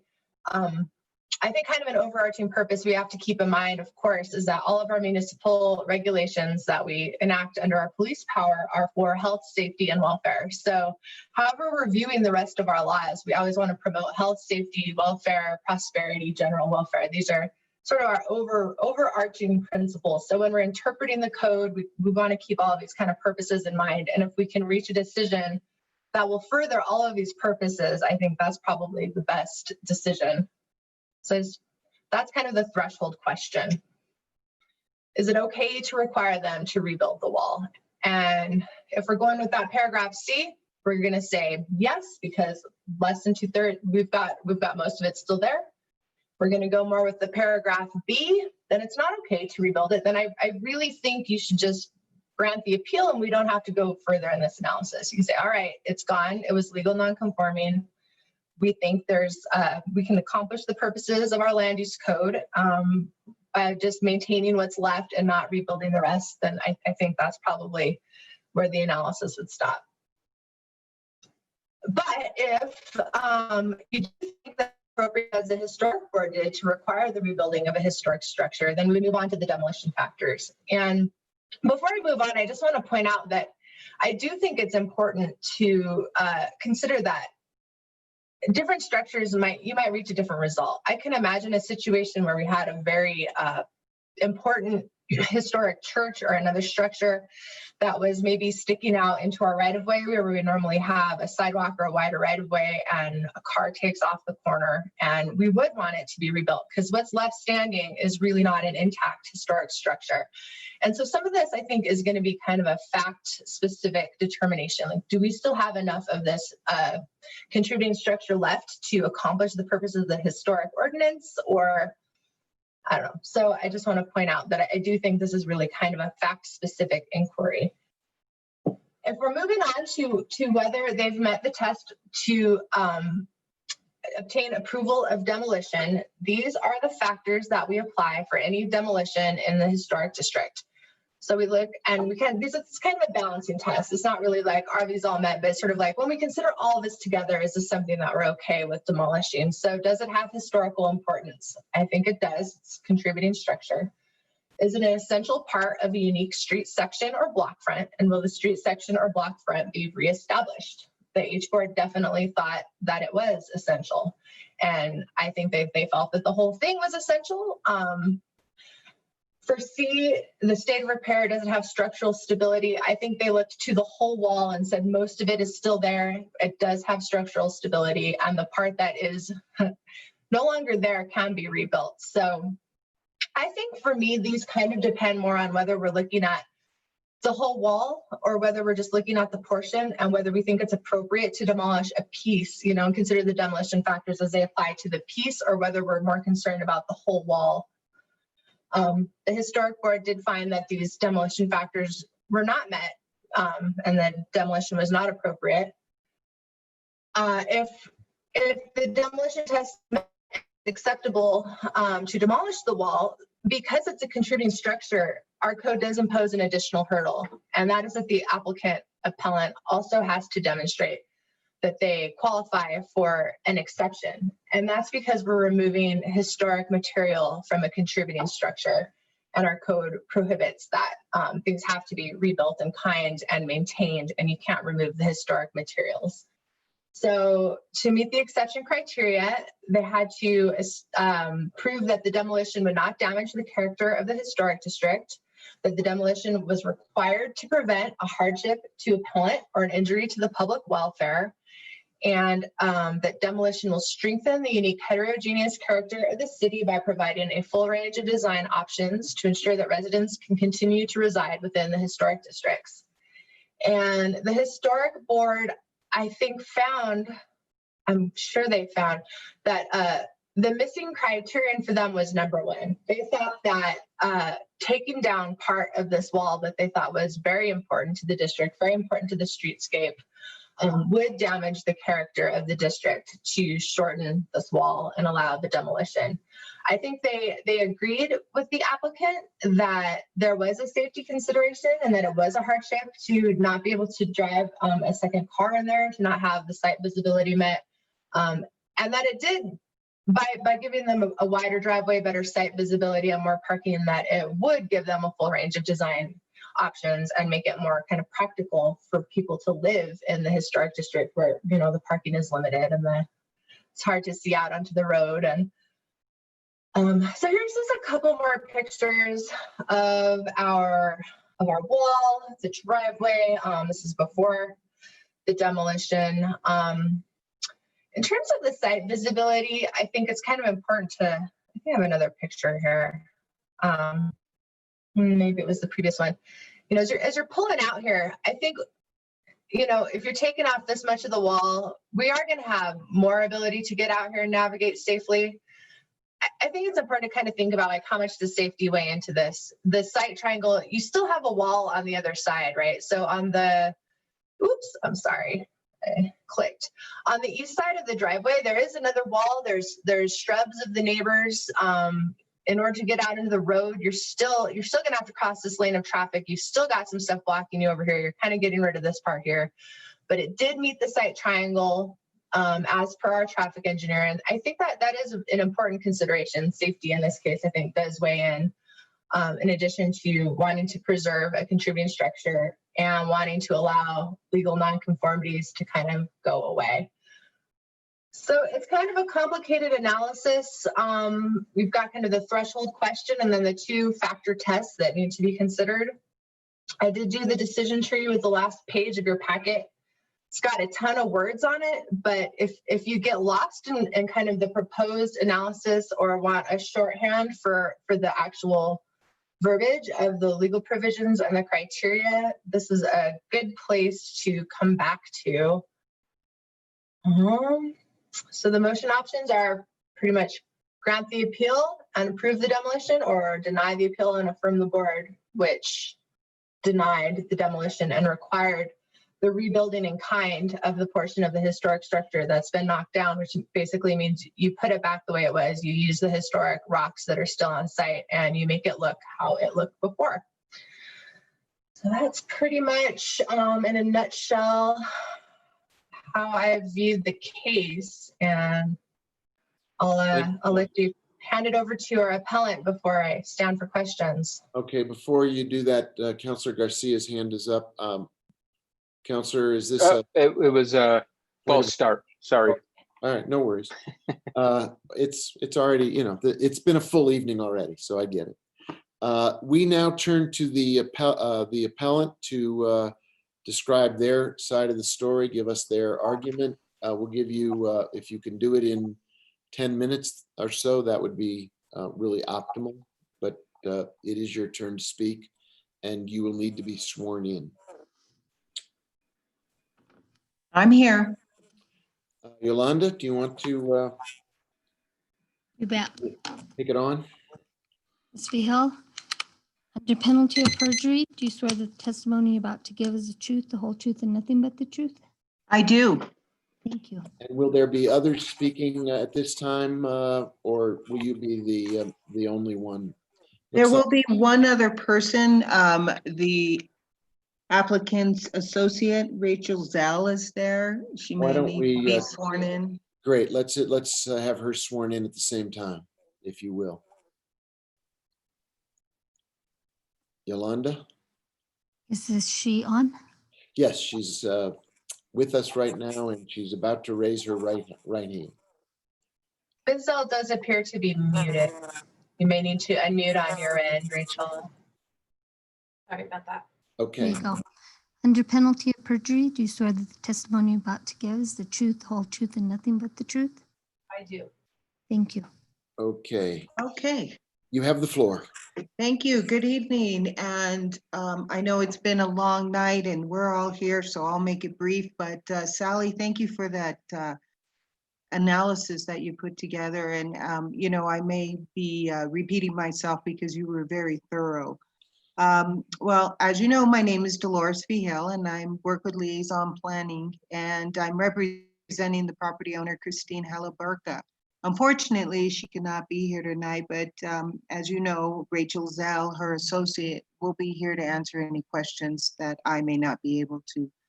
She's more, she has experienced that driveway more than I have.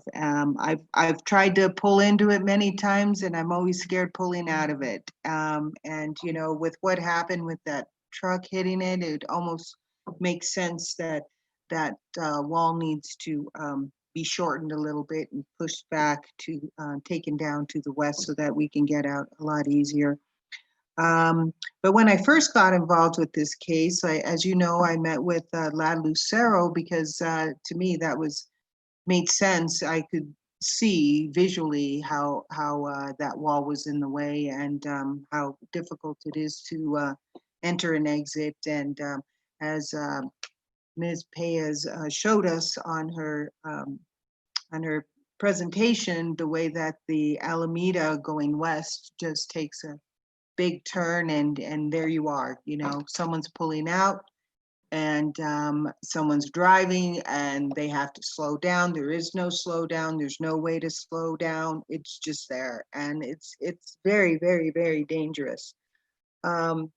So as when I met with Lad on site, you know, right away he informed me this needs to be removed at least 13 feet. So then I started the process with Historic, and You know, she pointed out within the packet that he has signed off on the site plan, just showing, and honestly, that site plan was based on his recommendation and how much we would need to how much needed to be removed in order for us to meet current clear site standards. And as you know, yep, the roofing truck hit it, it crumbled. It wasn't very sound when it crumbled, actually. I was told, and I've seen the rubble, that it was ready to fall, in other words. It just fell to pieces, except for the river rock, of course, that's still there. We have moved it out of the way. We're trying to at least deal with what we have and still be able to use the property. There will be people who were, I don't know if they'll still be here to testify, who were at the historic meeting, who feel that, you know, it's a contributing wall and it should stay the way it is and it should be repaired. But I felt that they did not take into consideration the dangerous situation that's going on there. And I also feel that this would not set precedents because it is a very unique situation. And I just hope that you would consider that and take that into consideration and move forward and approve this appeal. It would be greatly appreciated. I would like Rachel Zell to now say a few words, and then I'll stand for questions. But please don't forget, this is a health, safety, and welfare issue. Thank you. Good evening, Mr. Mayor and councilors. Hi. So I have been involved in, it's actually 2 units. It's always been an A and a B unit in that driveway. And I've been involved helping the owner get them ready to get them improved. She's put a lot of money into improvements there. And in the last 9 months, there's actually been 4 accidents. All of the police reports indicate that they were the cause of the driveway. The most recent accident being July 18th. It was a pretty bad wreck. There was an accident in April, March, and December 16th. December 16th is when the truck, the roofing truck, also pulling out of the driveway, bumped the wall. It was a large truck, and so when he bumped it, it fell down. But I think the health and safety factor on one side and then historic on the other, I totally feel that the health and safety is the most important, in that it's been so many accidents. The owner's only owned it for 9 months, and let's see, the width, by keeping so much of the historic wall and just taking the 13 feet, we felt like the integrity of the river, the famous river rocks of East Alameda, are still very present on that property, while giving the space to have visibility. So by having 13 extra feet, when you pull out, it allows you to, it's the only part of East Alameda that has such a sharp, sharp curve. And so you're able to pull out and you can see, if you go a little bit over to where the wall came down, as in going into that 13 feet, you're able to look over and see if cars are coming. As Ms. Paez said, there is still a wall there, but it does have an incredible amount more of visibility. Because the river rocks have been moved over to the side, I've been able to utilize the driveway in kind of a wider way to see that it is in fact more visibility. Of course, the second part is having a second parking space for the second unit. There's currently, as many of you may know, no parking on East Alameda during the day. It's just packed. There's just those few parking lot spots. It's a popular place to park for free for Canyon Road. And so it's often completely full. So that second parking spot being out on the street is just not very practical for the second tenant in Unit B.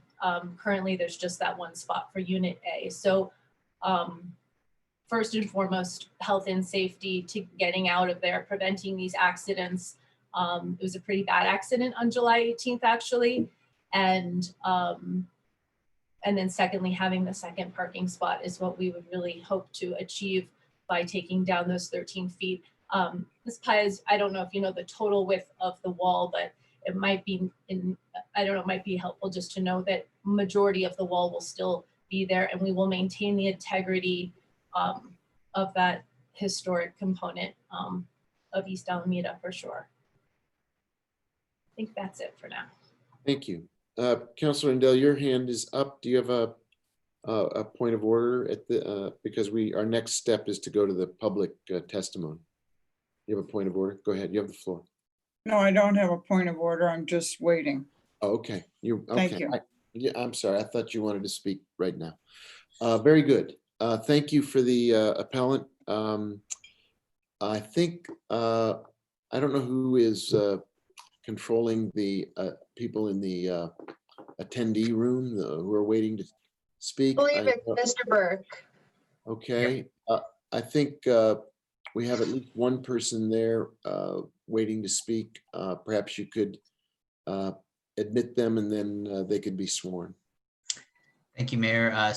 Stephanie Bennato, Ms. Bennato, I'm going to go ahead and allow you to talk and you'll be sworn in. Thank you. Thank you. I don't think starting earlier, just let me say, I don't think starting earlier is happening is very helpful. It's still a very long meeting. If you could just, just stick to the item on the agenda. it'd be- Sure. Go Ms. ahead. Bennato, under penalty of perjury, do you swear that the testimony you're about to give is the truth, the whole truth, and nothing but the truth? I do. Thank you. So I'm opposed to, I would like you to uphold the board's decision. This wall is really important to the streetscape. And if you take off the 13 feet, it's asymmetrical. It looks extremely odd and it's not really preserving it. I don't think it was ready to fall. And in fact, it's really convenient that they came in and wanted to demolish this wall and then the truck ran into it. And I wouldn't exactly call that an accident in the street causing a public welfare problem. A lot of people have this type of wall in that area. And you just have to deal with it and live with it. I live on Don Diego. I have a high wall. I have to pull out like inch out because I might hit a pedestrian because I can't see over the wall. I don't have a tall SUV. I've lived on Galisteo, same thing, a 12-foot wide driveway. I could get a cement mixer down the 12-foot driveway without a problem. And again, I think that they didn't come in and get a demolition or removal, they didn't apply for it. And so I think that code that Sally was citing, I think assumes that you've actually gotten a permit for demolition. And I just want to see, and really there are spots on East Alameda. You just have to look for them. And certainly in the evening, there are spots. So if you're coming home from work, you can have a spot and you can have an on-street parking. There's no engineer's report to say that it was structurally unsound. And it looks to me, as I remember, because I go down Alameda a lot, that actually if you're going to turn and go what I think would be the most common way, which is towards downtown, even if you're going in that direction. So if there's some way you could back in to your driveway, which, again, you have to have an opening in traffic, but if you backed in when you pulled out, you would be easily able to be in the lane of traffic without having to think about, like getting hit because you're backing out. So anyway, I'm just urging you to support the board because again, this is an important structure. It really defines the character. Thank you. Thank you very much. Are there others from the public who wish to speak to this item? Mayor, I don't see any members of the public other than Ms. Bennato. Okay, in that case, we now move to questions from the governing body, and I see two hands already, and Councilor Lindell, you have the floor. Thank you, Mayor. I'm going to try to make this quick. Have any circumstances substantively changed since the H board heard this? Who are you asking? I can Counselor? ask legal, I can ask land use. Sally, do you want to take that one? Has anything changed since the H board heard this?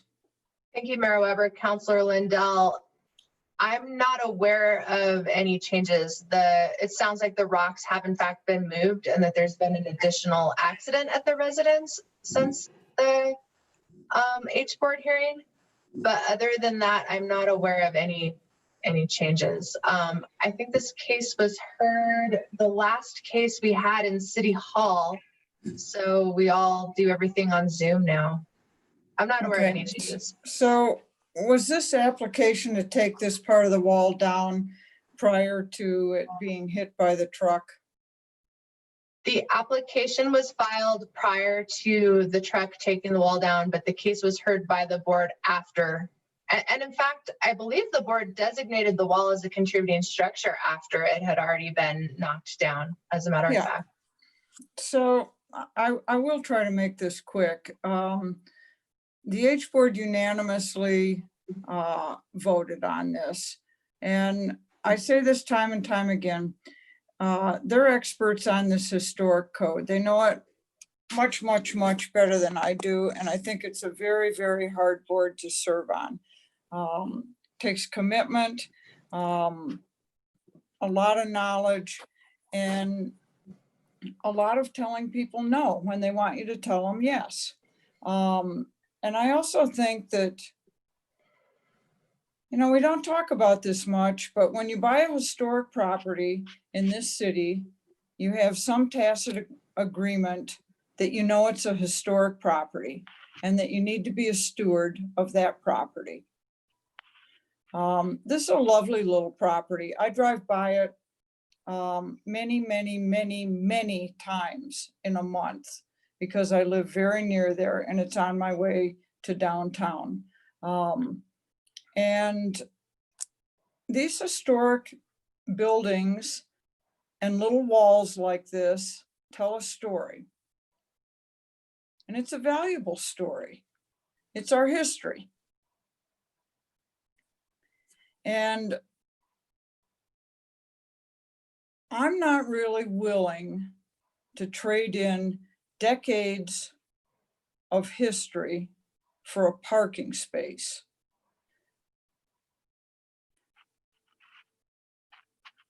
If that's what we want to do, we should get rid of the historic code. I feel very strongly about this. And the idea that one of the reasons in this appeal that this appellant feels the H board should be reversed is because it would be expensive to rebuild. It is nowhere in our code talking about, well, if it's expensive to rebuild, you don't have to rebuild it. That sounds ridiculous to me.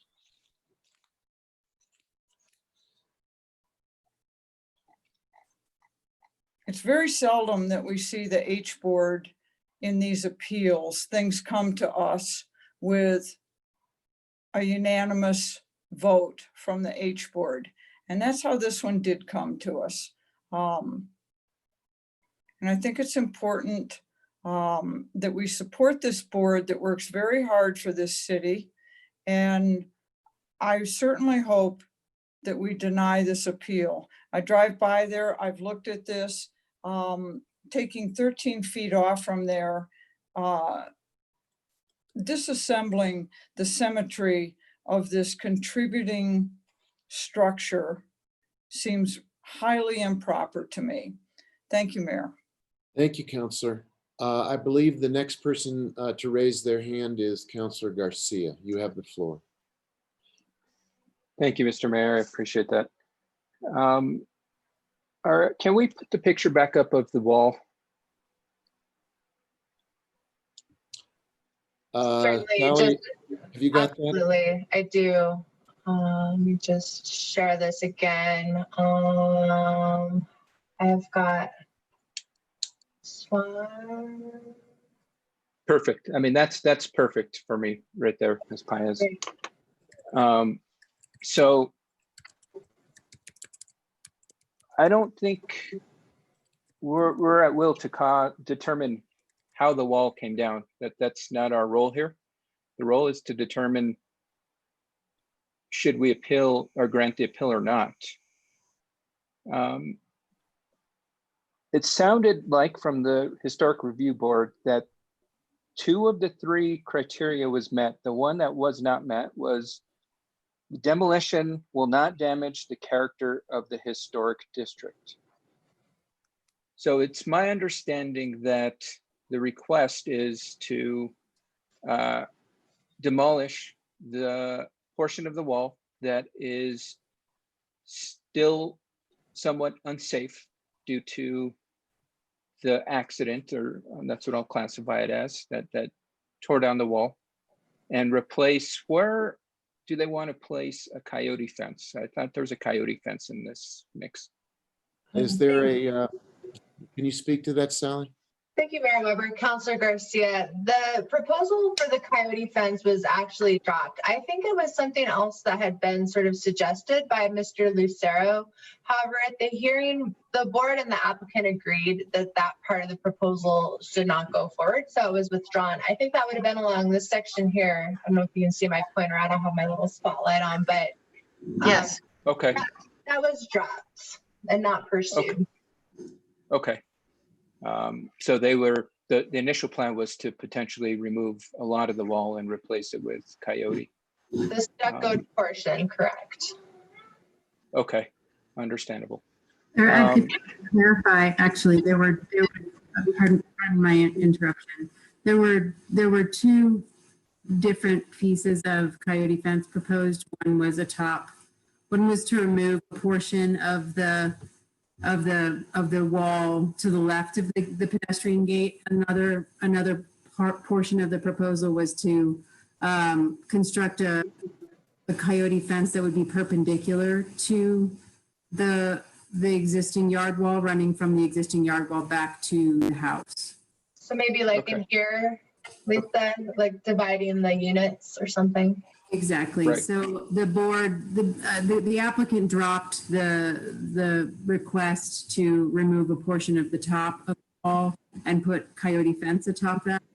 And then the board did allow the applicant to construct that coyote fence that went between the existing yard wall and the house. So just to be more specific about that.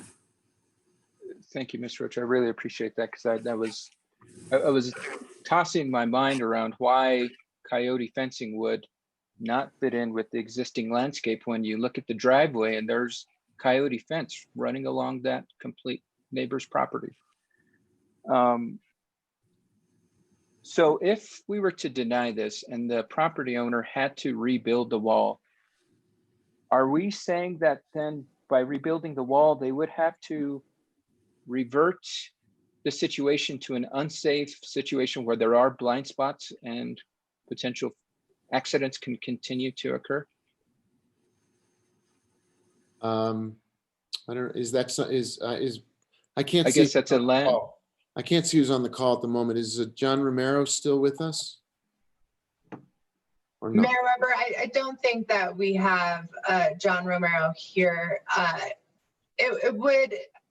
I'll try to address it by saying that the determination from Mr. Lucero was that this portion that has been demolished that they seek to keep down did block the federal required site triangle that's been adopted by our code. So it would require that to be placed back as it was before.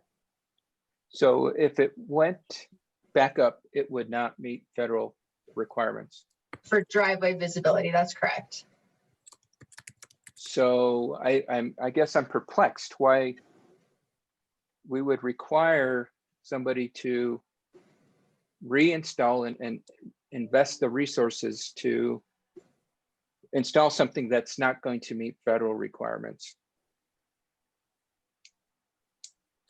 Is there a, is that a, is there a I think question? Is there a question there? No, well, there is the question. Why do we have a policy that would put somebody out of compliance, which might not even pass approval of our building permitting process because it's not going to meet federal requirements? Okay. But Sally, I think Sally has an answer, or maybe has a shot at an answer. I'm willing to try to address it, Mayor Weber, Councilor Garcia.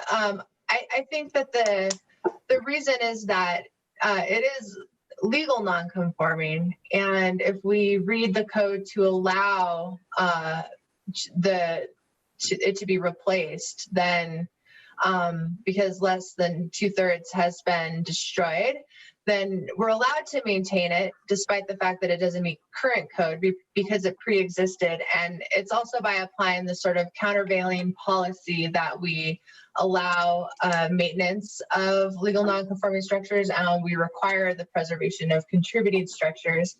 There is another provision within the nonconformity section that says that nothing in this section should be construed to require an action that conflicts with an order of official for health reasons or something like that.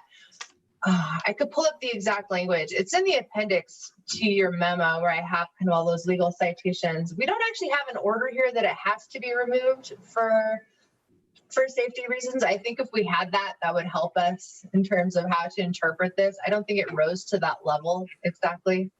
I don't know if that answers your question, but it's my attempt. I think it does in some sense that if we wanted to, we could find a way to allow for the wall to be built back up, even though it wouldn't meet federal requirement. To me, that to use the words of my fellow counselor, it could lead to telling a story of how the city forced a homeowner to rebuild the wall, and it then forced folks to cause harm on the community. Somebody pulling out of their driveway. It's a highly congested area with tourism and folks who are not aware of the roads, and it might lead to an accident to me. So to me, that's not smart policy. I understand the aesthetic purpose, and how it tells the story of the history of, where our ancestors came from that built these walls. I mean, they built the walls with river rocks, not because it was cool. They built it because those were the resources available, and they could walk across the street, get the resources to build their wall. So I think we've got to look at the bigger context and bigger picture in the sense of, are we trying to make our community look cool? Or are we trying to keep our community safe? And I would rather err on the side of keeping our community members safe, given that this is a situation where it would be out of federal compliance should the wall go back up. That's all I have, Mr. Mayor. Okay, I know it's late, and I know it's we're trying to get things stated. If we could use this period to ask questions, and then when we're ready to vote or summarize our arguments, we can speak our piece. We could maybe segment from the position taking right now. Just let's go through the questions that need to be answered, and then we'll close the public hearing part when we're ready and move forward for motions and discussion. Councilor Casas Sanchez, you have the floor. Thank you very much, Mr. Mayor. I just have a couple of quick questions. So we have 2 units, and that's the discussion about the 2 parking spots, correct? But this unit, second unit, would have been already in place when the homeowner purchased the home 9 months ago, correct? Correct. Yes. Okay, so it wasn't like a new structure. Okay, thank you. And then Sally, you had mentioned on the first slide, we were looking at if more than 60%, 66% of a structure is destroyed, then you don't rebuild it if it's illegal non-conforming. I guess my question is the other part. If less than 66%, does it have to be rebuilt? Is there anything in the code that says if it's less than this, we are going to rebuild it? Thank you, Councilor Cassett Sanchez. There's nothing in the legal nonconformity section that expressly requires it to be rebuilt. It's a may. I think the place where we might find more of a mandatory duty would be in the historic code, which does require minimum maintenance and the preservation of a contributing structure and the rebuilding in kind. So if that's to be found somewhere, it's in sort of that separate section. Okay, thank you. And then we don't have anybody from traffic engineering on here, do we? Okay. I was going to just ask for a little bit more information about the safety concerns and the visibility. I'm not sure if anybody on here can answer more than what has already been expressed. I guess it sounds pretty clear that they were saying that it does not meet the federal sightline guides and removing the wall would allow it, correct? That is the evidence in the record, Councilor Cassett Sanchez. We could look at the code has a diagram if you think that'd be helpful. We could look at that. And then kind of our own kind of common sense in terms of knowing when you drive out of a driveway into traffic and kind of looking at the situation on the ground, but I'm not sure if I have anything else to add. We can text Mr. Romero and see if he's still awake, but we didn't put him on the hook for this one. Let him sleep. I think we could all use it. So those are all my questions. Mr. Mayor, can I add to Sally's response on that? Absolutely, please. I just want to point out that there are numerous examples of driveways and walls along East Alameda and many other streets in the downtown East Side District in particular that don't meet the visibility guidelines. So this is not a unique situation. What's unique about it is that the request has been made to remove a portion of the wall, and that portion of the wall has already been removed. And so the question is whether or not to rebuild it. On that point, Mr. Mayor. Yes, Councilor. Ms. Roach, has there been an instance where these out of compliance driveways and we require folks to rebuild the wall that would put them out of compliance? There's a lot, because there's a lot of out of compliance because things have changed over many years, over the hundreds of years that the city has been around. Has there been an instance where we as the city have forced a homeowner to rebuild their wall that would put him out of federal compliance? Councilor Garcia, Mr. Mayor, I do not know the answer to that question. I don't have a full catalog of what the previous actions of the board have been with regards to walls and site visibility triangles. Okay, so your immediate answer probably would nothing comes to mind in the immediate past. I don't know of any examples off the top of my head, no. Oh, okay. Thank you so much, Ms. Roach. Thank you. Councilor Cassett Sanchez, those were your questions. Okay, Councilor Villarreal, you have the floor. Thank you, Mr. Mayor. Just a couple things. So there's 2 units and there always have been 2 units, correct? I guess, Ms. Roach. I believe that to be true, Councilor Villarreal. Okay, and so there's tenants, there's renters now, and where do they park? Should I speak? Yeah, I think if the appellant has an answer, that's just as good as a staff answer. Sure, if you have an answer, please help us out. Ms. Zell? Yeah, Ms. Zell. So your question is, so there currently are, there's currently tenants in the 1 unit with the driveway. And so the other unit, where does that other tenant park? There's not a tenant there. The new owner, who's Ms. Halliburka, she's been doing some, changes inside.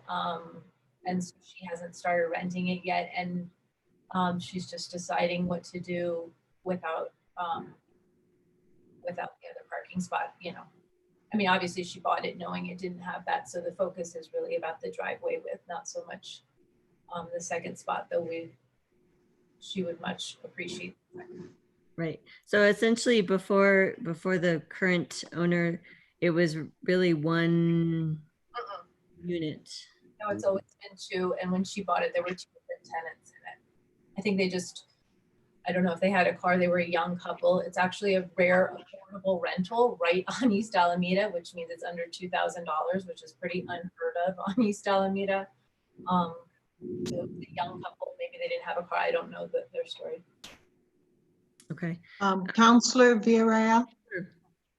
I'd just like to say that it's, as far as the research I've done and as far as I've come back, it's always been 2 units and they've always been legal non-conforming. Okay. Because the parking is precarious there. It's not like they could park on the street. They'd either have to park across the street and find, I don't know where they would find the parking. Did Councilor Lindell have something to add to that? There's quite a lot of parking along there on the opposite side of the street. Remember when we redid East Alameda a few years ago? We had a federal grant and we did that, made a much nicer walkway along there. There's, you know, a minimum of 20 parking places along there. There's a lot of parking places. Sorry to interrupt. Thank you. Well, when they made that change, it actually reduced the number of parking on that other side, and it's always pretty busy. Maybe not right now, but people that go to the tea house park there. So the other question I had for Ms. Roach was We there- lost you there, Councilor Villarreal. I don't know what happened. Maybe your mic Can you hear cut me out. now? Can you try to start up again? Is that a yes? Okay. So if Ms. Roach could explain, was there a consideration to no. possibly There you go. rebuild the wall, but modify it so that the end portion was not? Your mic is malfunctioning for some reason. But I think what you're saying is it possible.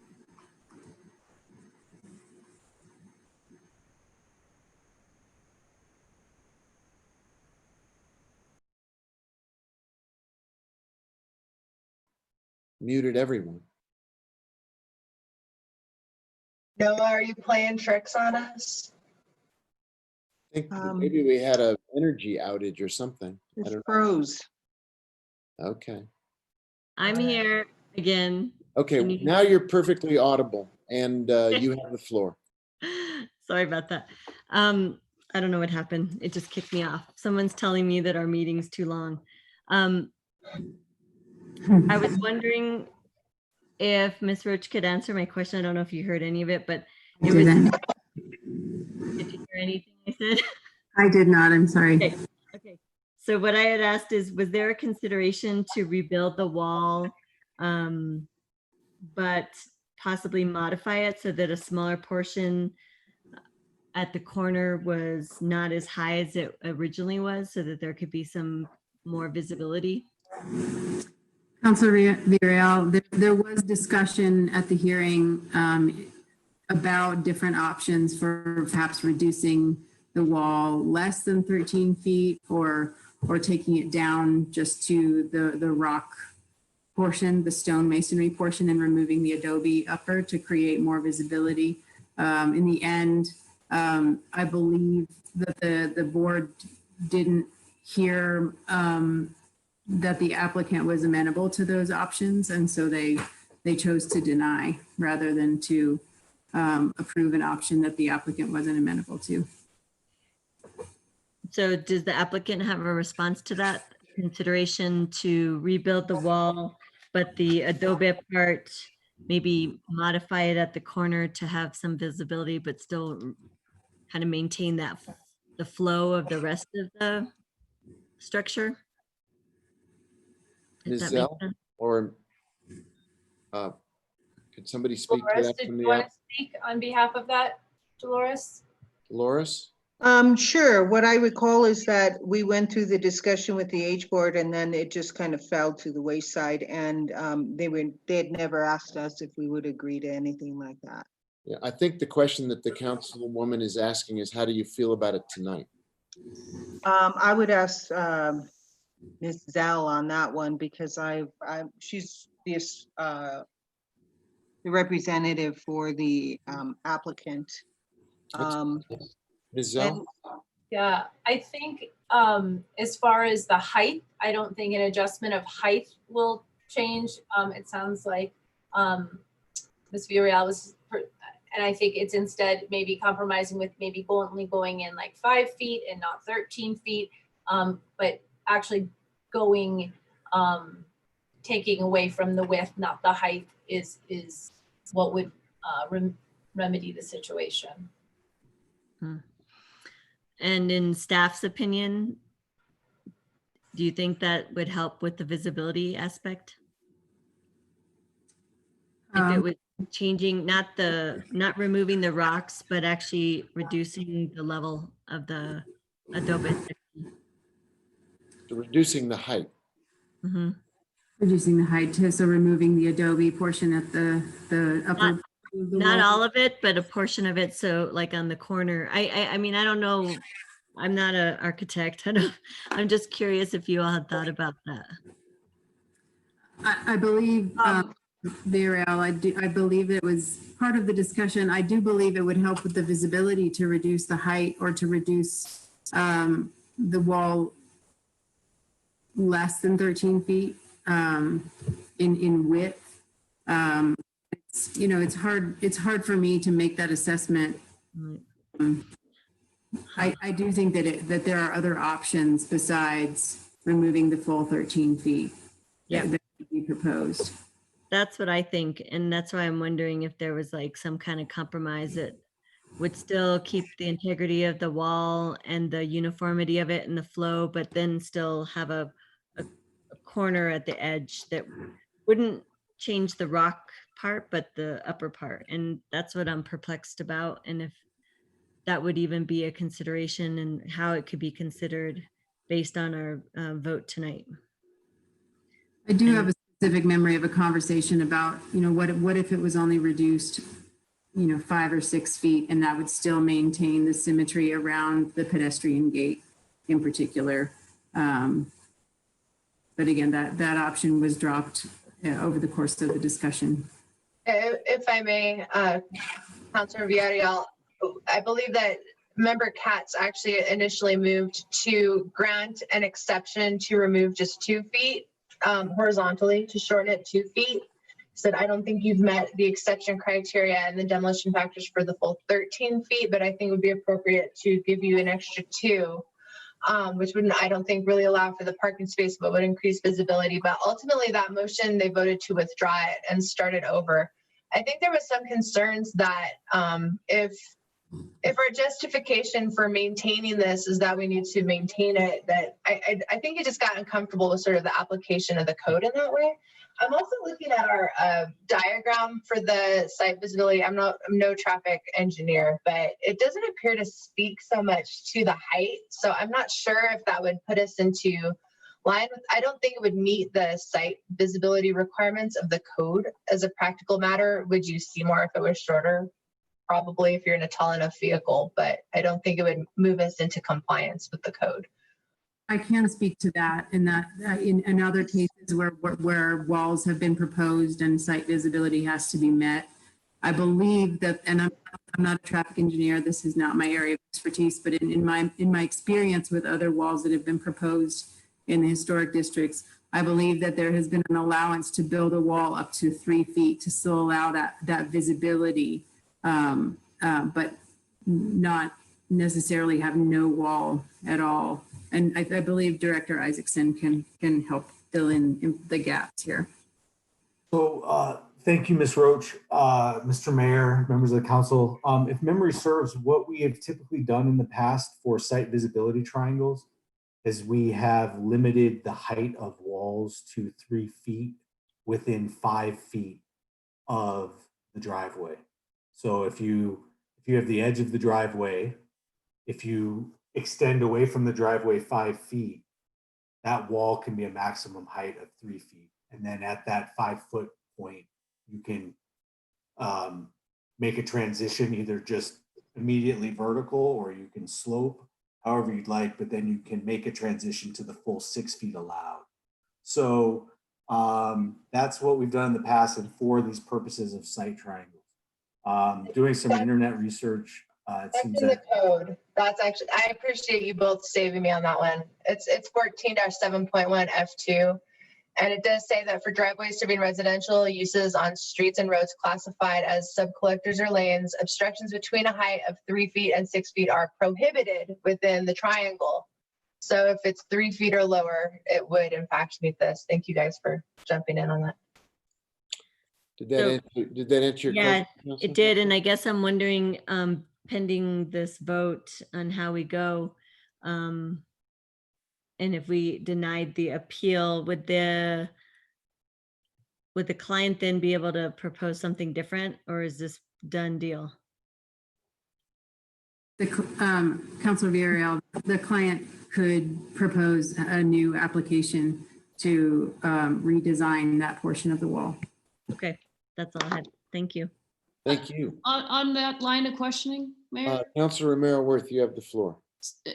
Well, I'm just wondering, so it's not just a matter of the site, though, is it? It's also a matter of the maneuverability of being able to get a car in and out of that. Was there testimony on that? Yes, that is correct. That is correct. So, Because you can't, I mean, you may be able to see just fine, but you have to, and I think the pictures I drive by that property all the time too. And I happened to drive by it today, and it's a lot tighter than those pictures look. Yes. excuse So me, Councilor Romero Worth has the floor. It's not a conversation.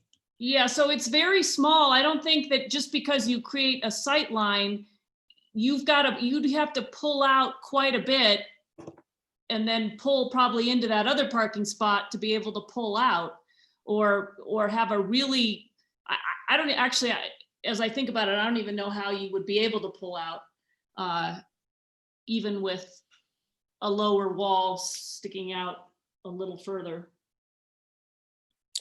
We're in the question period. It's 11:19. Do we need to have a motion to go beyond 11:30 from anyone who would like to go beyond 11:30, or do we believe we can wrap this up in 11 minutes? I'm skeptical personally. Move to suspend the rules. There's a motion to suspend the rules. Is there a second? Second. Okay.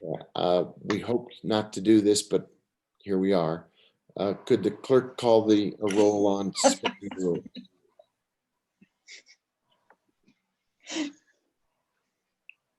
Yolanda, can you? Councilor Cassett Sanchez, Yes. Garcia, Yep. Yes. Councilor Lindell, Yes. Councilor Rivera, Yes. Councilor Romero Worth, Yes, for longer meetings. Woohoo! Councilor Vihel Coppler, This proves the longer blanket philosophy. It really does. Councilor Is that a vote yes? Yes. All right. Councilor Beta, Yes. Mayor Weber. Yes. Thank you. Motion is approved. I didn't get to vote. Oh, And I Councilor vote Villarreal, no. you vote I'm so no. sorry. Thank you. Councilor Villarreal voted no, for the record. Got it. Okay. I didn't mean to cut anybody off, but I did want us to take care of that item before we approached 11:30.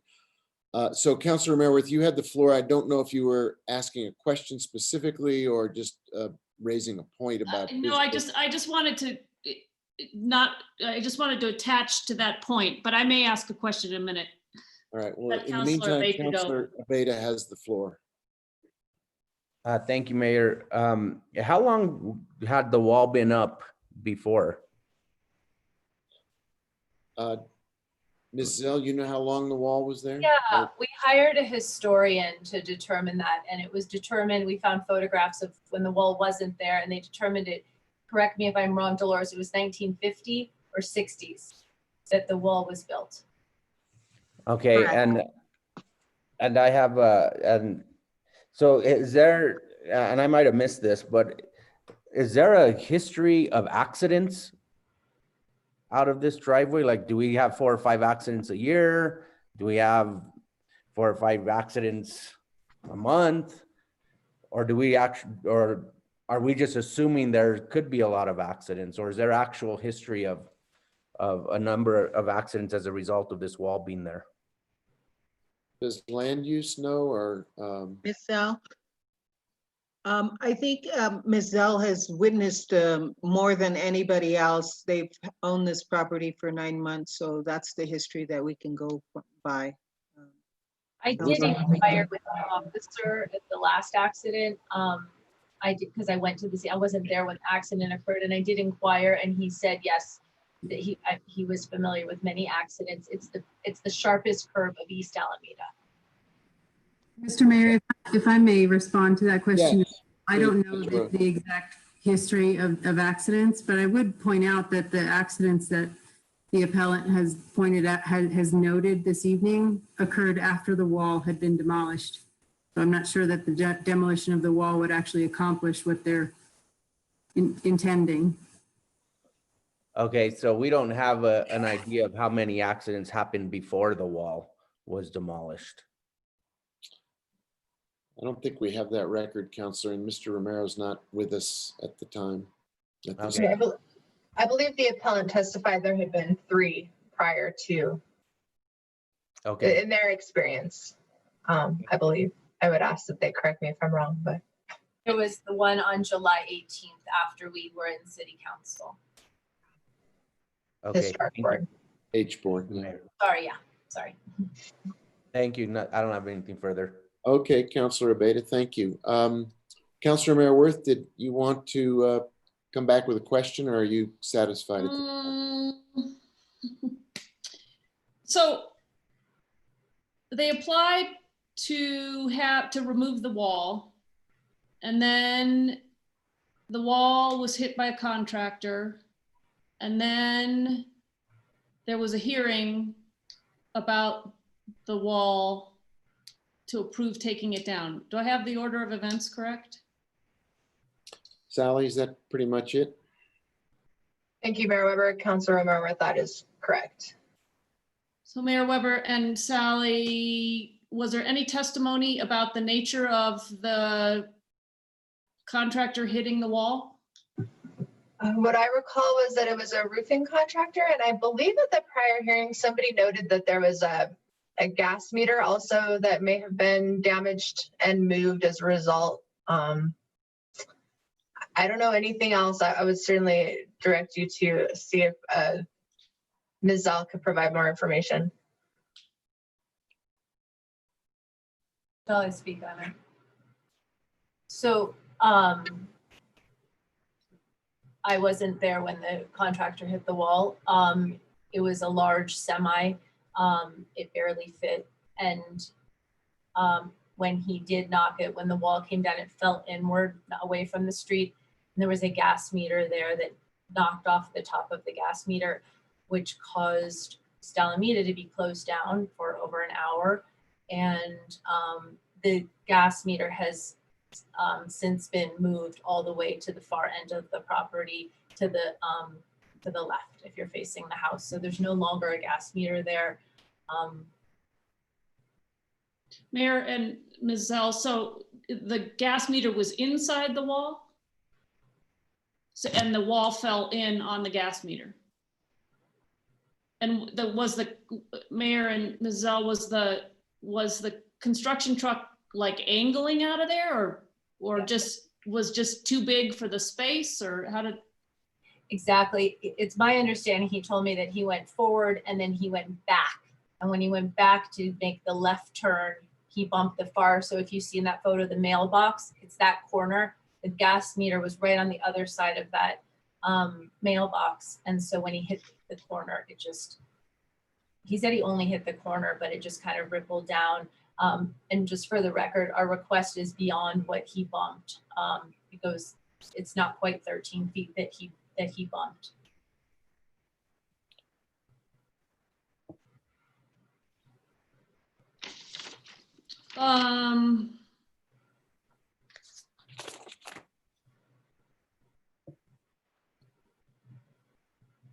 So I'm not sure, Mayor and Ms. Zell, and I'm not sure who talked about the wall being crumbling. Who said that?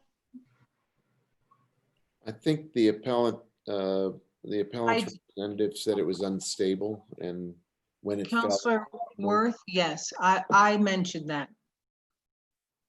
Can you elaborate? I mean, Well, all I could say is what I saw in the photographs after the accident happened.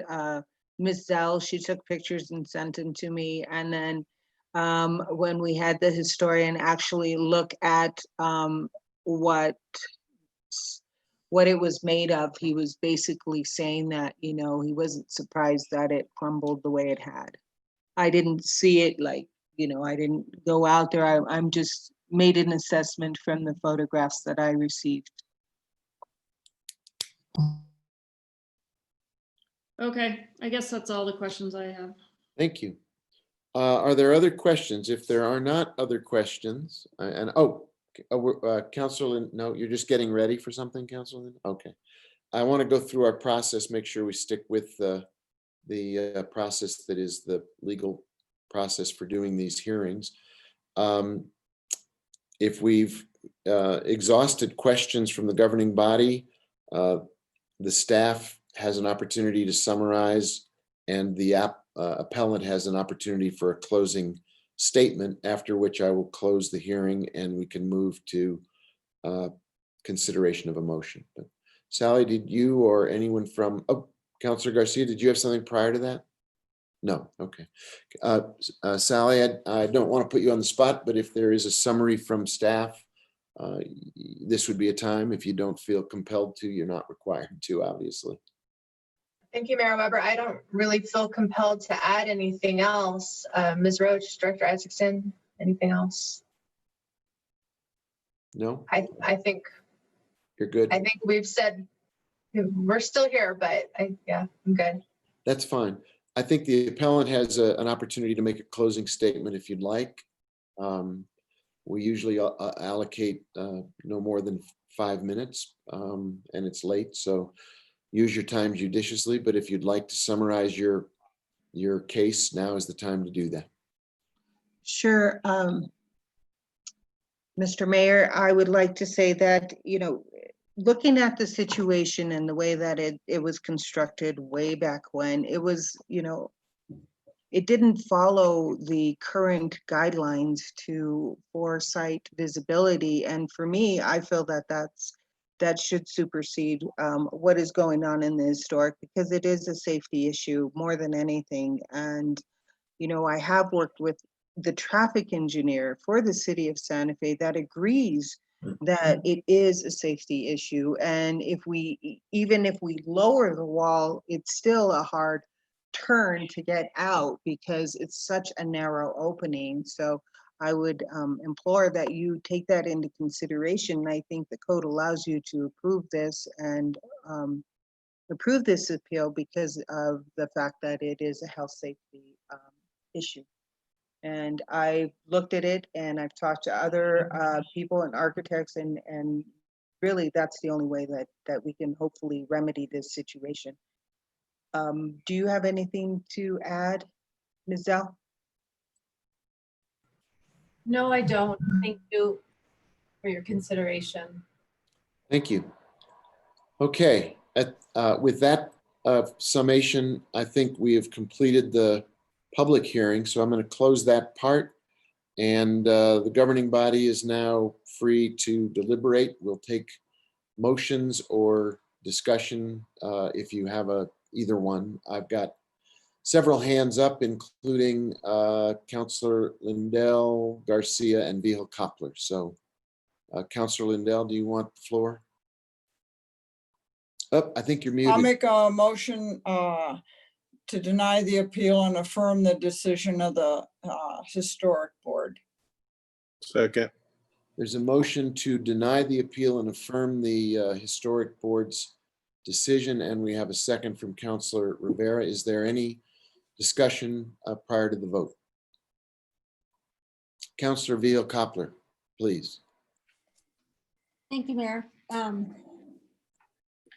I didn't have any questions earlier, but I do have some comments. And I want to address some things that have been said. One of the things that has been said, and I defer to Councillor Lindell, where she said we have a historic board that makes these decisions, and we should respect what they do, and I agree. But I will say that we have due process in America, and that is our role here, to be a judicial body. And without, we have to consider things de novo, and that's just how our judicial system was built. Now, not every body gets it right. In fact, our city council has gone before on appeal and we've lost. And so, somebody always has something else to say. And I believe we need to respect the fact that this body is now a judicial body, as we've been doing for the last 4 hours. And we're not city council when we're deliberating. And that's our role. And that's a role in the judicial process. And we're not a rubber stamp. Much like our judicial system, our district judges, magistrate, and so on, municipal, they're not rubber stampers. And I take this role very seriously. And so, historic board doesn't always get it right either. And in fact, many of those people have been on that board for most of their lives, and certainly most of our lives, if not all of them.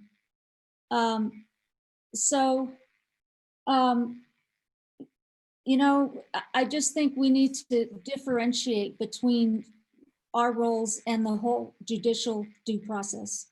And I think the people who appeal count on us to hear them de novo and put our best hats on. Now, with regard to the issue itself, having been a former chair of BTAC, and I know probably Councilor Garcia is hearing this every meeting, because that's what we talked about every single meeting. We talked about respect for pedestrians, respect for cyclists. And I will add to that, runners. This is a very popular street. I used to run this street all the time. And one of the things I was always frightened of was that somebody was going to back up into me out of their driveway. And it's not me that should be watching for them, it's them that should be watching for me. And there's a slogan out right now called "Look for Me." And,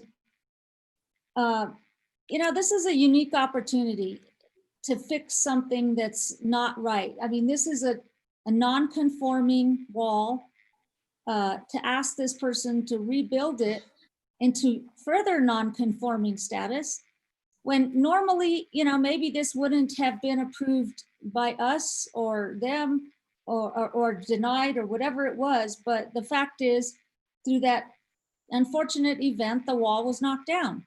So that changes everything. And so to ask them to rebuild a non-conforming wall and violate some of what I saw here tonight about safety and public welfare and the like, I think is egregious. And I guarantee you, if it was one of your sons or daughters or brothers or sisters who's on a bike and somebody smashes into them and kills them, that's what we need to think about. The safety of our people. And that's dramatic, but I'll tell you, it does happen, and it has happened in this city. And BTAC will tell you that 20 million times with however many examples, that they want to talk about in different ways. It's important for public safety. It's important to fix a street, fix a driveway if we can, that doesn't violate people's space, people's right of way. And so the right of way belongs to the pedestrian, the bicyclist, the car that's coming down the street. And so if we can make that driveway safer for not only the person who's backing out, but more importantly, the person who's on their merry way somewhere in Santa Fe, I think that's where we should concentrate here.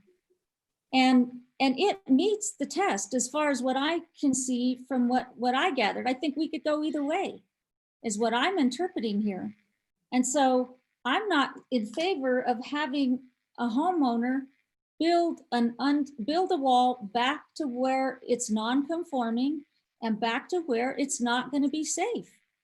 And guarantee there are other driveways on East Alameda, but they're not in question here. Maybe someday some truck will run into them. I don't know, but that's not the point. The point is this driveway. And being someone who has been on that street many, many times, it is frightening. And I would suggest that we err on the side of public safety. I mean, goodness, we have enough to talk about with what's gone wrong in our community recently. And here's a chance to make a difference. And so I am voting against this motion for that reason. Thank you. Thank you, Counselor. Counselor Garcia, you have your hand up, and so does Counselor Romero Worth. And I don't know, Counselor Lindell, are you coming? No, you're done. Okay. Counselor Garcia. Thank you, Mr. Mayor. So our role today as the judge, jury, and decider is to determine if demolition will not damage the character of the historic district, because it's been determined by the Historic Review Board the other two criteria was met.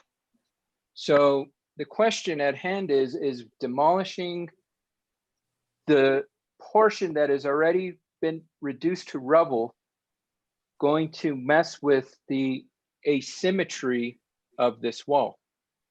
And so I'm looking at the exhibit, and there is nothing asymmetrical about this wall in the first place. So if we were to take off the 15 feet, it's not going to be symmetrical. And you know what? That's what makes Santa Fe architecture so great, because it is not perfect. So I think we've got to look at that in the sense it is not damaging the character of the historic district. I looked at the rest of the walls, the two neighbors on Google View, as we were debating this. It's not going to take away from either side's view. One side has a coyote fence, another has an adobe wall. It fits in perfectly. There's no reason to say it does detract or damage the character of the historic district. There's no basis in that, none whatsoever. But most importantly, and it was raised by Councilor Vigil Koppler, that we've got to take action to ensure safety. And I wish I had asked our city attorney this while we were asking questions, because, you know, it was told we can find a way to make the homeowner rebuild this wall, which would put them out of federal compliance. Well, let's put the situation out there. Let's say an accident does happen and the homeowner is found to be at fault because their wall is out of compliance. Could the homeowner then turn around and sue us because we made them rebuild the wall? My guess probably would be yes. And do we want to really get into that situation where we're forcing community members to be out of federal compliance and further put our community members at risk and at safety, their safety at risk, potential death, injury? I mean, I don't think that's what the full intention of the Historic Review Board's decision was, because it was determined it was unsafe. That was part 2 of this. It's to prevent a hardship or an injury to the public welfare. And by forcing the homeowner to rebuild that is only going to continue to perpetuate that, further accidents. And for what? So we can have a symmetrical wall that's not symmetrical in the first place?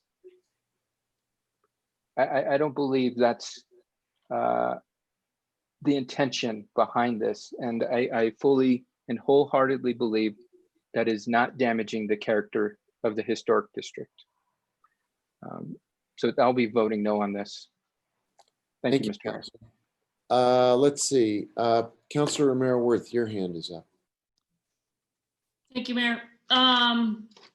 So I think Counselor Garcia is correct in bringing us back to the decision tree, which I don't think I can show you. I don't know, is anybody allowed to share that? Sure. I'm trying to show it to you, but you can't really see it.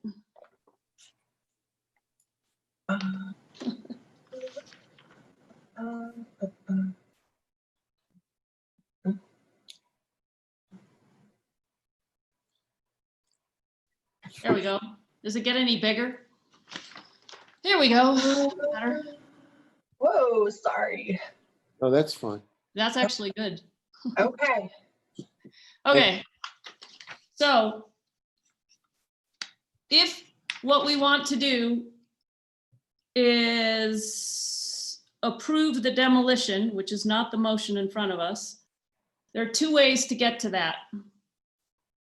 The easiest way is to go with 14-10.3B, which says a legally non-conforming structure that is modified in such a way as to eliminate or to reduce the degree or extent of conformity, including the demolition or removal of a non-conforming feature for any reason, shall not be reconstructed except in conformance with Chapter 14. To me, the reason that wall is non-conforming is because it doesn't meet the federal required site visibility. And therefore, I think this provision applies and it addresses the safety concerns that both Councillor Vigil-Koppler and Councillor Garcia have suggested are overarching, important reasons for why you wouldn't want to rebuild this wall. So in my mind, rather than going into should the demolition be approved and then making sure that it meets all three exceptions and then getting down to approving the demolition, the easier path would just be to apply 14-10.3B, and that's what I would do if I were a judge who had sole authority to act. That's all I have. Thank you. Can we get that? It's a lovely tree. Can we? Thank you. I don't know. Councilor Rendell, did you leave your hand up or you have another comment? I don't know if you are asking to be recognized or it's just from before. Councilor Lindell? No? Okay. Any other comments? I have a comment, which is I don't know what the saying is among lawyers, and I'm not a lawyer, but there's some saying that says something like bad cases make bad law, or hard cases make bad law, or Bad facts make bad law, I think. Bad law. I mean, I think we've got bad facts and bad law here. It is a judicial decision in front of us, and they really are bad choices at the moment. I think the wall actually is charming and historical. I think it also poses a public safety challenge as it existed previously. I'm struck by the appellant saying that the owner has been investing money in fixing up the property, but hasn't come to us with a proposal that would represent the kind of compromise that Councilwoman Villarreal was asking about, which would provide both safety and continuity, rather than having us make such a stark choice when we are in a historic neighborhood. We are looking at a wall that has a degree of charm and visual attractiveness. Whether it's symmetrical or not, I can't speak to. I think that's probably true, but it does have architectural merit and historic qualities. And yet the applicant or the appellant hasn't seized the opportunity to come to us with exactly what Councilwoman Villarreal was trying to ask about. And we basically didn't get much of an answer tonight. Apparently that path is still open if we vote to have them rebuild the wall in some fashion.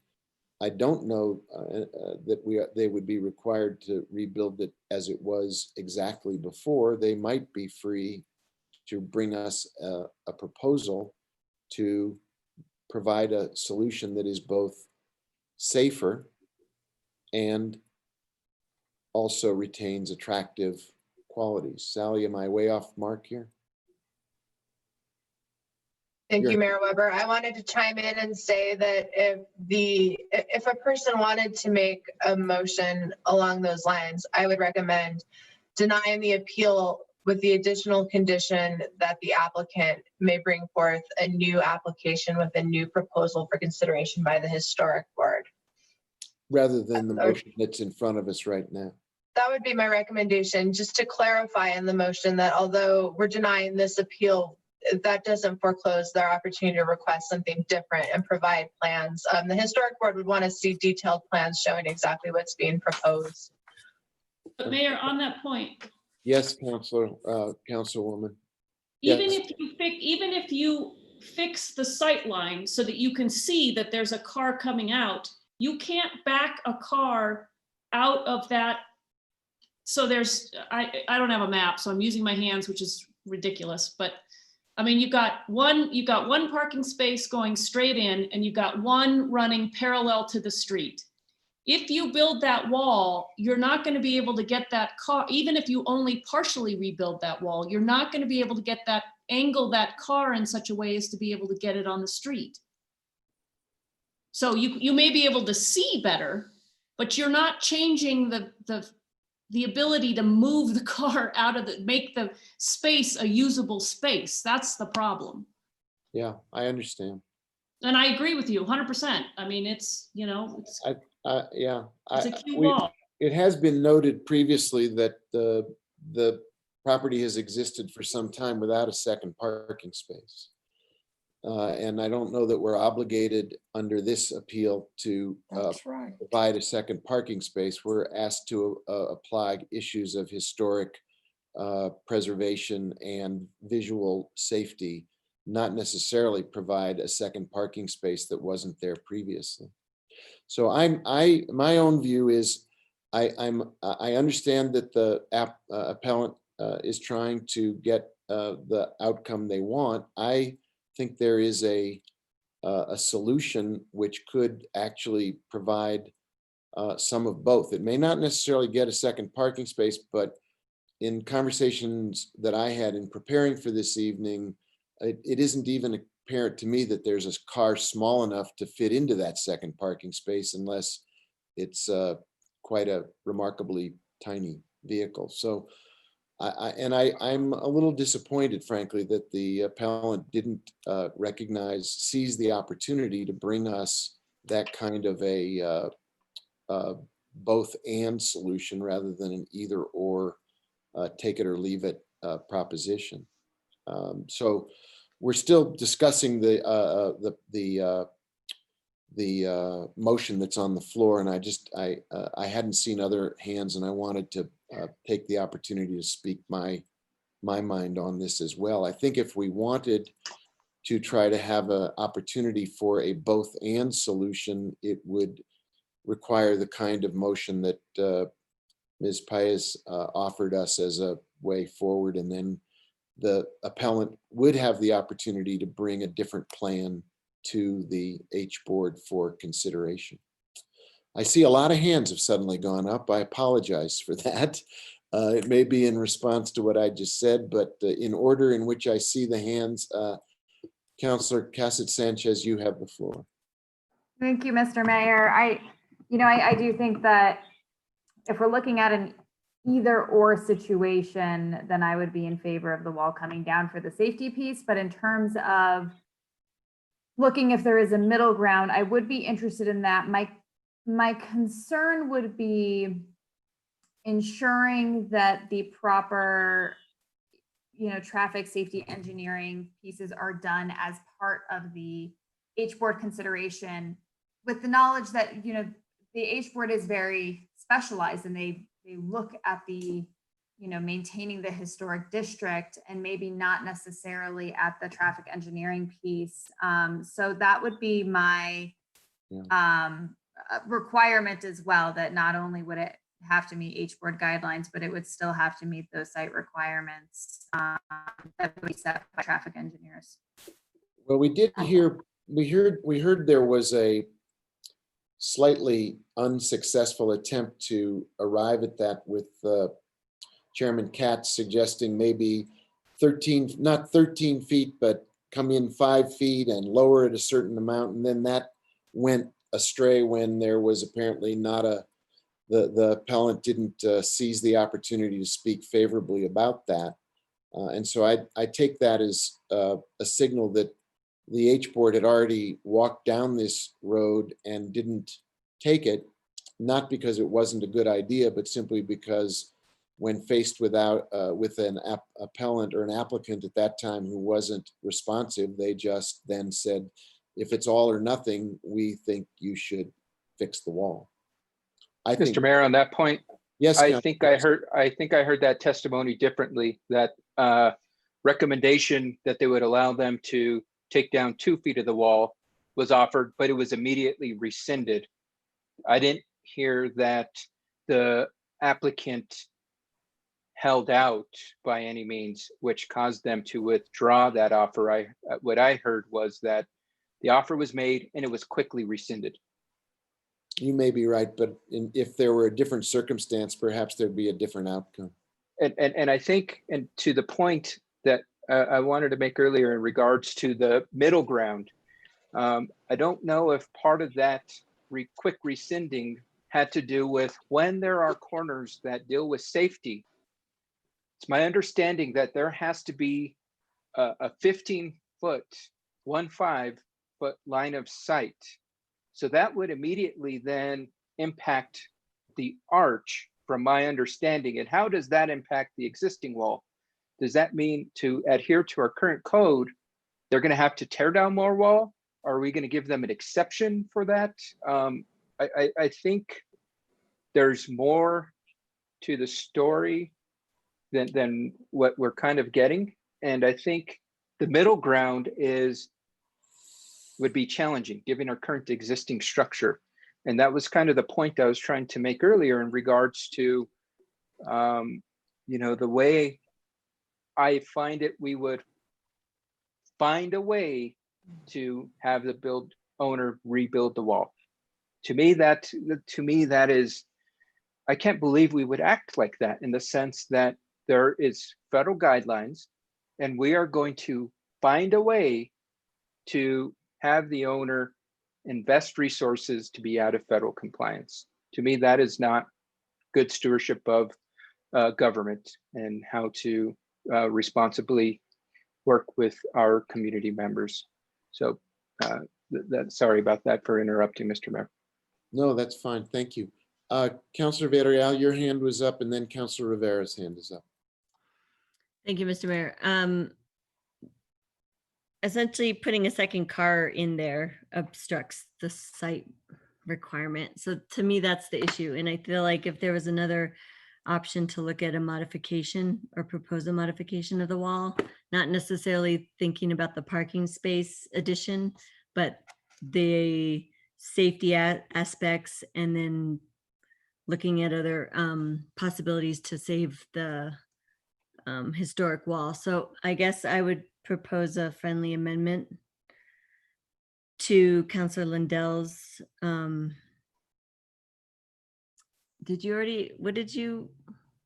What was the motion again, to deny? Yes. Correct.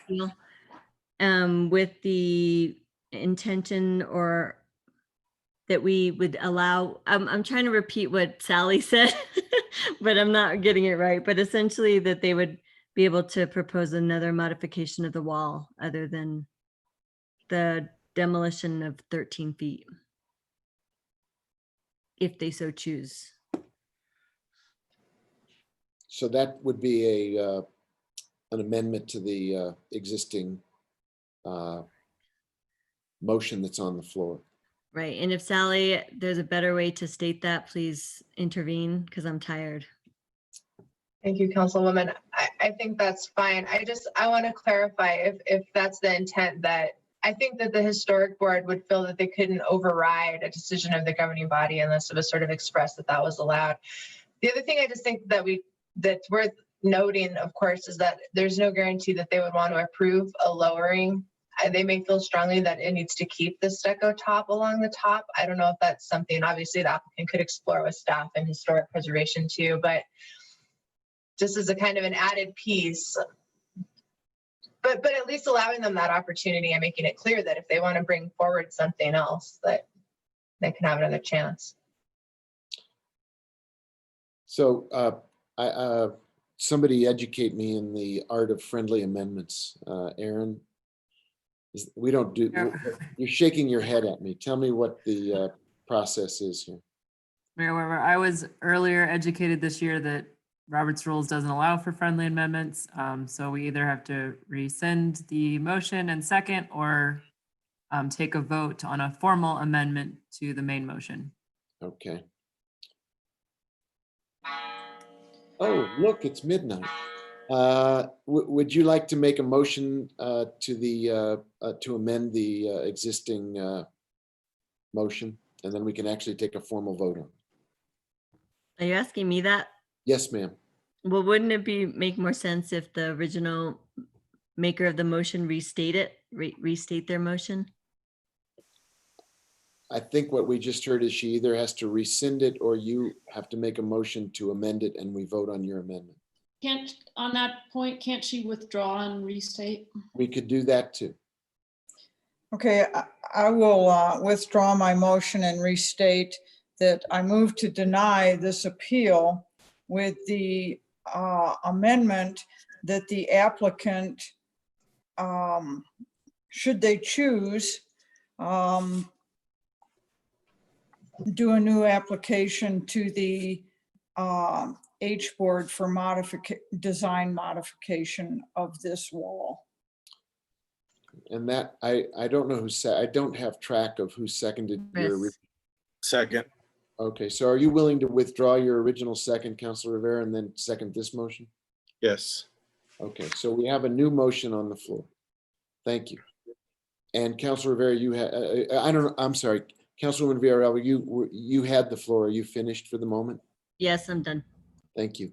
Councilor Rivera, you have the floor. Thank you, Mayor. It's just to have the discussion that Councilor Villarreal just brought up, so I'm good.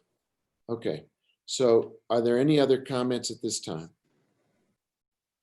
Seeing no other. I mean, I would like to see if we could entertain adding to that motion, a plan that meets federal requirements, because I'd hate for us to be put in a position where they come forth with the plan, but it's still not meeting federal requirements and it's not safe. Like I said earlier, my concern is that we put the homeowner in a position where injury or death happens and they can turn around and sue the city because we made them build the wall. Councilor Lindell? Well, I think Councilor Villarreal made a very good point that if we want to start putting all of those kinds of conditions on, we can, but probably one of those conditions will be that they don't get a second parking place, because the way that that second parking place is positioned, that will create an obstruction of view. So up and down that street, many driveways are like that. But I'm willing to proceed with a vote on what we have now. But like I said, if we need to put an amendment on it that there's no second parking place, we can do that too, because the way that's positioned will obstruct the view. Okay. Any other thoughts about this particular motion? Let's call the roll and see where we are. Everybody understand the motion? I don't know who's keeping track of this for us. Yolanda, do you have a handle on the motion on the floor so that we all know what we're voting on? Or Sally, do you? Aaron, do you? I can speak to it if Yolanda wants to defer. Could you please just, for the record, restate what we are voting, so it's absolutely crystal clear what the proposition is on the floor? I believe the motion on the floor, Mayor Weber, is to deny the appeal and affirm the decision of the board, provided, however, that the applicant may, if the applicant chooses, submit a new application for modifications to the wall to the Historic Districts Review Board for consideration. Is that adequate, motion maker Lindell? Councilor Rivera, am I okay? Thank you. Okay, could the clerk please call the roll then? Yes, Counselor Garcia, No. Counselor Lindell, Yes. Counselor Rivera, Yes. Counselor O'Meara Worth, Yes. Counselor Vihel Coppler, No? Counselor Villarreal, Yes. Counselor Abeyta, Yes. Counselor Cassett Sanchez, Yes. Mayor Weber. Yes. Motion has been approved. And I do think that the instructions and the conversation about safety and sightlines and turning radii should be instructive for if the appellant were to choose to bring a new proposal forward, those should be very much in their minds for whatever design they would seek to propose. All right. That concludes our business for this evening. It's 12:03. What was your, Councilor Vihel Coppler, what's the story about sewing pieces of a blanket? The story is we just pulled the wool over all of our eyes with the blanket. Thank you very much. This meeting is adjourned.